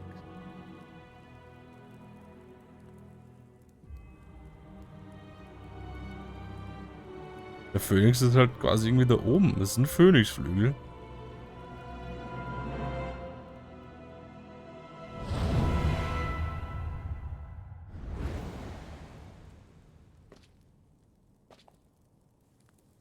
By the founder.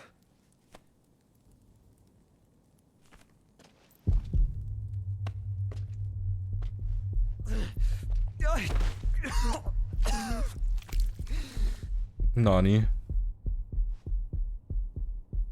Das ist nicht gut. So that's what you want, isn't it, Ultima? Soll das quasi bedeuten, dass Ultima aus Phönix wieder auferstehen wird? So that's how it's gonna be then.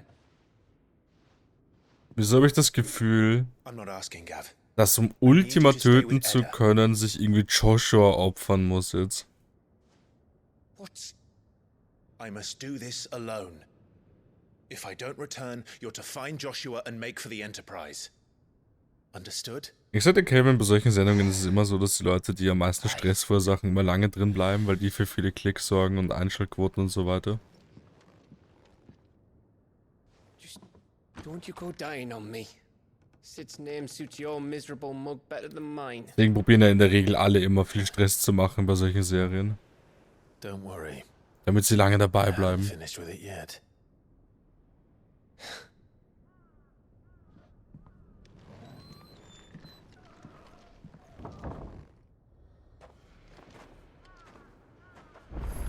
Ja, Calvin, aber auch negative PR ist PR.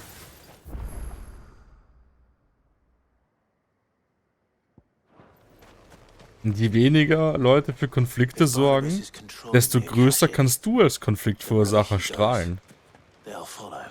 Weil dann endet es darin, dass alle immer nur so ein paar Szenen haben, aber du in allen involviert bist. Weil du meistens der Grund bist, warum sie die anderen aufregen dann.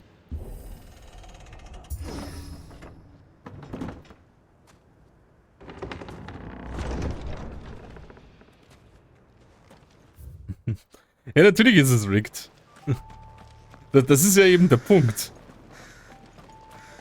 Dieses Regie-Team wird alles tun, was sie können, um so einen Charakter so lange wie möglich drin behalten zu können, ohne dass es zu sass wirkt.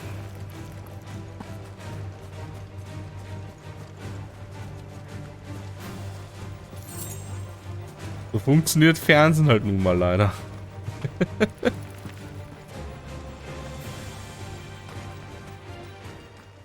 Ja, auch nichts Reality-TV-bezogene Sachen.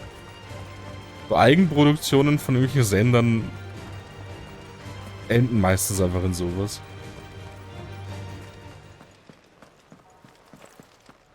Je mehr Drama, desto mehr Einschaltquoten, desto mehr Money.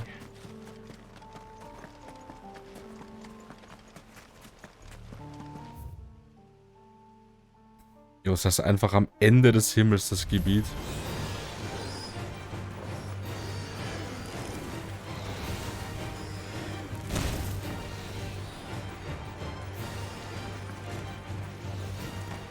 Ja, aber ich denke, Nerven ist auch eine Art von Drama. Wenn alle abgefuckt sind von dieser Person.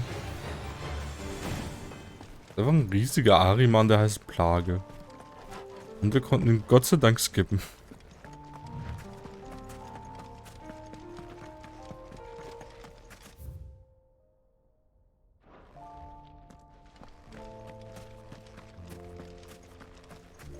Ich bin gerade so... Oh, was haben wir hier? Hallo? Vielleicht kann ich ja bald mit diesen Chronolyten endlich mal... Oh, einfach... Oh. Vielleicht kann ich ja bald mit den Chronolyten interagieren. Wird die maximale NP um 500. Ich habe nicht das Gefühl, dass ich ein LP-Problem habe. Aber 500 ist ein krasses Upgrade da. Nee, Calvin, ich will noch in den 20 Minuten ein bisschen Main Story mitnehmen können. Weil ich will so circa bis um 1 machen, weil es ist eh schon dann ziemlich lange.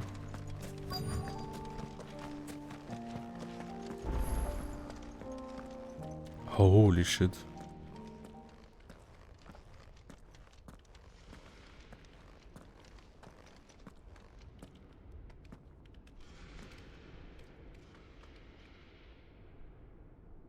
Dieser Turm ist sehr groß und erinnert mich an Tower of Sod. This is it, boy. Boy. Suddenly God of War.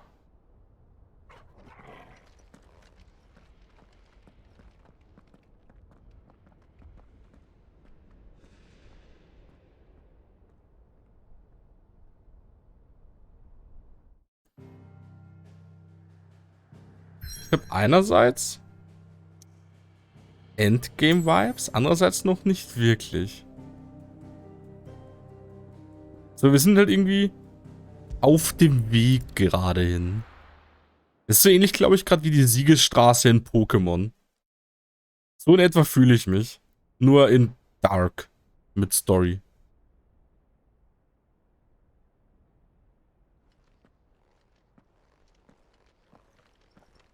Das ist der most edgy Turm, den ich jemals gesehen habe. Und das ist ein Ding von diesen Ancients, was noch relativ intakt aussieht.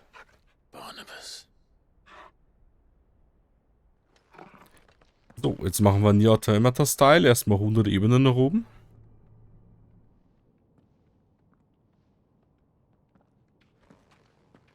Ah, das ist ja so eine Tür.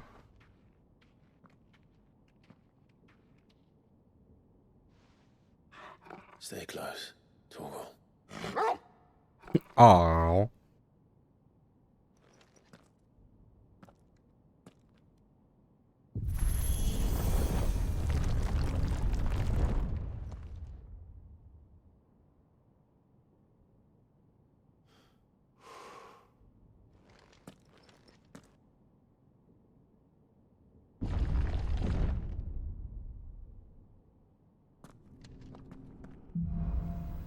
Der letzte König.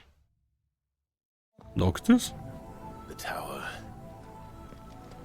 It's alive. Oh, die Musik.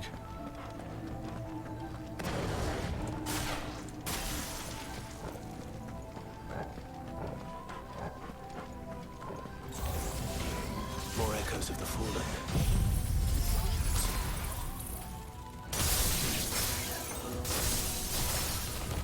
They seem to feed on ether. There shouldn't be any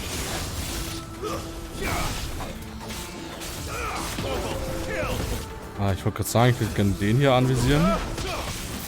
Ah, ich hätte gehofft, dass es noch reicht für einen Konter.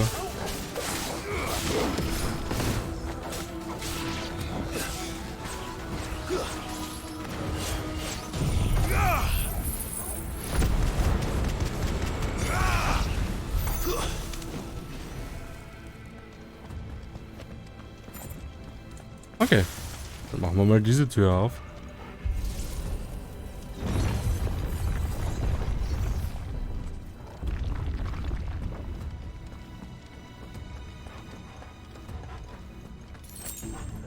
Kommt mir hier auf jeden Fall sehr bekannt vor.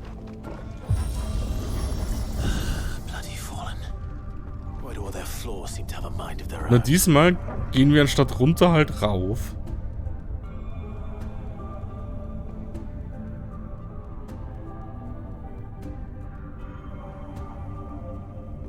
Ja, wie lange noch? Hallo?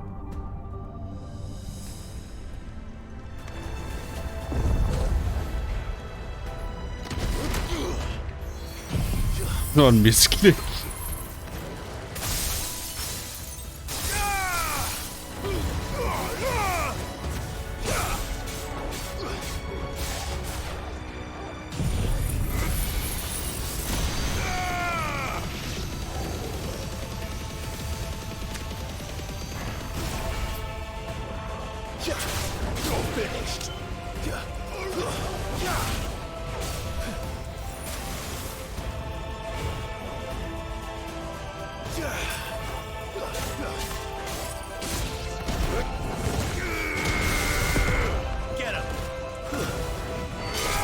Was?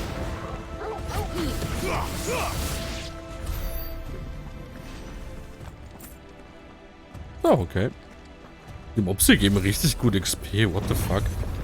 3 Gegner, 500 XP, das ist schon heftig. Ne, die Sidequests bei mir wird schon 2K gegeben, aber Sidequests sind halt eine halbe Stunde Aufwand und der Kampf sind 2 Minuten.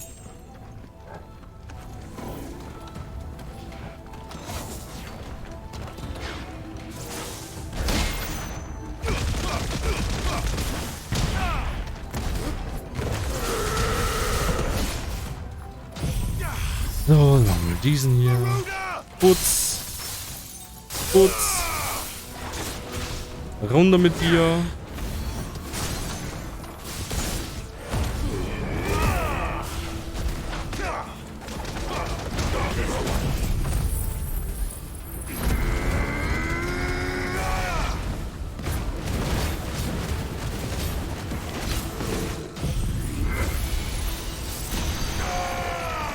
Oh, 1,50 Multiplikator ist schon gut.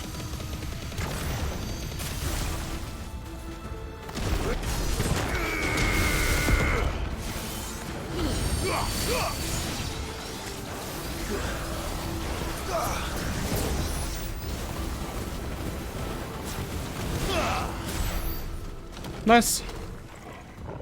Die Bombe habe ich irgendwie nebenbei mit kaputt gemacht.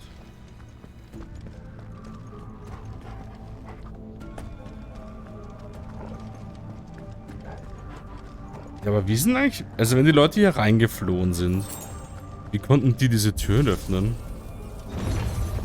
Oder wurden die für die einfach geöffnet?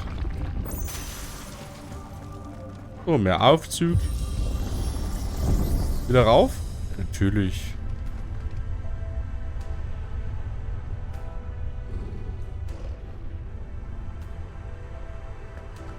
Oh, so ist eine kurze Fahrt.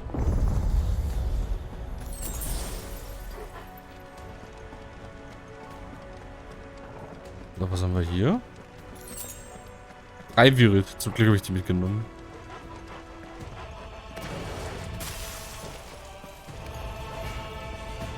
Lass mich bitte durch bis zu dem Ort.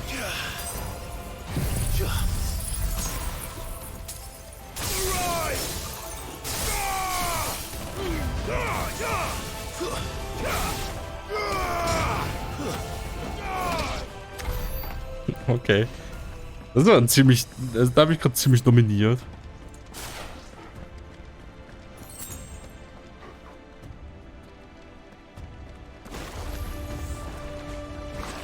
Das Ding ist...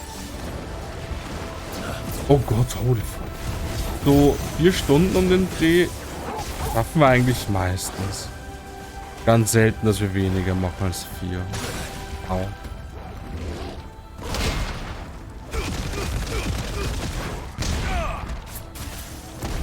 Ja, bei mir ist das Ding unter 3 Stunden zumindest würde ich den Stream gar nicht anschmeißen, weil da werde ich erst warm.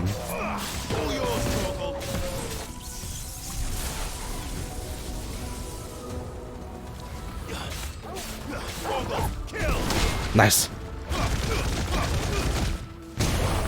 Vor allem, wie man merkt, in diesem Spiel bringt man in 4 Stunden nicht wirklich was weiter, wenn man auch Sidequests macht.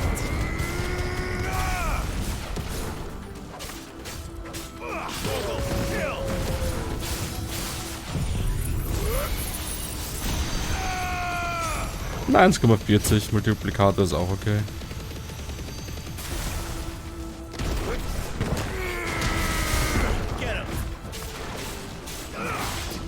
Nope. Ich wollte gerade sagen, ich will nicht noch ein Skill dann machen für den.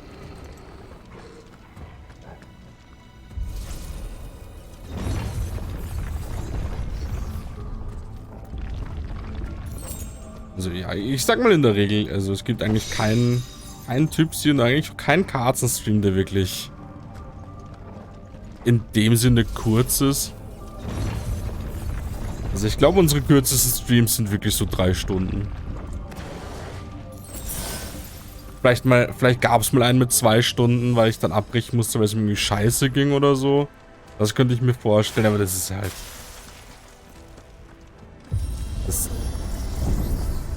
Ja, oh ja, genau, oder weil ich halt verhindert werde von außen, eben aufgrund Internet oder so, aber das werte ich halt dann nicht, weil das ist halt unfreiwillig. Ich hätte gedacht, dass auf diesem Fahrstuhl jetzt Gegner kommen.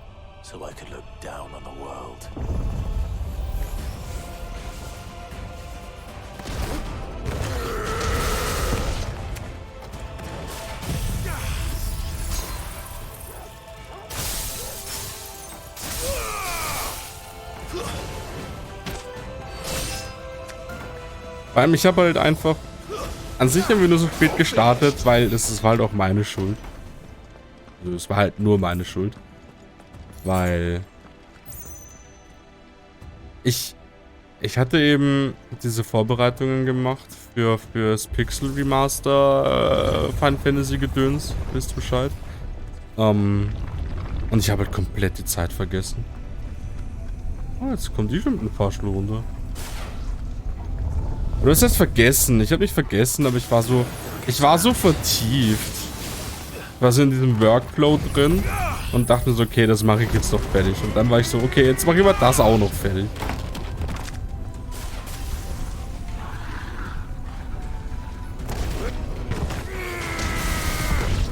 Dann habe ich gemerkt, oh fuck, es ist ja schon 18 Uhr. Ich sollte vielleicht auch, es ist schon 19 Uhr. Vielleicht sollte ich auch irgendwann mal kochen.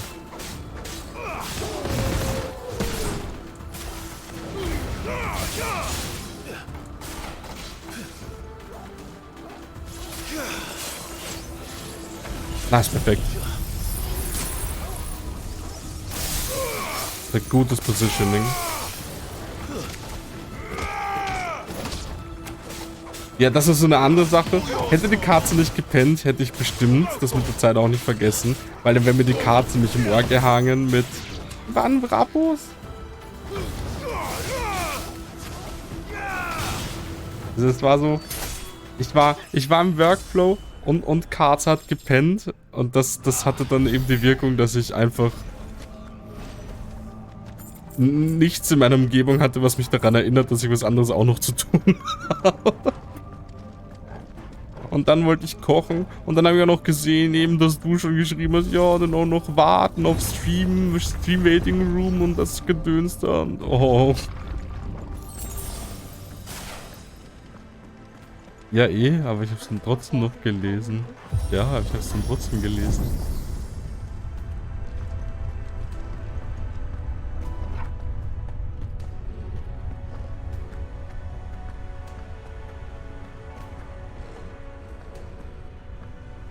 So, die Animation von Torgals Fail einfach wieder anders heftig. Look at the tail.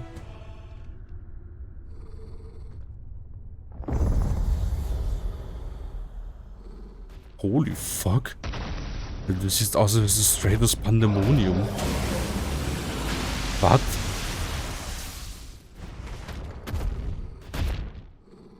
Alter. Also geh mit dir, Bruder. That's new. Though I expected a full full rest.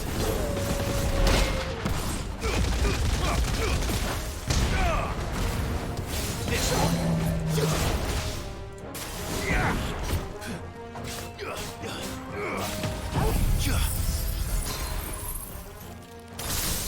Nice.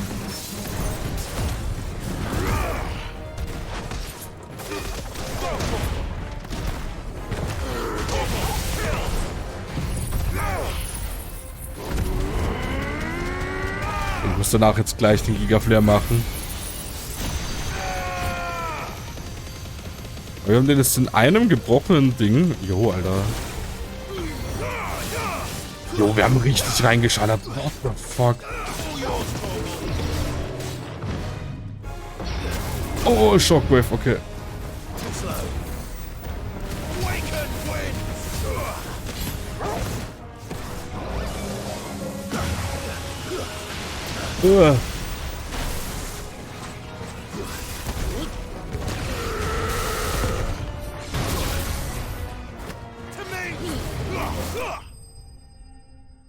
Okay. Der sah bedrohlicher aus, als er war, oder ich habe den einfach richtig hardcore reingeschallert und habe dadurch den Fight ziemlich schnell beendet. What was that thing? Hopefully there aren't any more.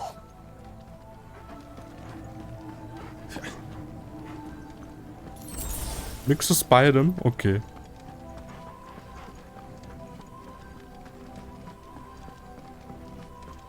Oh, holy, oh nein. Was ist denn das, Alter? Castle Oblivion jetzt, oder was? Okay, nevermind. Oh. Das kommt mir bekannt vor.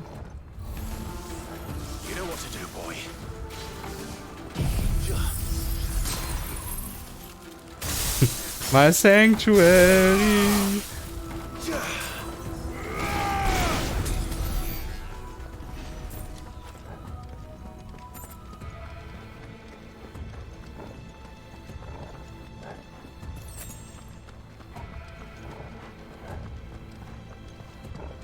Willkommen zurück, Kevin.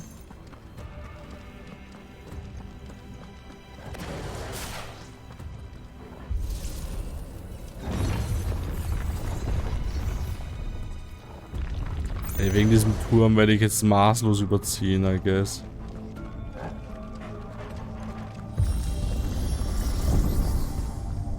Ja, ich weiß schon, wie du es meinst. No worries, all good.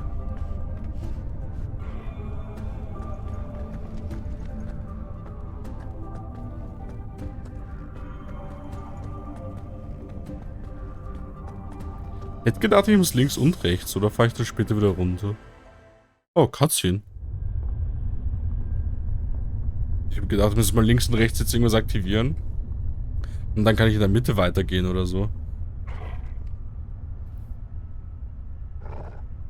Oh.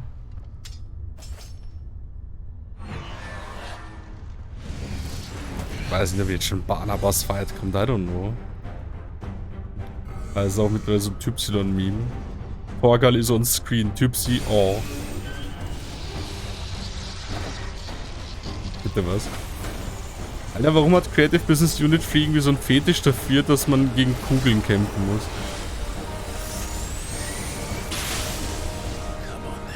Dieses Dev-Team liebt es einfach, dich gegen Kugeln kämpfen zu lassen. Gegen irgendwelche dummen Orbs.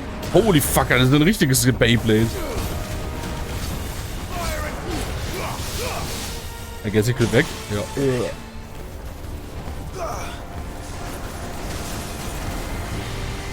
Oh Gott.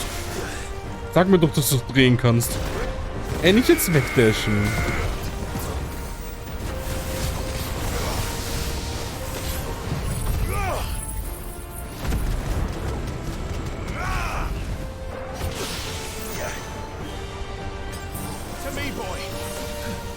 Au. Okay, ich glaube, ich bin bei diesem Boss jetzt ziemlich scheiße, weil ich diese Timings gar nicht hinkriege. Mann, ich hab Block gedrückt.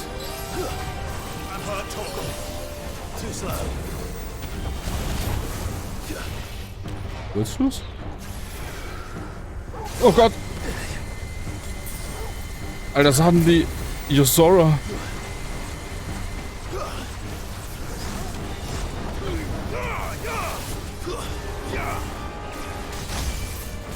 Okay, ich dachte, das ist wie in dem Near Raid gerade. Ey, nicht jetzt abhauen. Du bleibst hier.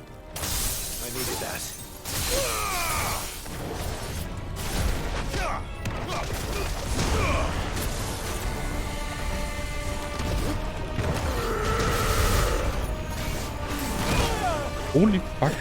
Die Sachen von dem, ich finde die gerade unglaublich schwer zum Deuten. Außer das hier.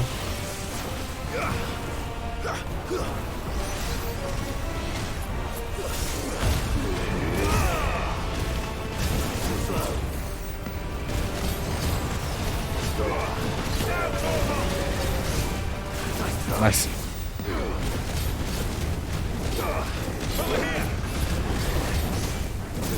Nice.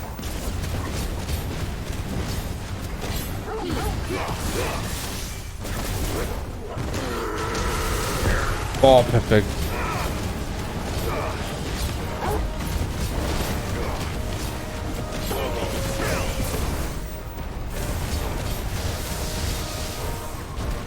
Nice. Genau das wollte ich vorhin hinkriegen, ich bin jetzt dumm dafür.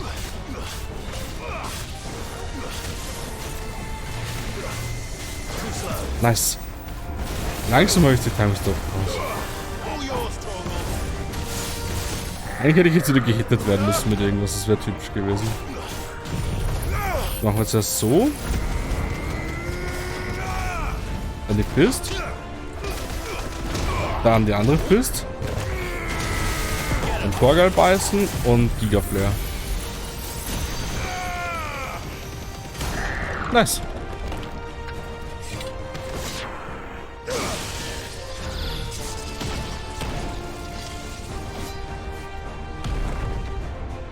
Gut, das Überraschungsei ist kaputt. Und da kommt wohl der Dude, der jetzt ein bisschen pisst ist, weil ich den Überraschungsei kaputt gemacht habe. Das war mein Ü-Ei. Dafür wirst du bezahlen. Ah. What's one more, eh, Toggle? Oh. Ich dachte, der dasht. Hey, du bist ja wieder Handmob.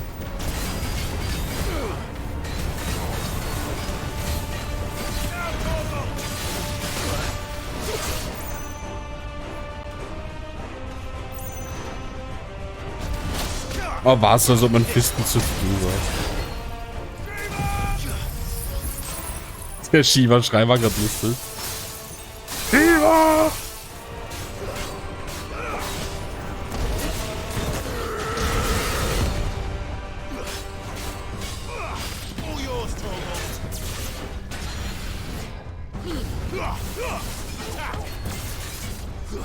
Oh, Twagal ist im Superwurfer-Modus.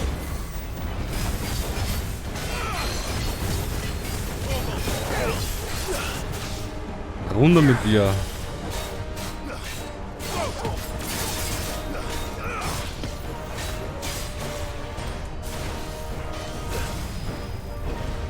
Oh.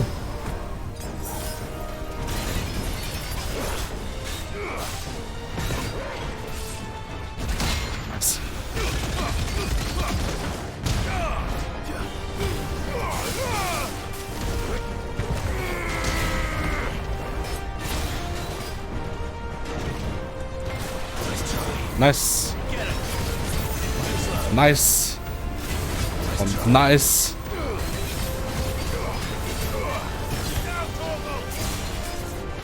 Gitterkanone, oh Gott. Nice. Fuck out of rage.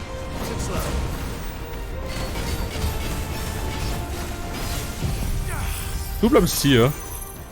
Mach dich kalt, Alter.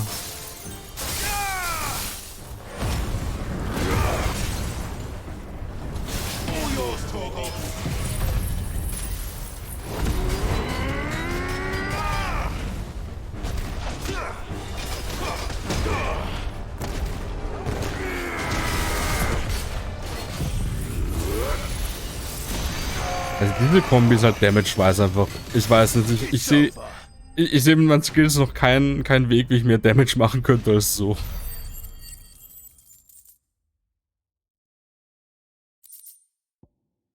Oh, gefallenen Eisen. Die Kugel war schwerer.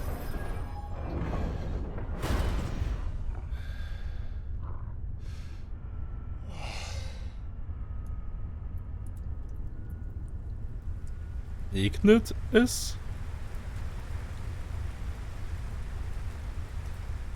Ist der Turm undicht?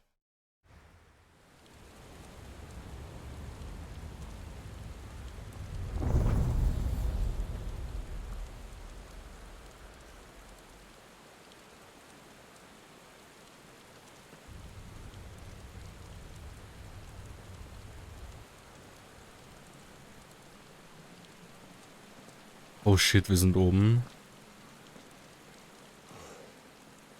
Almost there.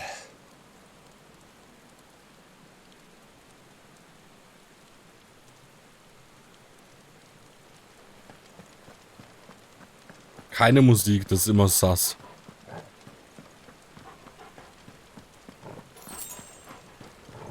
Wie Torgal passiert was.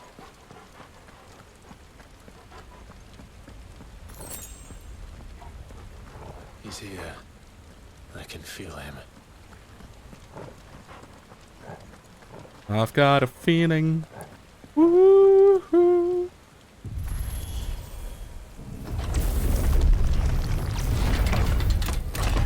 What the fuck? Das jetzt, Alter, habe ich Ultima 6 Dungeon gefunden?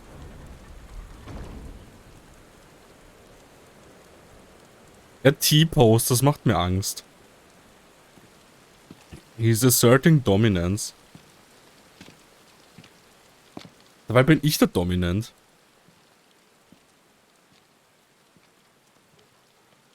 Why? The blade must ever feed if her edge is to remain keen. Butcher. What care you for these worthless creatures? They are nothing. Weak from the moment of their conception, ever longing for power not theirs to command, they turn unfailingly upon themselves. Like sheep, they roam in filthy flocks, eager to trample those few gifted a fleece of gold. Or that they might feel contentment with their pitiful existence. Prejudice and persecution, severance and strife, every earthly wrong springs from the malice in men's hearts. Ich krieg grad so Kingdom Hearts Vibes. Malice born of the pain and suffering that is free will. Its corruption is gnawed at your being from the very moment of your So die Kamerawinkel und halt was Barnabas sagt und wie die Szene allgemein aussieht. Ist einfach KH right now. Nora gegen Xemnas. Every choice I make, right or wrong, gives me reason to carry on. And carry on I shall. Not as a puppet, but as a man. Which are you? There was a time I too thought those the only choices. What? Long ago, God granted man the gift of magic, and with that gift did he build great civilizations. Yet over time, man lost sight of the gift's true meaning, stepping from the path of shared prosperity to one of avarice. He abandoned his creator for sword and flame, and through his folly, beckoned the blight. Yet, there were those few who refused to turn their eyes from the heavens, and they prayed to God that he might Ich hätte nicht gedacht, dass ich es heute wieder schaffe, dass der Streamtitel doch noch zur MSQ passt. Aber ich habe es wieder geschafft. Before the worthy shall the gates of paradise open. And so did I spread my arms to the ether and cast my soul upon its gentle waters. I gave myself unto him.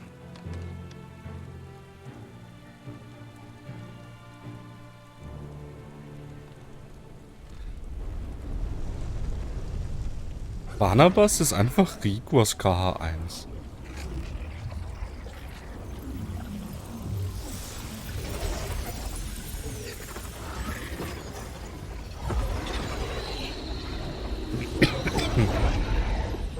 What madness is this? My worth proven, the Lord charged me thus.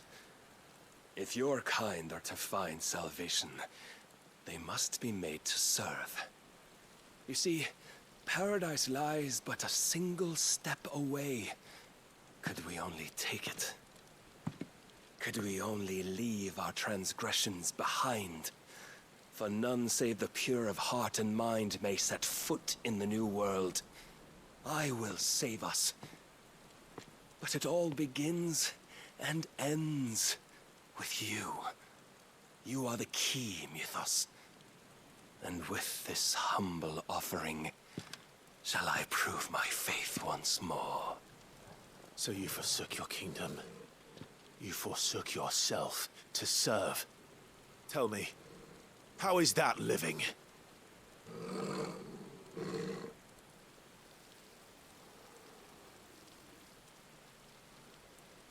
What you seek to provide is not salvation. It's anything but. Life is about always having a choice. Take that away, and we might as well be dead.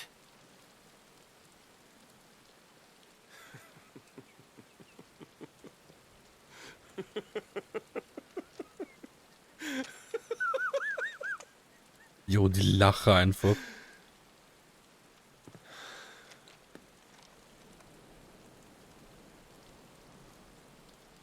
Very well. Come then. Der dreht halt wirklich komplett durch. Show us the strength of your will. It's not the strength of my will that should worry you, but the weakness of yours.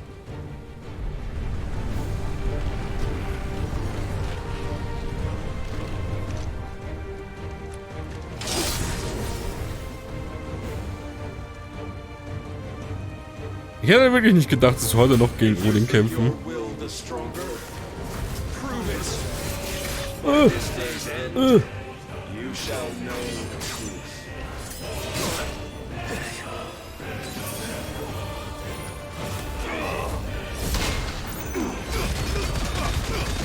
Ich meinte, als ich das Stream gestartet habe.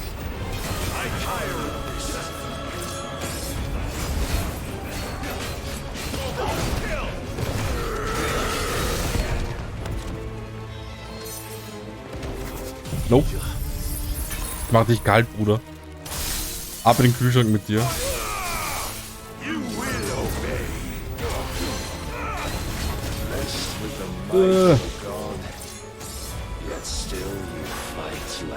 Mit deinem fucking Higan-Bana-Skill. Cloud von Samurais. Sind wir Fisten zu früh,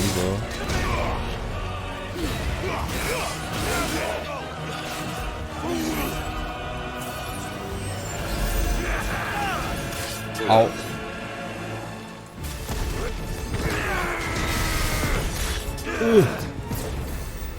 Must I show you?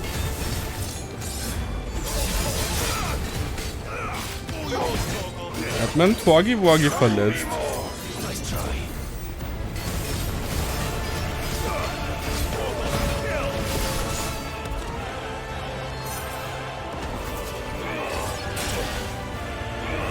Da raus. Nice.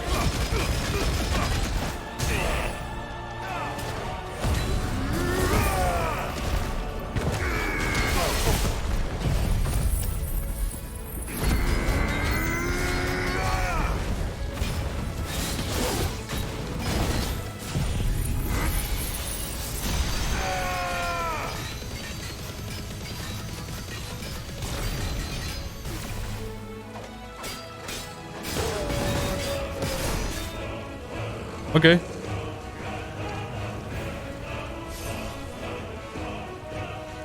God chose you to serve as his vessel, and you cling to this foolish notion of hope when there is none.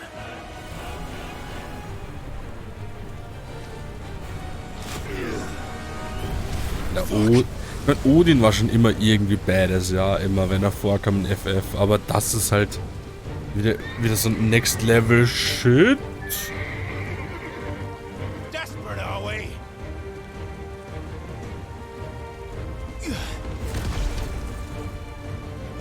Jetzt Zeit, dass ich mein Tagel aus mir raushole. Ja, Tagel, schenk mir Salz.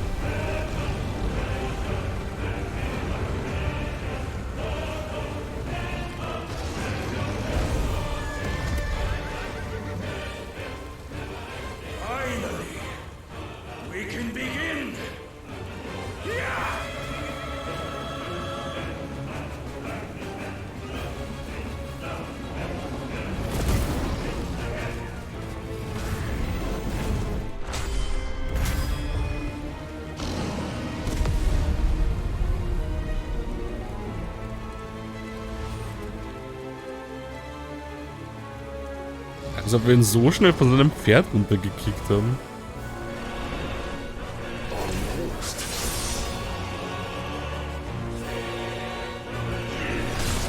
Oh oh.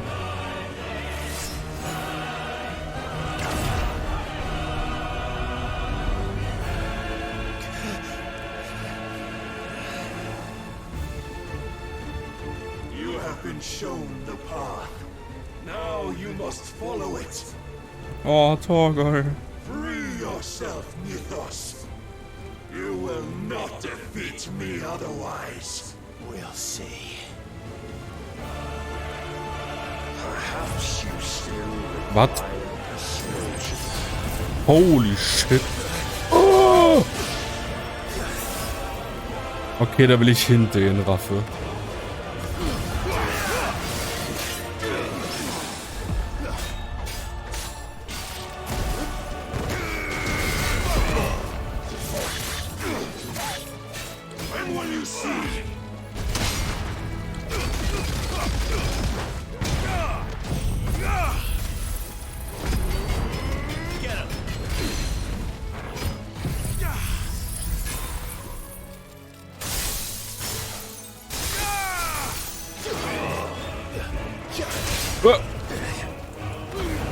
Die kann man anscheinend mit Garuda nicht runterziehen.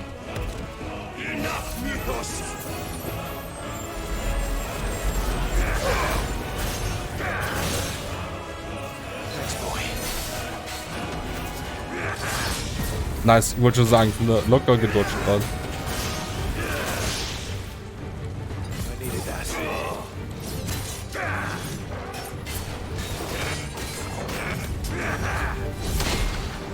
Ein Kampf um die Uhrzeit ist halt echt ein bisschen kacke, weil ich bin ein bisschen müde schon.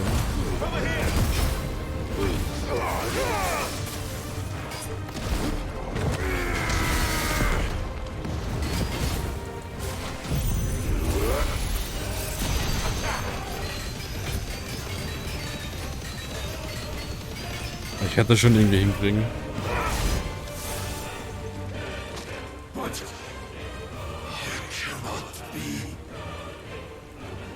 Aber es war halt auch Zuspannung, um aufzuhören zu können. Die Menschen, die hier oben im Tower aufgehört.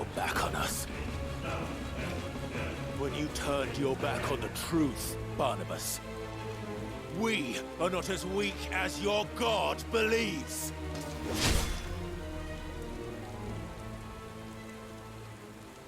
Ja gut, Clive, du glaubst, dass sich ernsthaft das in das umbringt, oder?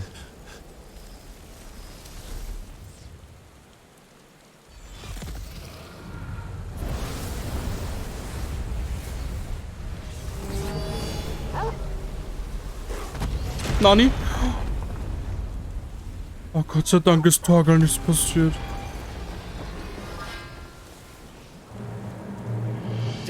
Danke, du bist echt der besteste Boy.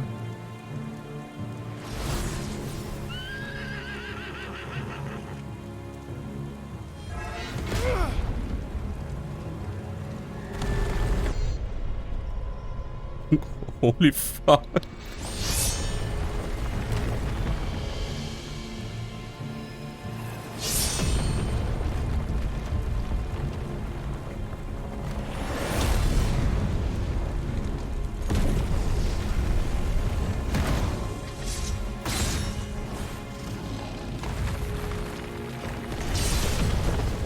Hey, kannst du das nicht alles zerschneiden? Da oben ist ein Woofer.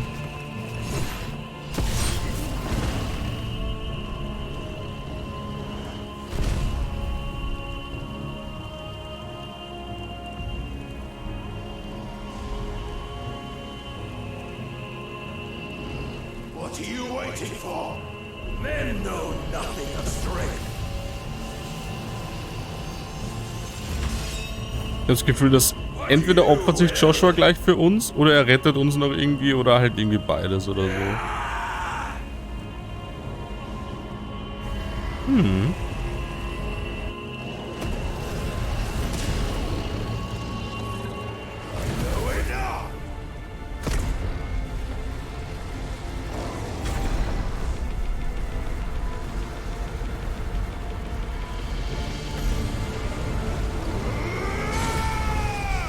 Damn.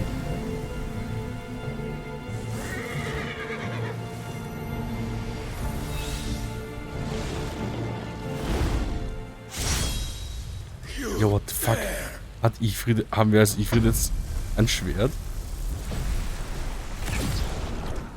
Could it be you have made a weapon of your weakness? Als ob wir... Was? My apologies.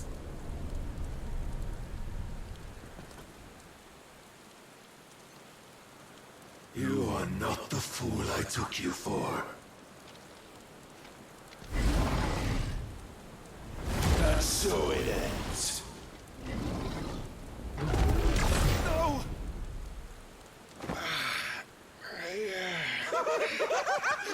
Oh Gott. Sachen die Persona. Don't tell me you are tired, Mythos. Your stubborn defiance Deswegen, ja. stirred my long becalmed heart, filling it with a joy that I have not known for generations. Ey, wenn er jetzt gleich wieder auf seinem Pferd sitzt, raste ich bald aus. Kiss of self-indulgence, a dream forever out of reach. And now that its sweet ruin courses through my veins, I shall not be quick to relinquish it. Show me your work, Mythos, that I might revel in it. Bitte was? Können wir das nicht sammeln? Dunkelheit sammelt sich.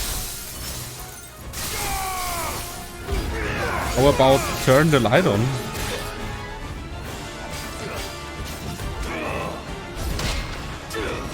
Dunkelheit, Zibil.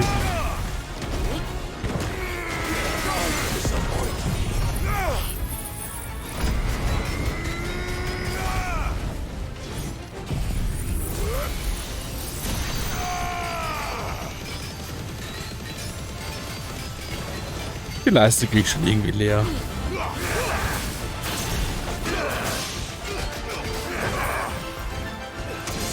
Was?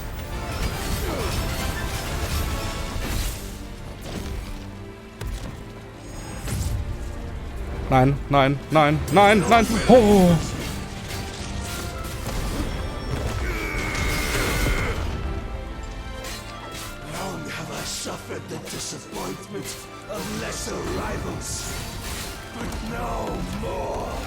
Oh, what the fuck, Alter, calm down.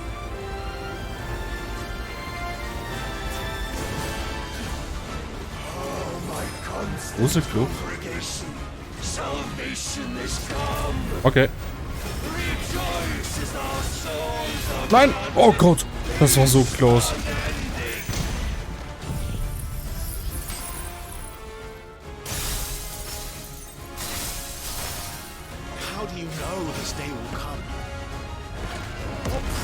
Holy fuck. Oh, okay, ich darf danach nicht angreifen, weil dann bin ich in diesem Laser gefangen.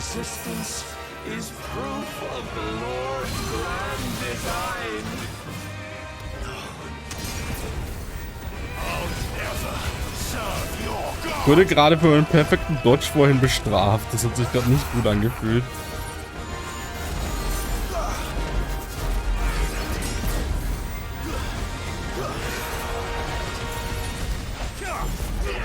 Ich dachte, der hittet mich so. Ist not bad. Nochmal Limit Break.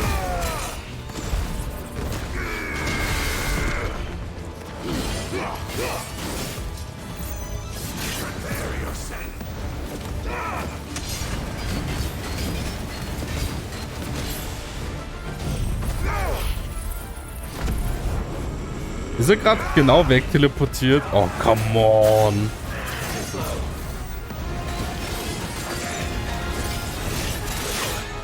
Dass es überhaupt möglich ist, ist irgendwie keiner Bullshit.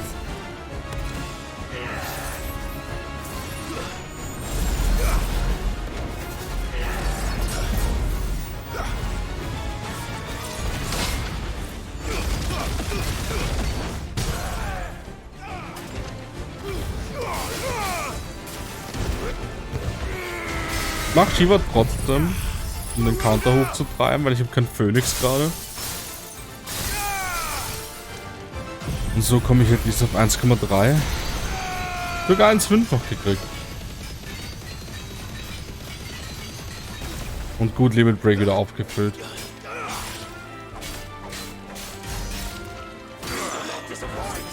Oh!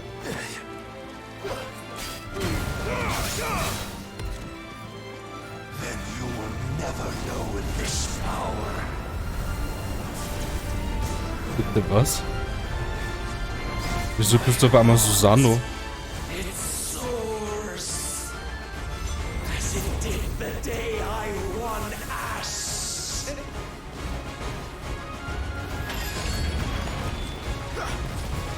Können wir das bitte unterlassen?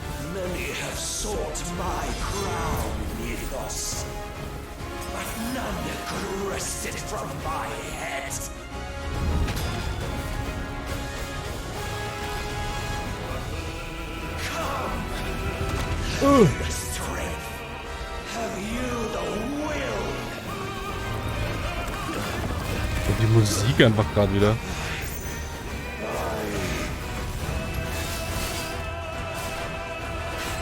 Oh, ich glaube, er wird gerade akasisch, kann das sein?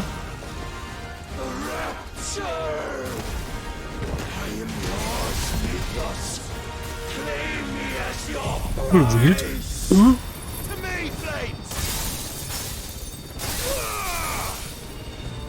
What the fuck, er ist Beyblade!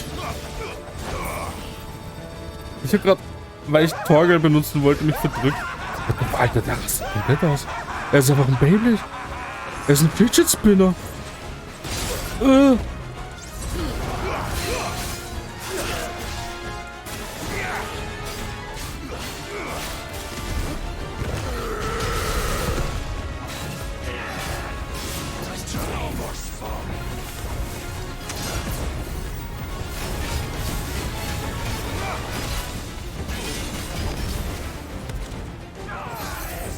Oh Gott. Oh Gott, Schleimblitz war das. Oh! Das war close.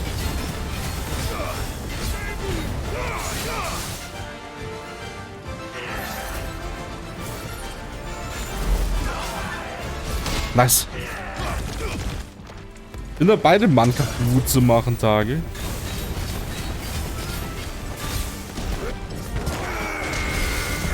Dann kommst du bei der Faust nicht.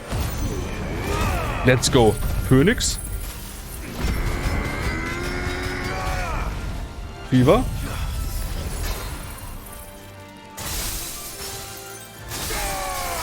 Dann nochmal hier.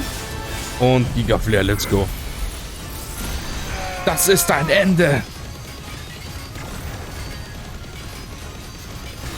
Und weil wir es können, piss dich nochmal. Da ist mir eine Chance. Bumm. Und dann nochmal. 69k Damage, perfekt. Ich habe ihn gefickt.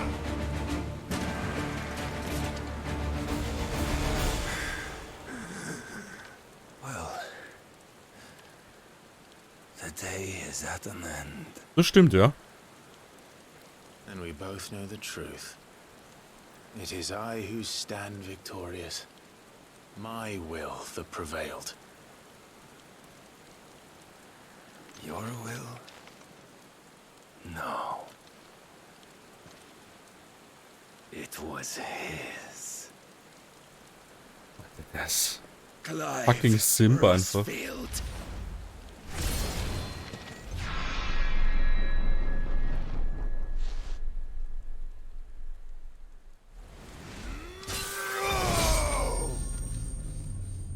Oh.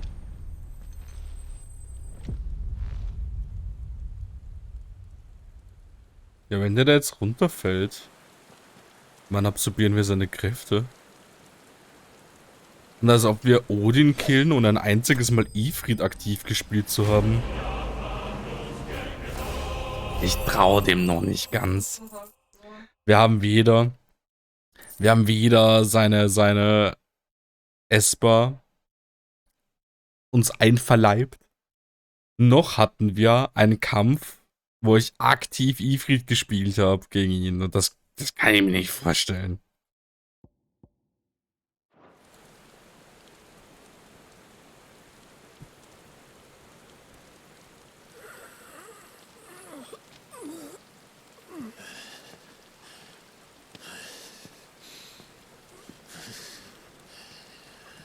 Lass mich raten, es kommt Ultima und rettet Barnabas. Weißt du, Wilfos, du bist doch nicht bereit. Perhaps there is strength in will. Would that I had not relinquished my own.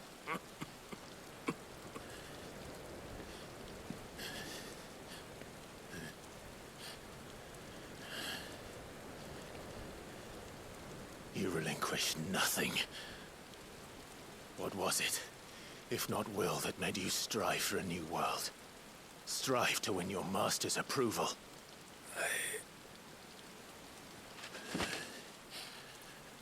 Wo ist Clive? Noms? You were shown a fantasy. Guten Hunger. And you chose to believe it. But you were wrong. There is no world, but the one we live in. And that world is worth saving. Even if it means killing a god.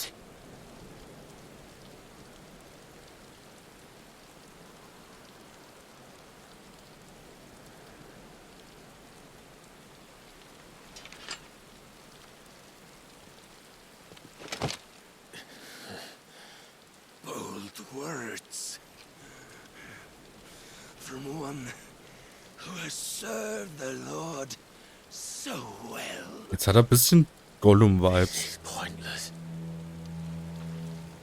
Sie haben dem Herrn gedient. But I almost forgot. I promised that I would make you presentable. Ach, gibt er uns jetzt die Kräfte, obwohl wir sie gar nicht wollen? Ja.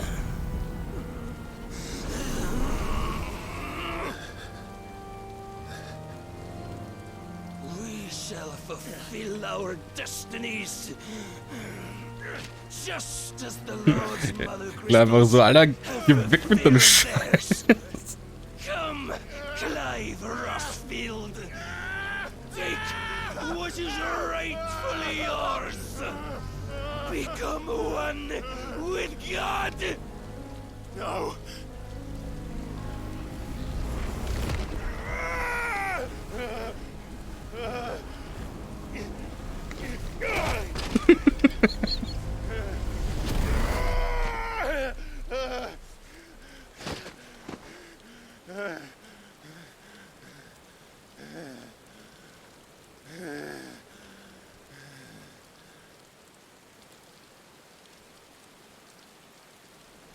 At long last, salvation.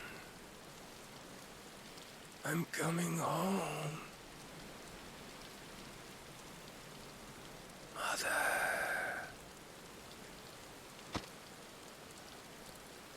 Aber ich muss noch immer sagen, dadurch, dass wir Leviathan confirmed gekriegt haben in der Lore an sich, ich hoffe, wir sehen irgendwann noch Leviathan. Vielleicht jetzt nicht im Main Game, aber vielleicht in der DLC oder so. Weil das wäre ein FF16 ein hardcore-epischer Fight gegen Leviathan auf so einem Boot oder so.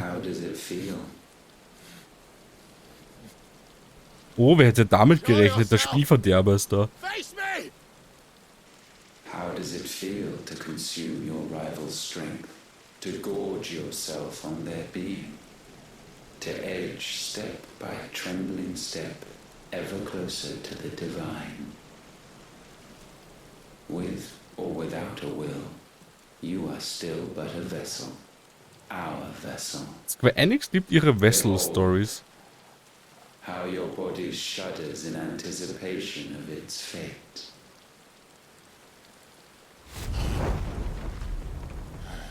Ja, und das Rot-Schwarze von Odin steht Clive sehr gut da, muss man sagen, an der Stelle. Oh, it's not yours yet. No. Come then, O wayward child. We shall await you upon the back of the first worm.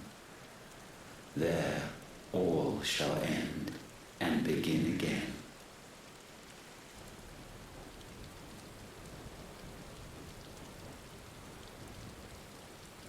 Ich habe das Gefühl, im nächsten Stream, wenn nicht zu viele Sidequests sind, könnte ich das Game durchspielen. Wirkt zumindest so.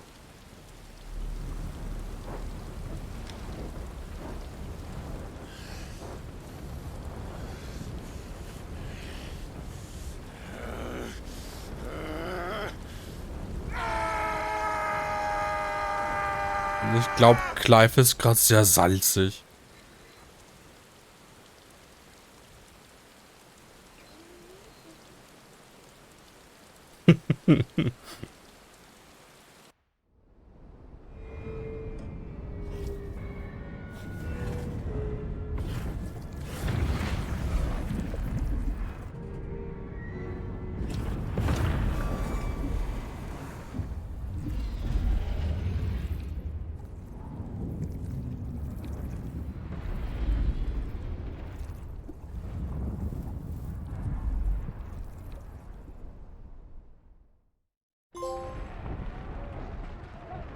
Währenddessen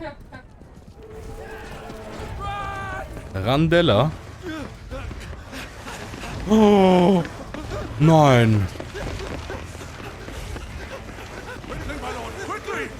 Schnell, Byron, bitte.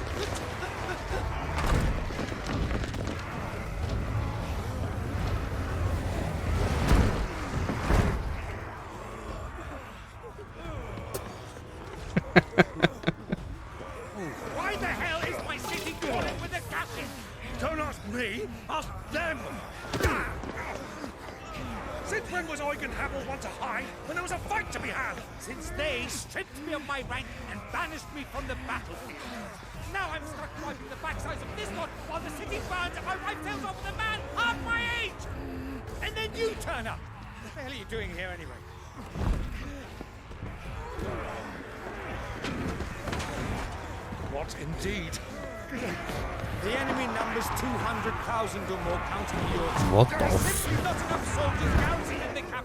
to repel an army of that size. Then what of the central keep? Held by a contingent of soldiers and bearers from the surrounding boroughs. They are the sole reason it still stands. And all it took was an army on their doorstep to bring them together. Im Hintergrund läuft gerade eine sehr langsame Version von diesem Titan Lost Film. what we've lacked all along.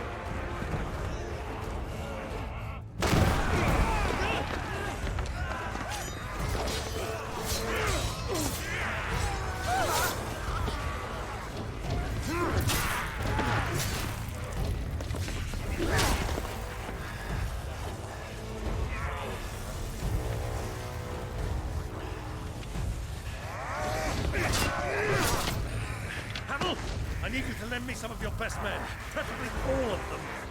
My best men? Does it look like I'm anymore?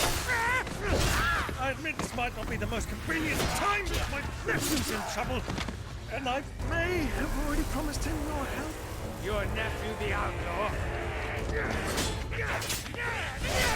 My soldiers have better things to do than die for nothing. Then you and he are of the same mind. Clive fights for the opposite. He fights for a world in which they shouldn't have to live and die for nothing. And he fights today to give us all a chance of a better tomorrow. Be that as it may, a handful of men cannot stand against the kingdom.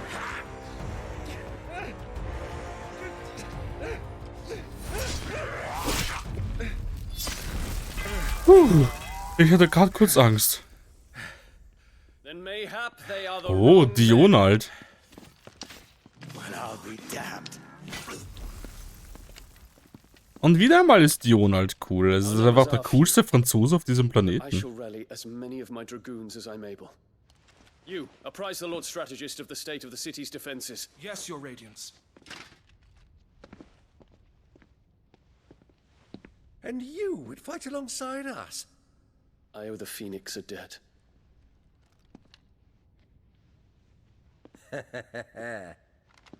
Does this vouch for my nephews? Aye, but I still have my doubts about you. Which we can discuss later. Indeed.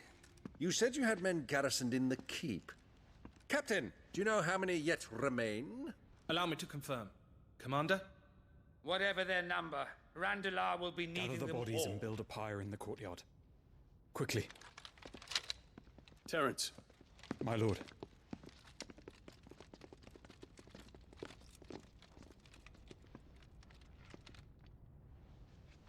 You will find a girl there.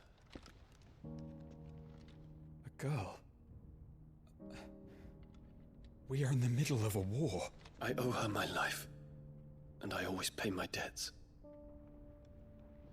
You are to see Macht that she jetzt is Tränke, provided for, Tinkturen, Mädchen. Dion, I cannot leave. but you shall. If I am ever to be worthy of the forgiveness of our people, then I must earn it. And I must earn it by my hand, and my hand alone. Know that I do not ask this lightly. And know that I will do it.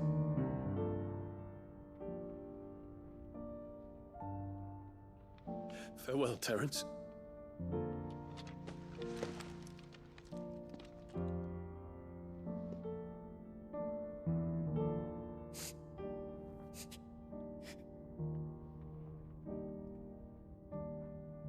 Farewell, my prince.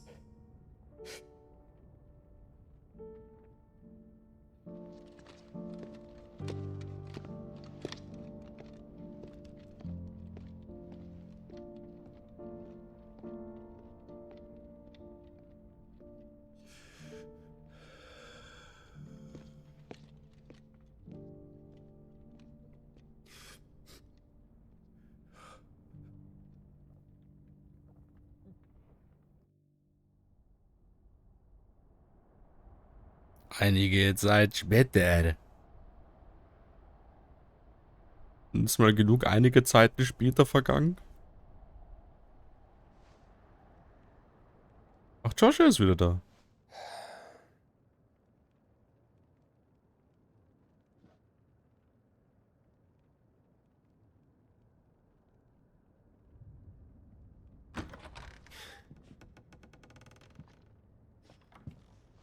Clive! Thank fuck. You alright? I am. But But I'm a damn sight better for seeing you, Joshua. And Barnabas. The king is dead.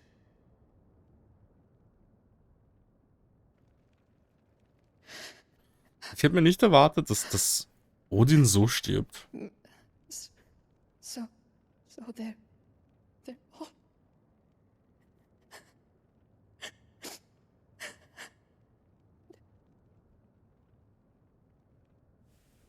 Ich muss sagen, ich hätte erwartet, dass der Odin-Fight heftiger wird.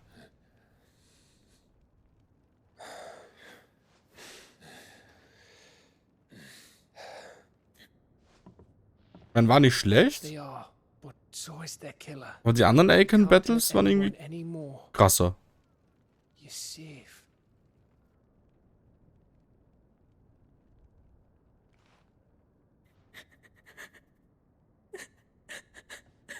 Tagli, ist das eigentlich eine Tagel-Waifu?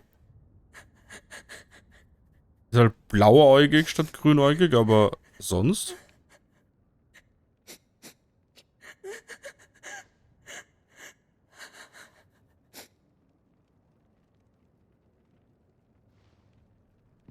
Gav, we need to talk.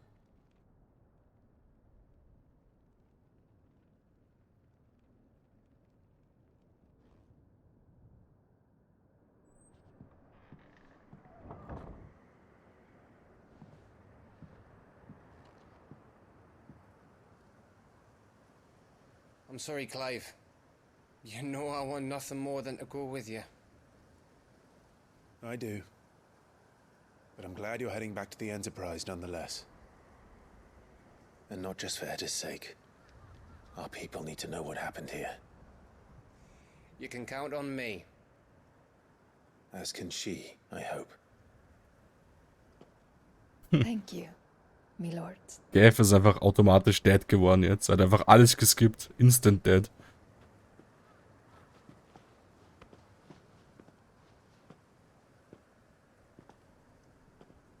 Das kann eine Weile dauern. I think that was wise. Wiser than leaving a woman with child alone in the Deadlands. Ich würde sagen, Joshua, was willst du sonst machen? Die Schwangere alleine da lassen, oder was? For now, at least. Sadly she is? Meinst du mit sadly she is a Tagel-Waifu, oder was? Oder sadly she's pregnant? Run with Akashic. The king himself was long turned, albeit by choice, all to serve Ultima in his damnable quest to forge the perfect vessel. The chaos Barnabas wreaked upon nation after nation. How many were killed for this? He didn't consider it killing, or a mercy of sorts, a way to end their suffering. He truly wanted to save mankind, and ultimately used that. Ich habe nicht gewusst, dass jetzt eine Dreiviertelstunde Cutscenes kommt. But why us? What are we? What are we? We are dominance. That is our fate. But that doesn't mean we have to accept it, which is why we fight. For the right to deny it. Is that not so? It is. For our sins.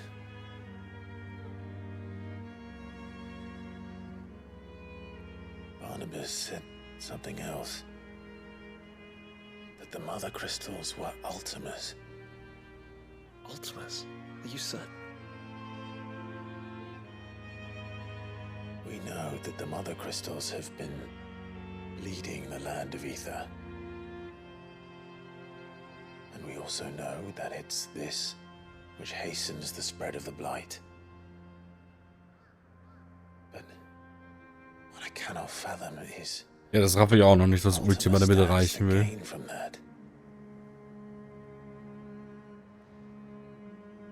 What did you find at the stronghold? The truth about Ultima's prize. For so long, I believed it to be you, and you alone.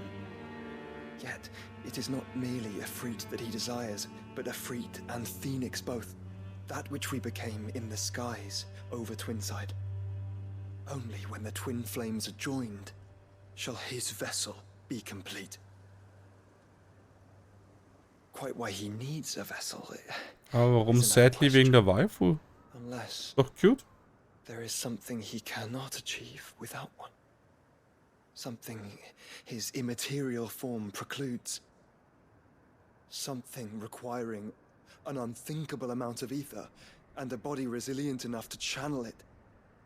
If I did not know better, brother, I would think that he meant to cast a spell. A spell 1,000 years in the making. A spell to end all spells.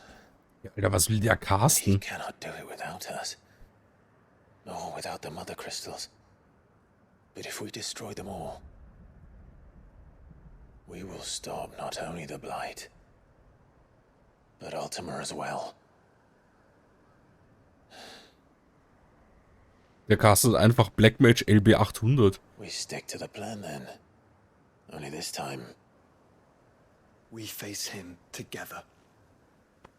Aber bitte nicht verschmelzen, wenn ihr jetzt schon festgestellt habt, dass ihr das nicht machen solltet, ja? Let's not keep Ultima waiting.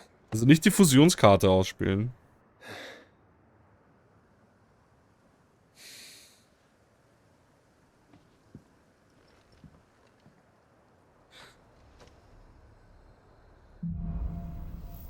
Brüder.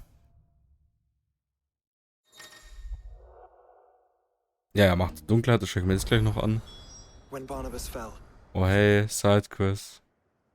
Obviously machen wir die jetzt nicht mehr. Wir machen jetzt auch keine Mainquest mehr. Wir gehen ins Versteck. Dann mache ich auch die Karte auf und kurz wahrscheinlich für 30 Sidequests wieder. Nee, noch nie. Okay. So, zuerst schauen wir zu unserem Lieblingsalten Sack.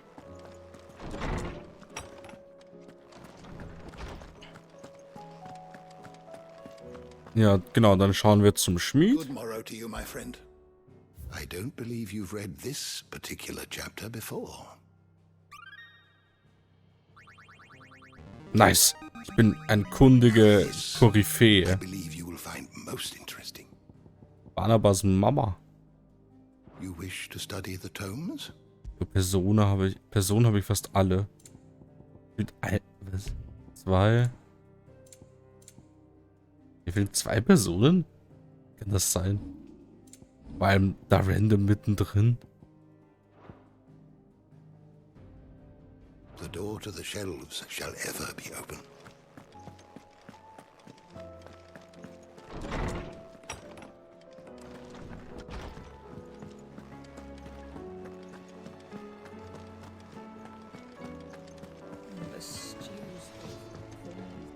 Trouble with your gear, or so will it be?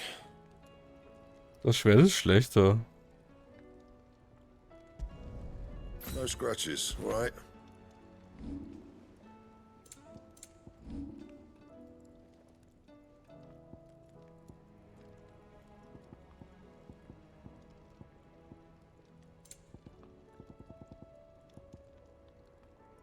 Anything else?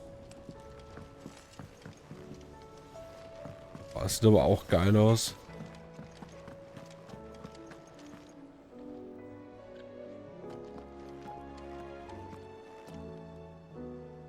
Hier ist ein cooles Schwert, aber es ist schlechter. Und das andere ist auch cool.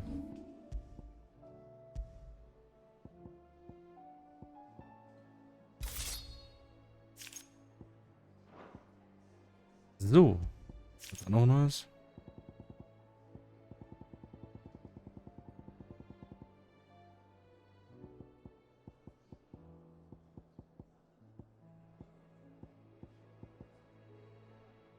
Gut, Eisstuff halt. So. Fertigkeiten. Odin gegessen. Ah, Odin hat so ein Purple. Was haben wir da? Klinge der Dunkelheit. Tauschekleibs ausgerüstete Waffe gegen Odins Schwert. Was? Yeah. Dann habe ich Gungnir. Yo, what the fuck? Das sieht so heftig aus. Das ist einfach wie Clouds Schwertsturm. Gang.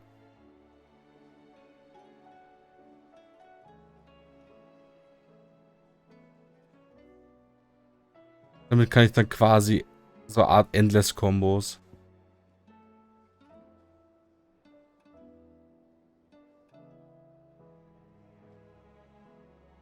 Also im Endeffekt geht es eigentlich nur darum, dass man mit allen Skills die Zantezuken-Leiste füllen will, damit man halt dann heftiges Zantezuken macht. Verstehe.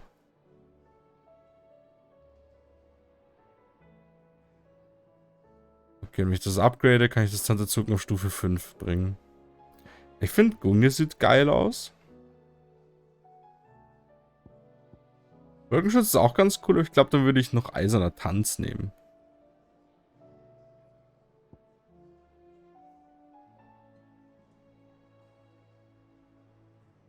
Schon auch heftig. Aber was ist, wenn ich Gungnir verbessere? Geschwindigkeit. Ja, let's go.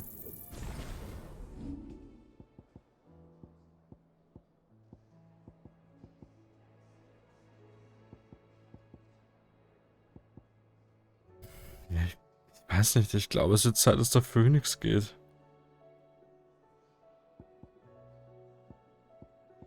Fatale Umarmung ist zu gut. Einen Dash habe ich in jede Richtung und ich habe noch einen zweiten Dash, der auch ähnlich funktioniert, also...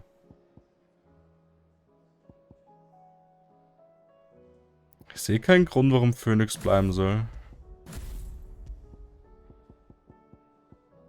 Sadly. Aber hey, hat lang gehalten.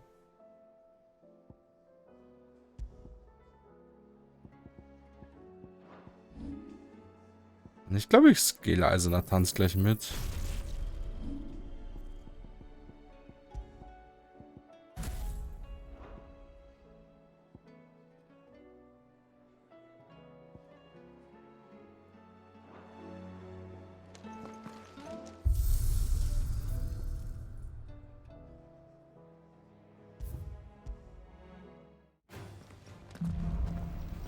So, zeig mal ganz kurz her.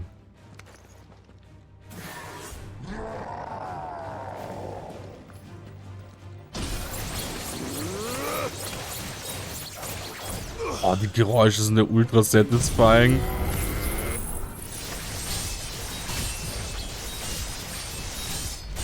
Jo. Okay. So. Wenn ich jetzt 4 gedrückt halte? Nee, ja.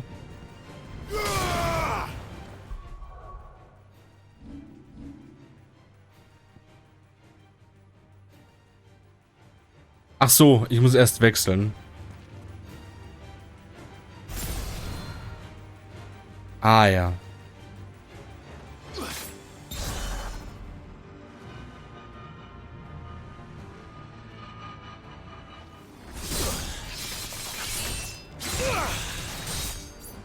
Okay.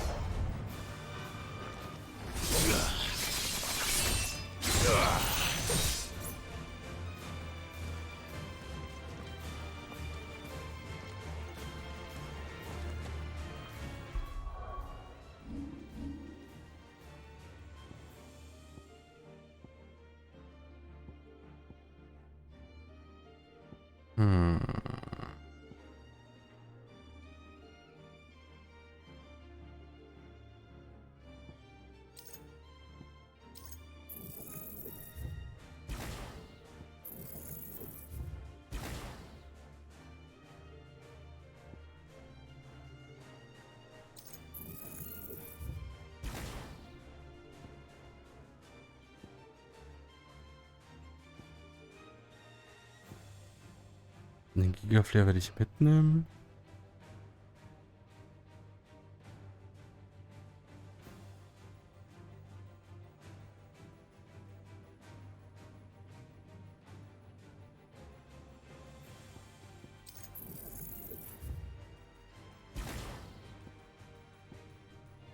Aber ich hätte doch irgendwie auf 5K kommen.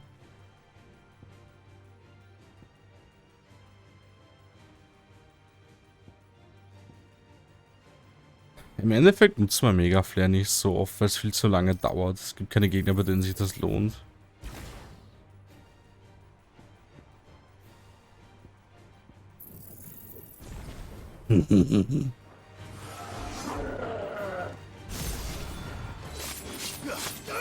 Aber normale Kombos spielen sie eigentlich auch ganz schön gut auf.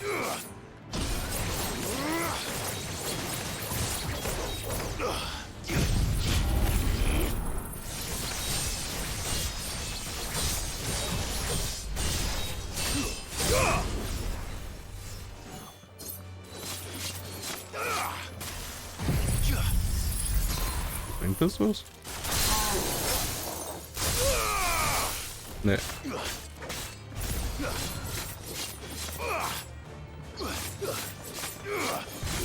So, auf 5, let's go. Yo, what the?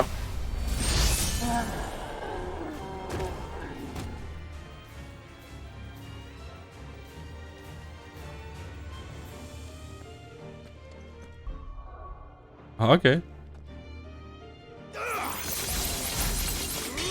Oh. Ganz quasi.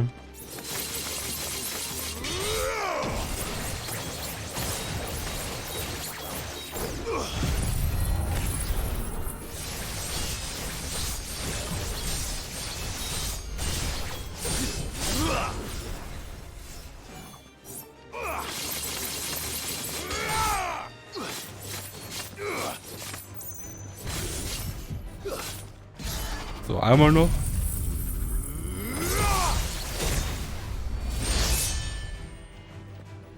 Das ist einfach zu gut. Okay, du.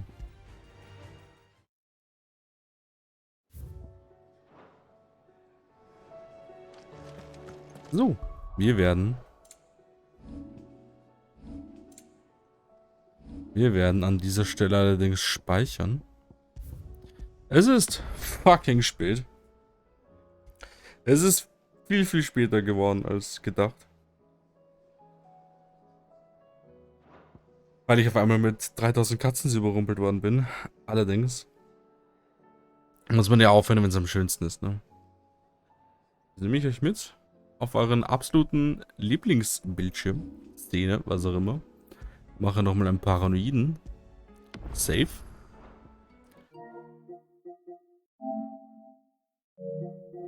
Mach meine PS5 auch gleich aus. Und sage an dieser Stelle, Leute, es hat mega viel Bock gemacht. Es ist ein bisschen länger geworden. Wir sehen uns frühestens Sonntag wieder. Bei mir. Frühestens. Oder maybe bei der Karte morgen. Ihr könnt euch vielleicht drauf einstellen, vielleicht kommt was bei der Karte morgen. Und ja, ich bedanke mich an der Stelle wie immer fürs Zusehen. Ich hoffe, ihr hattet eine Menge Spaß. Geht auch am besten schlafen, es ist spät, Leute. Und ja, gute Nacht euch. Schlaft gut, bis zum nächsten Mal. See you, ciao, ciao. Mau, mau.